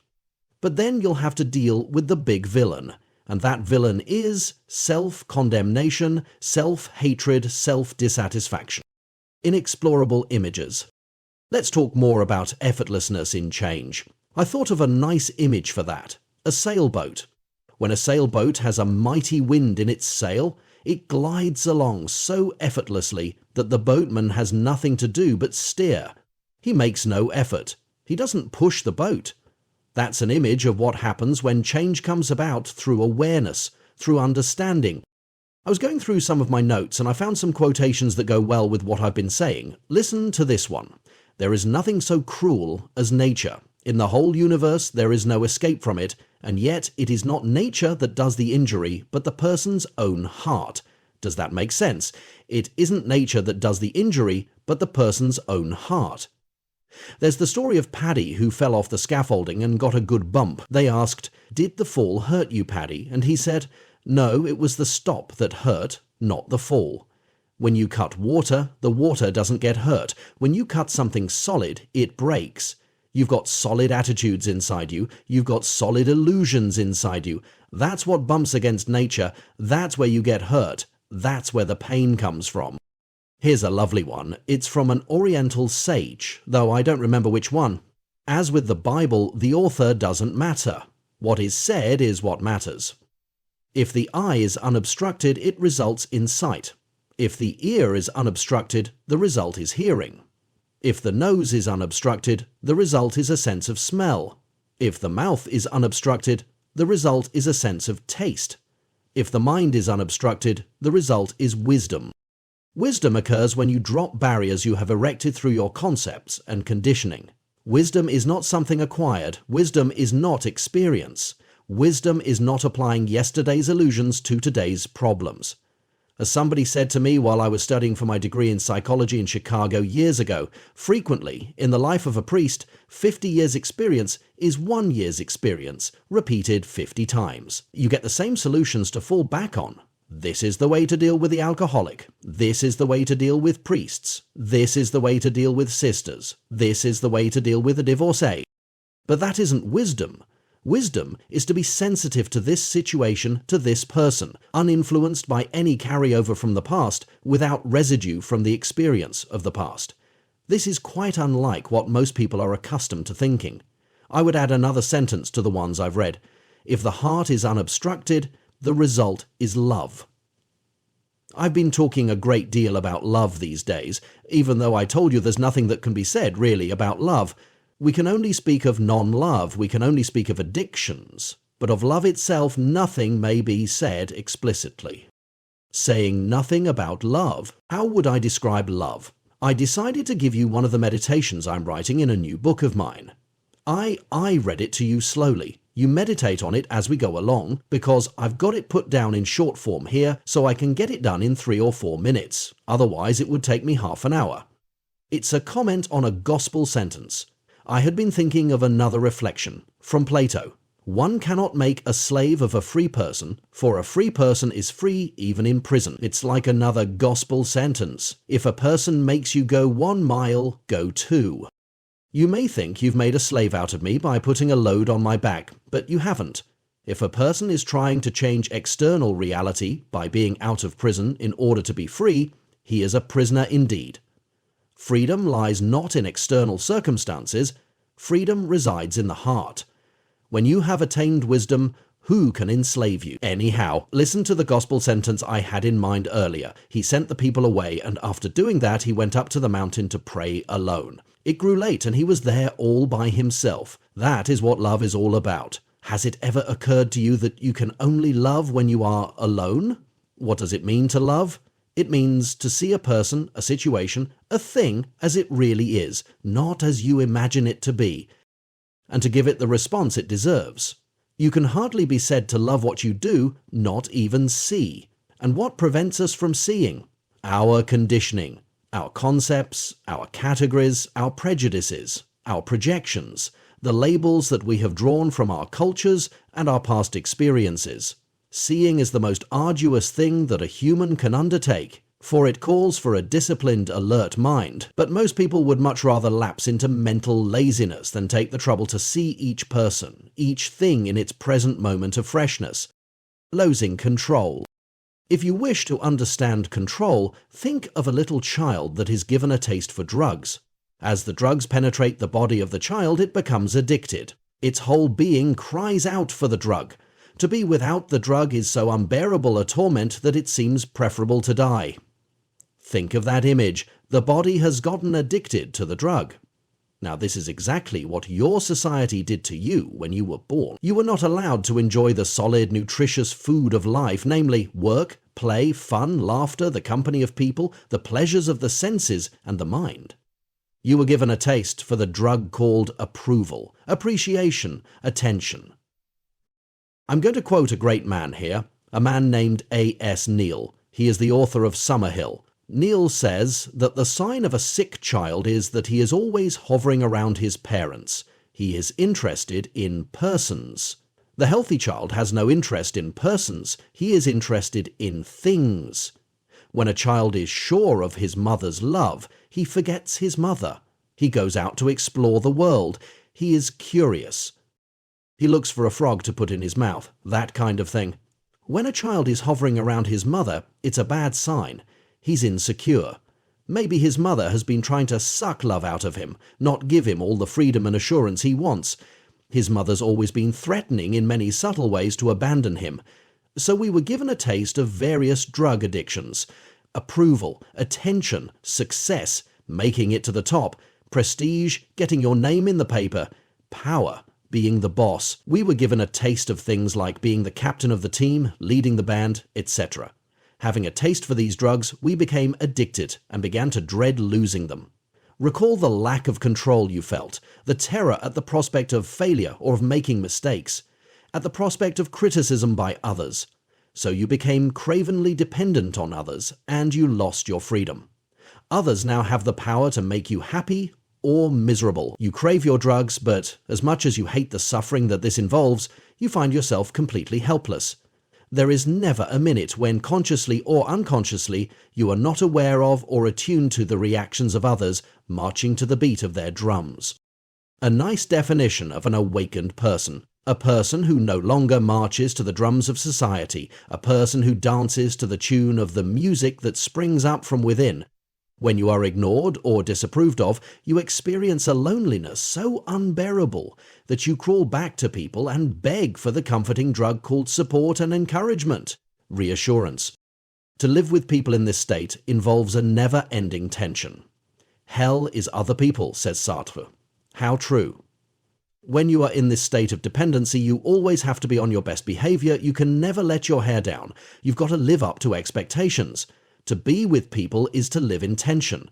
To be without them brings the agony of loneliness because you miss them. You have lost your capacity to see them exactly as they are and to respond to them accurately because your perception of them is clouded by the need to get your drugs. You see them insofar as they are a support for getting your drug or a threat to have your drug removed. You're always looking at people consciously or unconsciously through these eyes. Will I get what I want from them? Will I not get what I want from them? And if they can neither support nor threaten my drug, I'm not interested in them. That's a horrible thing to say, but I wonder if there's anyone here of whom this cannot be said. Listening to life. Now, you need awareness and you need nourishment. You need good, healthy nourishment. Learn to enjoy the solid food of life. Good food, good wine, good water. Taste them. Lose your mind and come to your senses. That's good, healthy nourishment. The pleasures of the senses and the pleasures of the mind. Good reading, when you enjoy a good book. Or a really good discussion. Or thinking. It's marvelous. Unfortunately, people have gone crazy and they're getting more and more addicted because they do not know how to enjoy the lovely things of life. So they're going in for greater and greater artificial stimulants.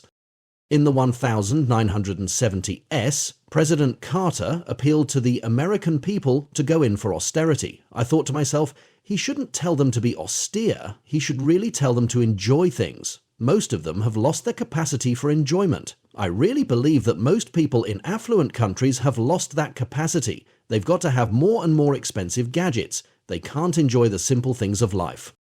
Then I walk into places where they have all the most marvelous music, and you get these records. At a discount, they're all stacked up, but I never hear anybody listening to them. No time, no time, no time. They're guilty, no time to enjoy life. They're overworked, go, go, go. If you really enjoy life and the simple pleasures of the senses, you'd be amazed. You'd develop that extraordinary discipline of the animal. An animal will never overeat. Left in its natural habitat, it will never be overweight. It will never drink or eat anything that is not good for its health. You never find an animal smoking. It always exercises as much as it needs. Watch your cat after it's had its breakfast. Look how it relaxes. And see how it springs into action. Look at the suppleness of its limbs and the aliveness of its body. We've lost that. We're lost in our minds, in our ideas and ideals and so on, and it's always go, go, go. And we've got an inner self-conflict which animals don't have. And we're always condemning ourselves and making ourselves feel guilty.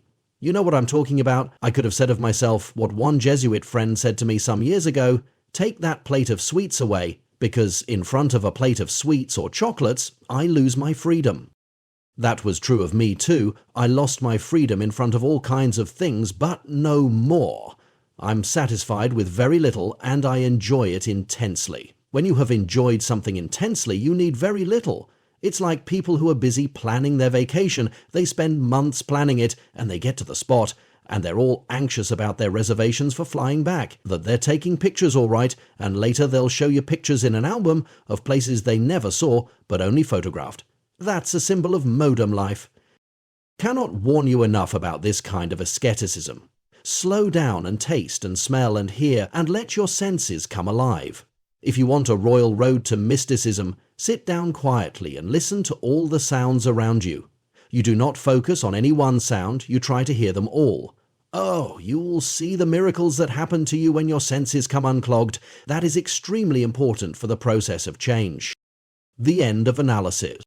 I want to give you a taste of the difference between analysis and awareness, or information on the one hand and insight on the other.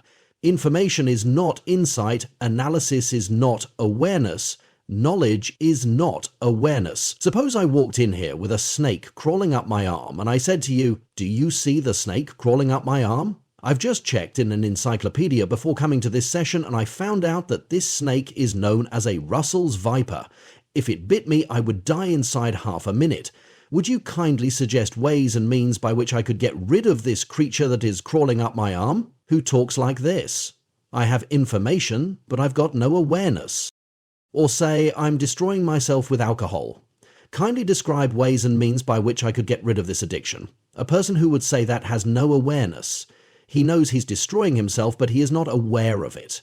If he were aware of it, the addiction would drop that minute. If I were aware of what the snake was, I wouldn't brush it off my arm. It would get brushed off through me. That's what I'm talking about. That's the change I'm talking about. You don't change yourself. It's not me changing me. Change takes place through you, in you. That's about the most adequate way I can express it. You see change take place in you, through you, in your awareness. It happens. You don't do it. When you're doing it, it's a bad sign. It won't last. And if it does last, God have mercy on the people you're living with, because you're going to be very rigid. People who are converted on the basis of self-hatred and self-dissatisfaction are impossible to live with. Somebody said, if you want to be a martyr, marry a saint. But in awareness, you keep your softness, your subtleness, your gentleness, your openness, your flexibility, and you don't push. Change occurs. I remember a priest in Chicago when I was studying psychology there telling us, you know, I had all the information I needed. I knew that alcohol was killing me, and believe me, nothing changes an alcoholic. Not even the love of his wife or his kids. He does love them, but it doesn't change him. I discovered one thing that changed me. I was lying in a gutter one day under a slight drizzle. I opened my eyes and I saw that this was killing me. I saw it and I never had the desire to touch a drop after that. As a matter of fact, I've even drunk a bit since then, but never enough to damage me. I couldn't do it, and still cannot do it. That's what I'm talking about. Awareness. Not information, but awareness. A friend of mine who was given to excessive smoking said, you know, there are all kinds of jokes about smoking. They tell us that tobacco kills people, but look at the ancient Egyptians. They're all dead and none of them smoked. Well, one day he was having trouble with his lungs, so he went to our Cancer Research Institute in Bombay. The doctor said, Father, you've got 2 patches on your lungs. It could be cancer, so you'll have to come back next month. He never touched another cigarette after that. Before, he knew it would kill him. Now, he was aware it could kill him. That's the difference. The founder of my religious order, St. Ignatius, has a nice expression for that. He calls it tasting and feeling the truth. Not knowing it, but tasting and feeling it, getting a feel for it. When you get a feel for it, you change. When you know it in your head, you don't. Deed ahead. I've often said to people that the way to really live is to die. The passport to living is to imagine yourself in your grave. Imagine that you're lying in your coffin, any posture you like. In India, we put them in cross-leg. Sometimes they're carried that way to the burning ground. Sometimes, though, they're lying flat. So imagine you're lying flat. And you're dead. Now look at your problems from that viewpoint. Changes everything, doesn't it? What a lovely, lovely meditation. Do it every day if you have the time. It's unbelievable. But you'll come alive. I have a meditation about that in a book of mine, Wellsprings. You see the body decomposing, then bones, then dust. Every time I talk about this, people say, how disgusting, but what's so disgusting about it? It's reality, for heaven's sake. But many of you don't want to see reality. You don't want to think of death. People don't live, most of you. You don't live. You're just keeping the body alive. That's not life. You're not living until it doesn't matter a tinker's damn to you whether you live or die. At that point, you live. When you're ready to lose your life, you live it. But if you're protecting your life, you're dead. If you're sitting up there in the attic and I say to you, come on down, and you say, oh no, I've read about people going downstairs. They slip and they break their necks. It's too dangerous. Or I can't get you to cross the street because you say, you know how many people get run over when they cross the street? If I can't get you to cross a street, how can I get you to cross a continent? And if I can't get you to peep out of your little narrow beliefs and convictions and look at another world, you're dead. You're completely dead. Life has passed you by. You're sitting in your little prison where you're frightened. You're going to lose your God, your religion, your friends, all kinds of things. Life is for the gambler. It really is. That's what Jesus was saying. Are you ready to risk it? Do you know when you're ready to risk it? When you've discovered that, when you know that this thing that people call life is not really life. People mistakenly think that living is keeping the body alive. So love the thought of death. Love it. Go back to it again and again. Think of the loveliness of that corpse, of that skeleton, of those bones crumbling till there's only a handful of dust. From there on, what a relief. What a relief. Some of you probably don't know what I'm talking about at this point. You're too frightened to think of it, but it's such a relief when you can look back on life from that perspective. Or visit a graveyard. It's an enormously purifying and beautiful experience. You look at this name and you say, gee, he lived so many years ago, 2 centuries ago. He must have had all the problems that I have. Must have had lots of sleepless nights. How crazy we live for such a short time. An Italian poet said, we live in a flash of light. Evening comes and it is night forever. It's only a flash and we waste it. We waste it with our anxiety, our worries, our concerns, our burdens. Now, as you make that meditation, you can just end up with information, but you may end up with awareness. And in that moment of awareness, you are new, at least as long as it lasts. Then you'll know the difference between information and awareness. An astronomer friend was recently telling me some of the fundamental things about astronomy.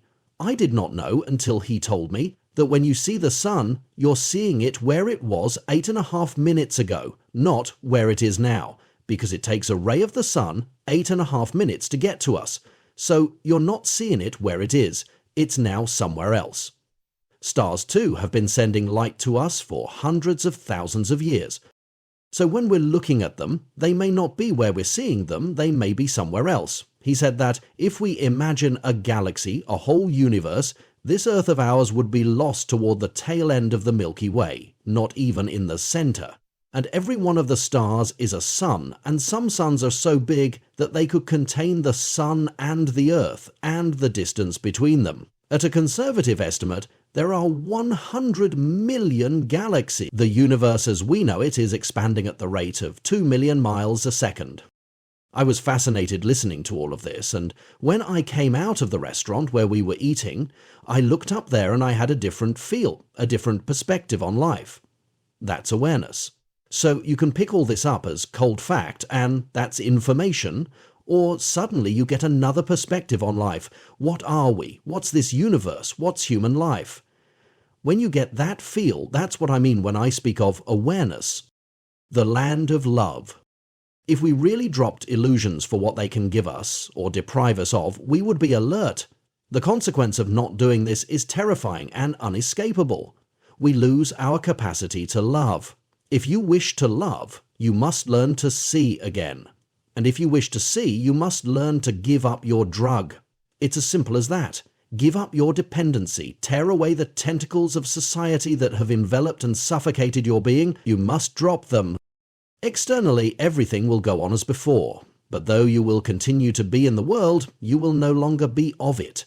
In your heart, you will now be free at last, if utterly alone. Your dependence on your drug will die. You don't have to go to the desert. You're right in the middle of people. You're enjoying them immensely, but they no longer have the power to make you happy or miserable. That's what aloneness means. In this solitude, your dependence dies. The capacity to love is born. One no longer sees others as means of satisfying one's addiction. Only someone who has attempted this knows the terrors of the process. It's like inviting yourself to die. It's like asking the poor drug addict to give up the only happiness he has ever known.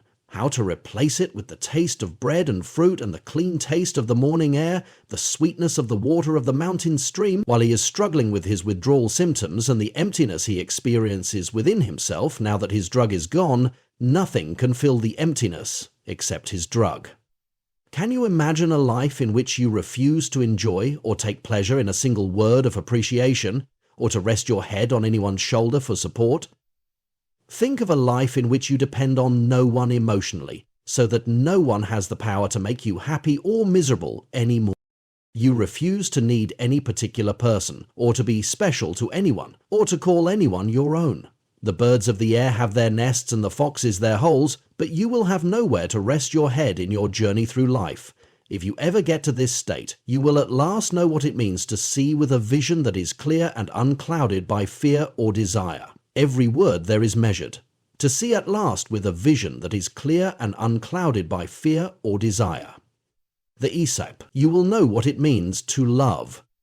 But to come to the land of love you must pass through the pains of death, for to love persons means to die to the need for persons and to be utterly alone. How would you ever get there? By a ceaseless awareness, by the infinite patience and compassion you would have for a drug addict, by developing a taste for the good things in life to counter the craving for your drug. What good things?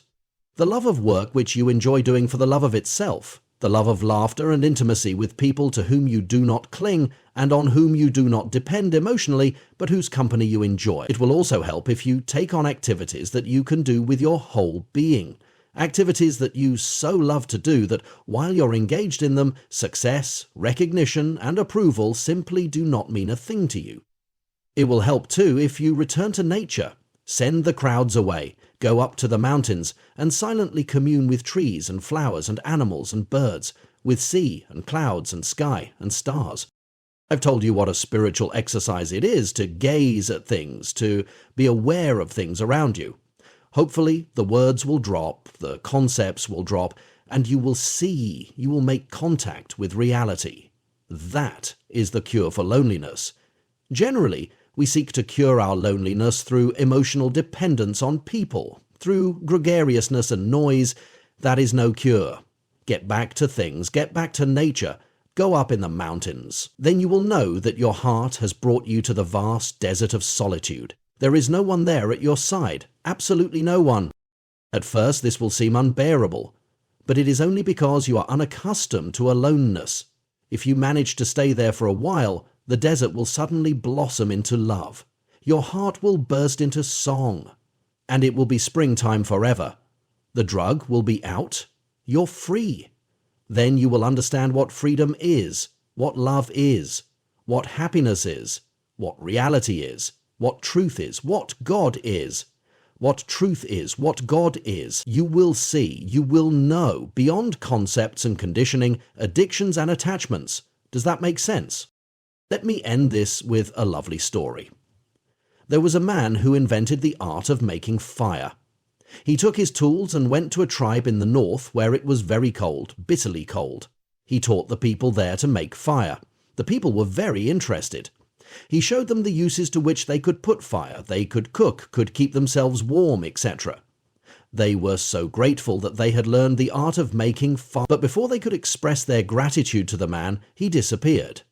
He wasn't concerned with getting their recognition or gratitude, he was concerned about their well-being. He went to another tribe, where he again began to show them the value of his invention.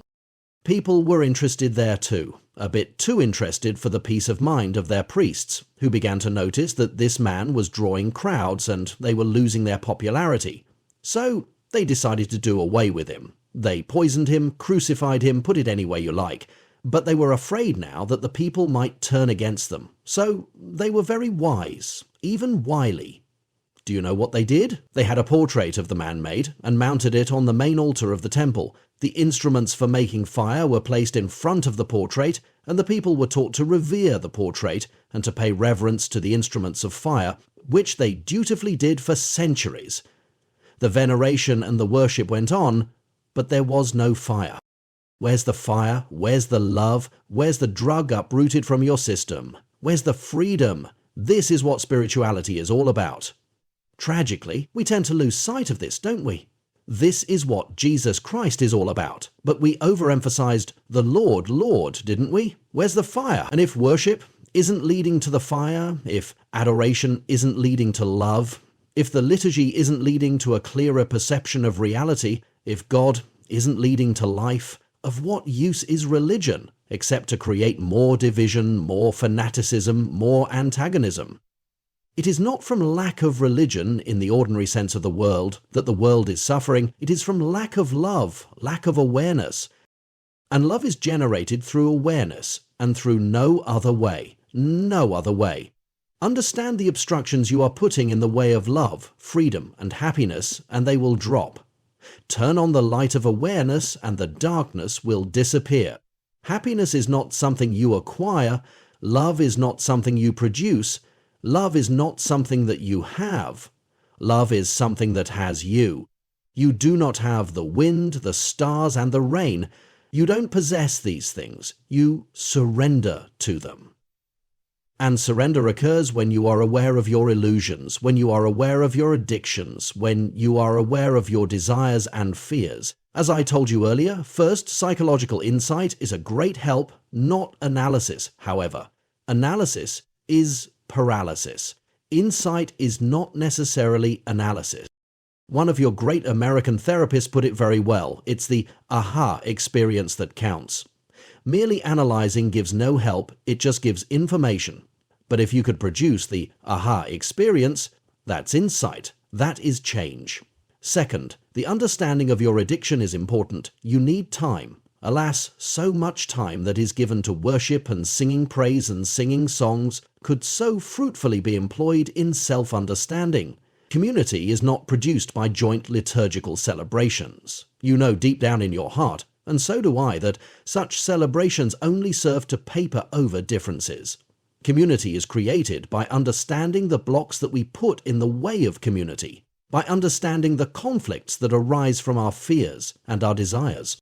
At that point, community arises. We must always beware of making worship just another distraction from the important business of living, and living doesn't mean working in government, or being a big businessman, or performing great acts of charity. That isn't living. Living is to have dropped all the impediments and to live in the present moment with freshness. The birds of the air do danton. That is living. I began by saying that people are asleep, dead. Dead people running governments, dead people running big business, dead people educating others. Come alive. Worship must help this, or else it's useless. And increasingly, you know this and so do I, we're losing the youth everywhere. They hate us. They're not interested in having more fears and more guilt laid on them. They're not interested in more sermons and exhortations, but they are interested in learning about love. How can I be happy? How can I live? How can I taste these marvelous things that the mystics speak of? So that's the second thing, understanding. Third, don't identify. Somebody asked me as I was coming here today, do you ever feel low? Boy, do I feel low every now and then. I get my attacks, but they don't last, they really don't. What do? First step, I don't identify. Here comes a low feeling. Instead of getting tense about it, instead of getting irritated with myself about it, I understand. I'm feeling depressed, disappointed, or whatever. Second step, I admit the feeling is in me, not in the other person, e.g. in the person who didn't write me a letter, not in the exterior world. It's in me. Because as long as I think it's outside me, I feel justified in holding on to my feelings. I can't say everybody would feel this way. In fact, only idiotic people would feel this way, only sleeping people.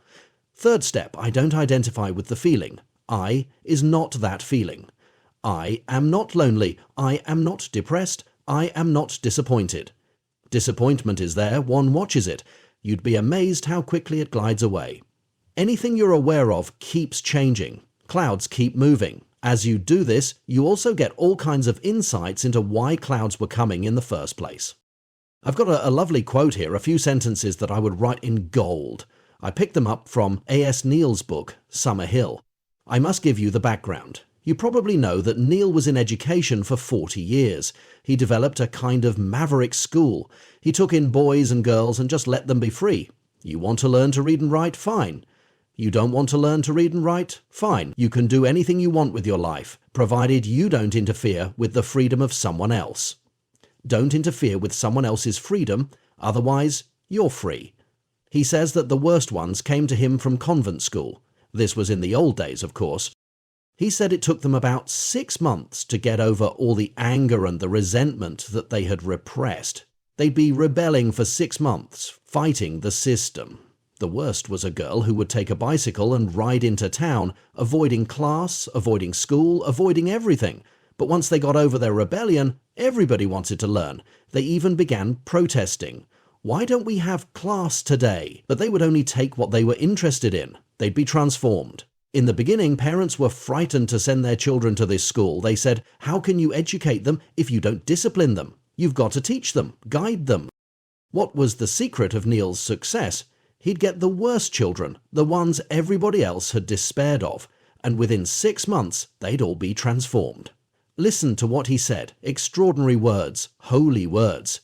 Every child has a God in him. Our attempts to mold the child will turn the God into a devil. Children come to my school little devils, hating the world, destructive, unmannerly, lying, thieving, bad-tempered.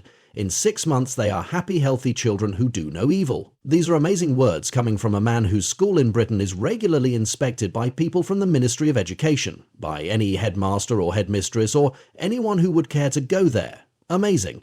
It was his charisma. You don't do this kind of thing from a blueprint. You've got to be a special kind of person. In some of his lectures to headmasters and headmistresses, he says, come to Summerhill and you'll find that all the fruit trees are laden with fruit. Nobody's taking the fruits off the trees. There's no desire to attack authority. They're well fed and there's no resentment and anger. Come to Summerhill and you'll never find a handicapped child with a nickname. You know how cruel kids can be when someone stammers. You'll never find anyone needling a stammerer. Never. There's no violence in those children because no one is practicing violence on them. That's why. Listen to these words of revelation, sacred words. We have people in the world like this. No matter what scholars and priests and theologians tell you, there are and have been people who have no quarrels, no jealousies, no conflicts, no wars, no enmities, none. They exist in my country, or, sad to say, they existed until relatively recently. I've had Jesuit friends go out to live and work among people who, they assured me, were incapable of stealing or lying. One sister said to me that when she went to the northeast of India to work among some tribes there, the people would lock up nothing. Nothing was ever stolen, and they never told lies until the Indian government and missionaries showed up. Every child has a God in him. Our attempts to mold the child will turn the God into a devil. There's a lovely Italian film directed by Federico Fellini, 8-1/2. In one scene, there's a Christian brother going out on a picnic or excursion with a group of 8 to 10-year-old boys. They're on a beach, moving right on ahead while the brother brings up the rear with 3 or 4 of them around him. They come across an older woman who's a whore, and they say to her, "Hi," and she says, "Hi," and they say, "Who are you?" and she says, "I'm a prostitute." They don't know what that is, but they pretend to. One of the boys, who seems a bit more knowing than the others, says, "A prostitute is a woman who does certain things if you pay her." They ask, "Would she do those things if we paid her?" "Why not?" The answer came. So they take up a collection and give her the money, saying, "Would you do certain things now that we've given you the money?" She answers, "Sure, kids, what do you want me to do?" The only thing that occurs to the kids is for her to take her clothes off, so she does. Well, they look at her, they've never seen a woman naked before, they don't know what else to do, so they say, "Would you dance?"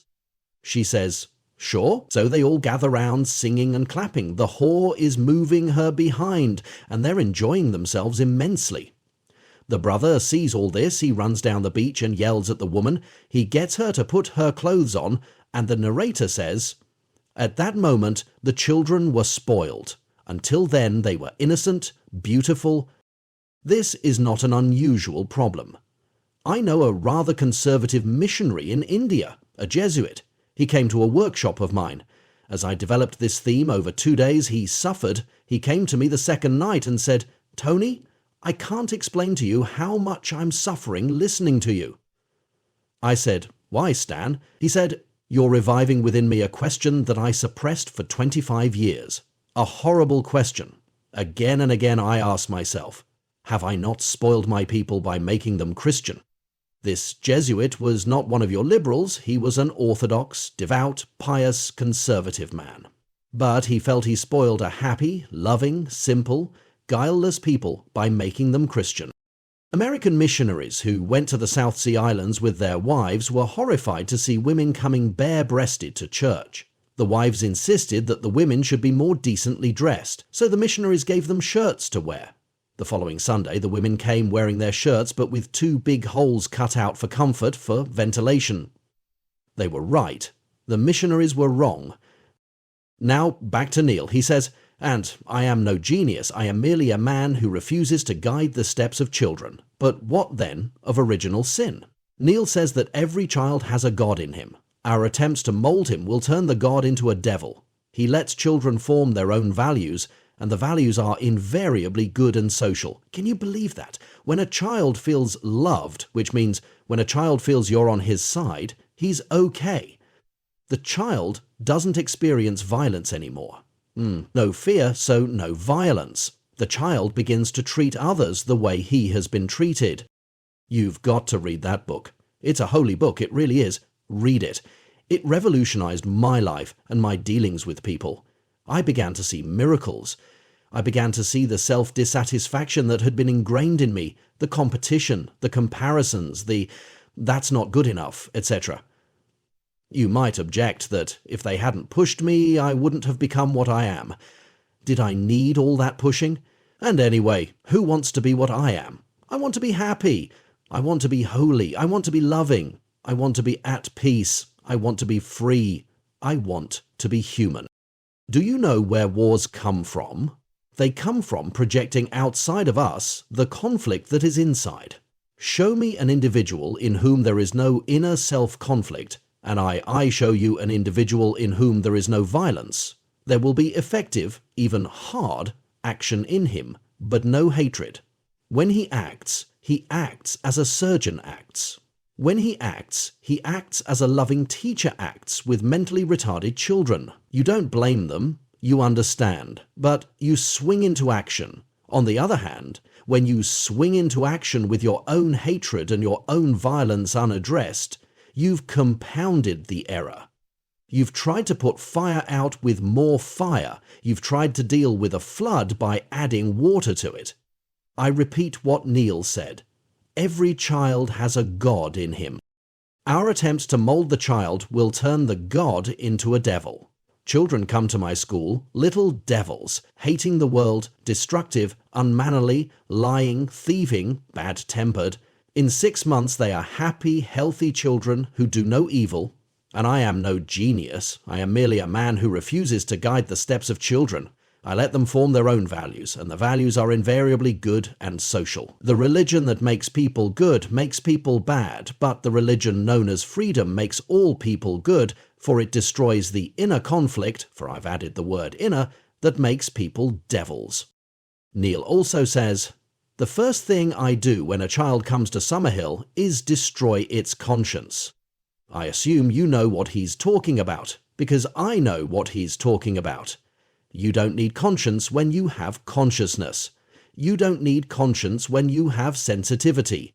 You're not violent, you're not fearful. You probably think this is an unattainable ideal. Well, read that book. I have run into individuals here and there who suddenly stumble upon this truth. The root of evil is within you. As you begin to understand this, you stop making demands on yourself. You stop having expectations of yourself. You stop pushing yourself, and you understand. Nourish yourself on wholesome food. Good. I'm not talking about actual food.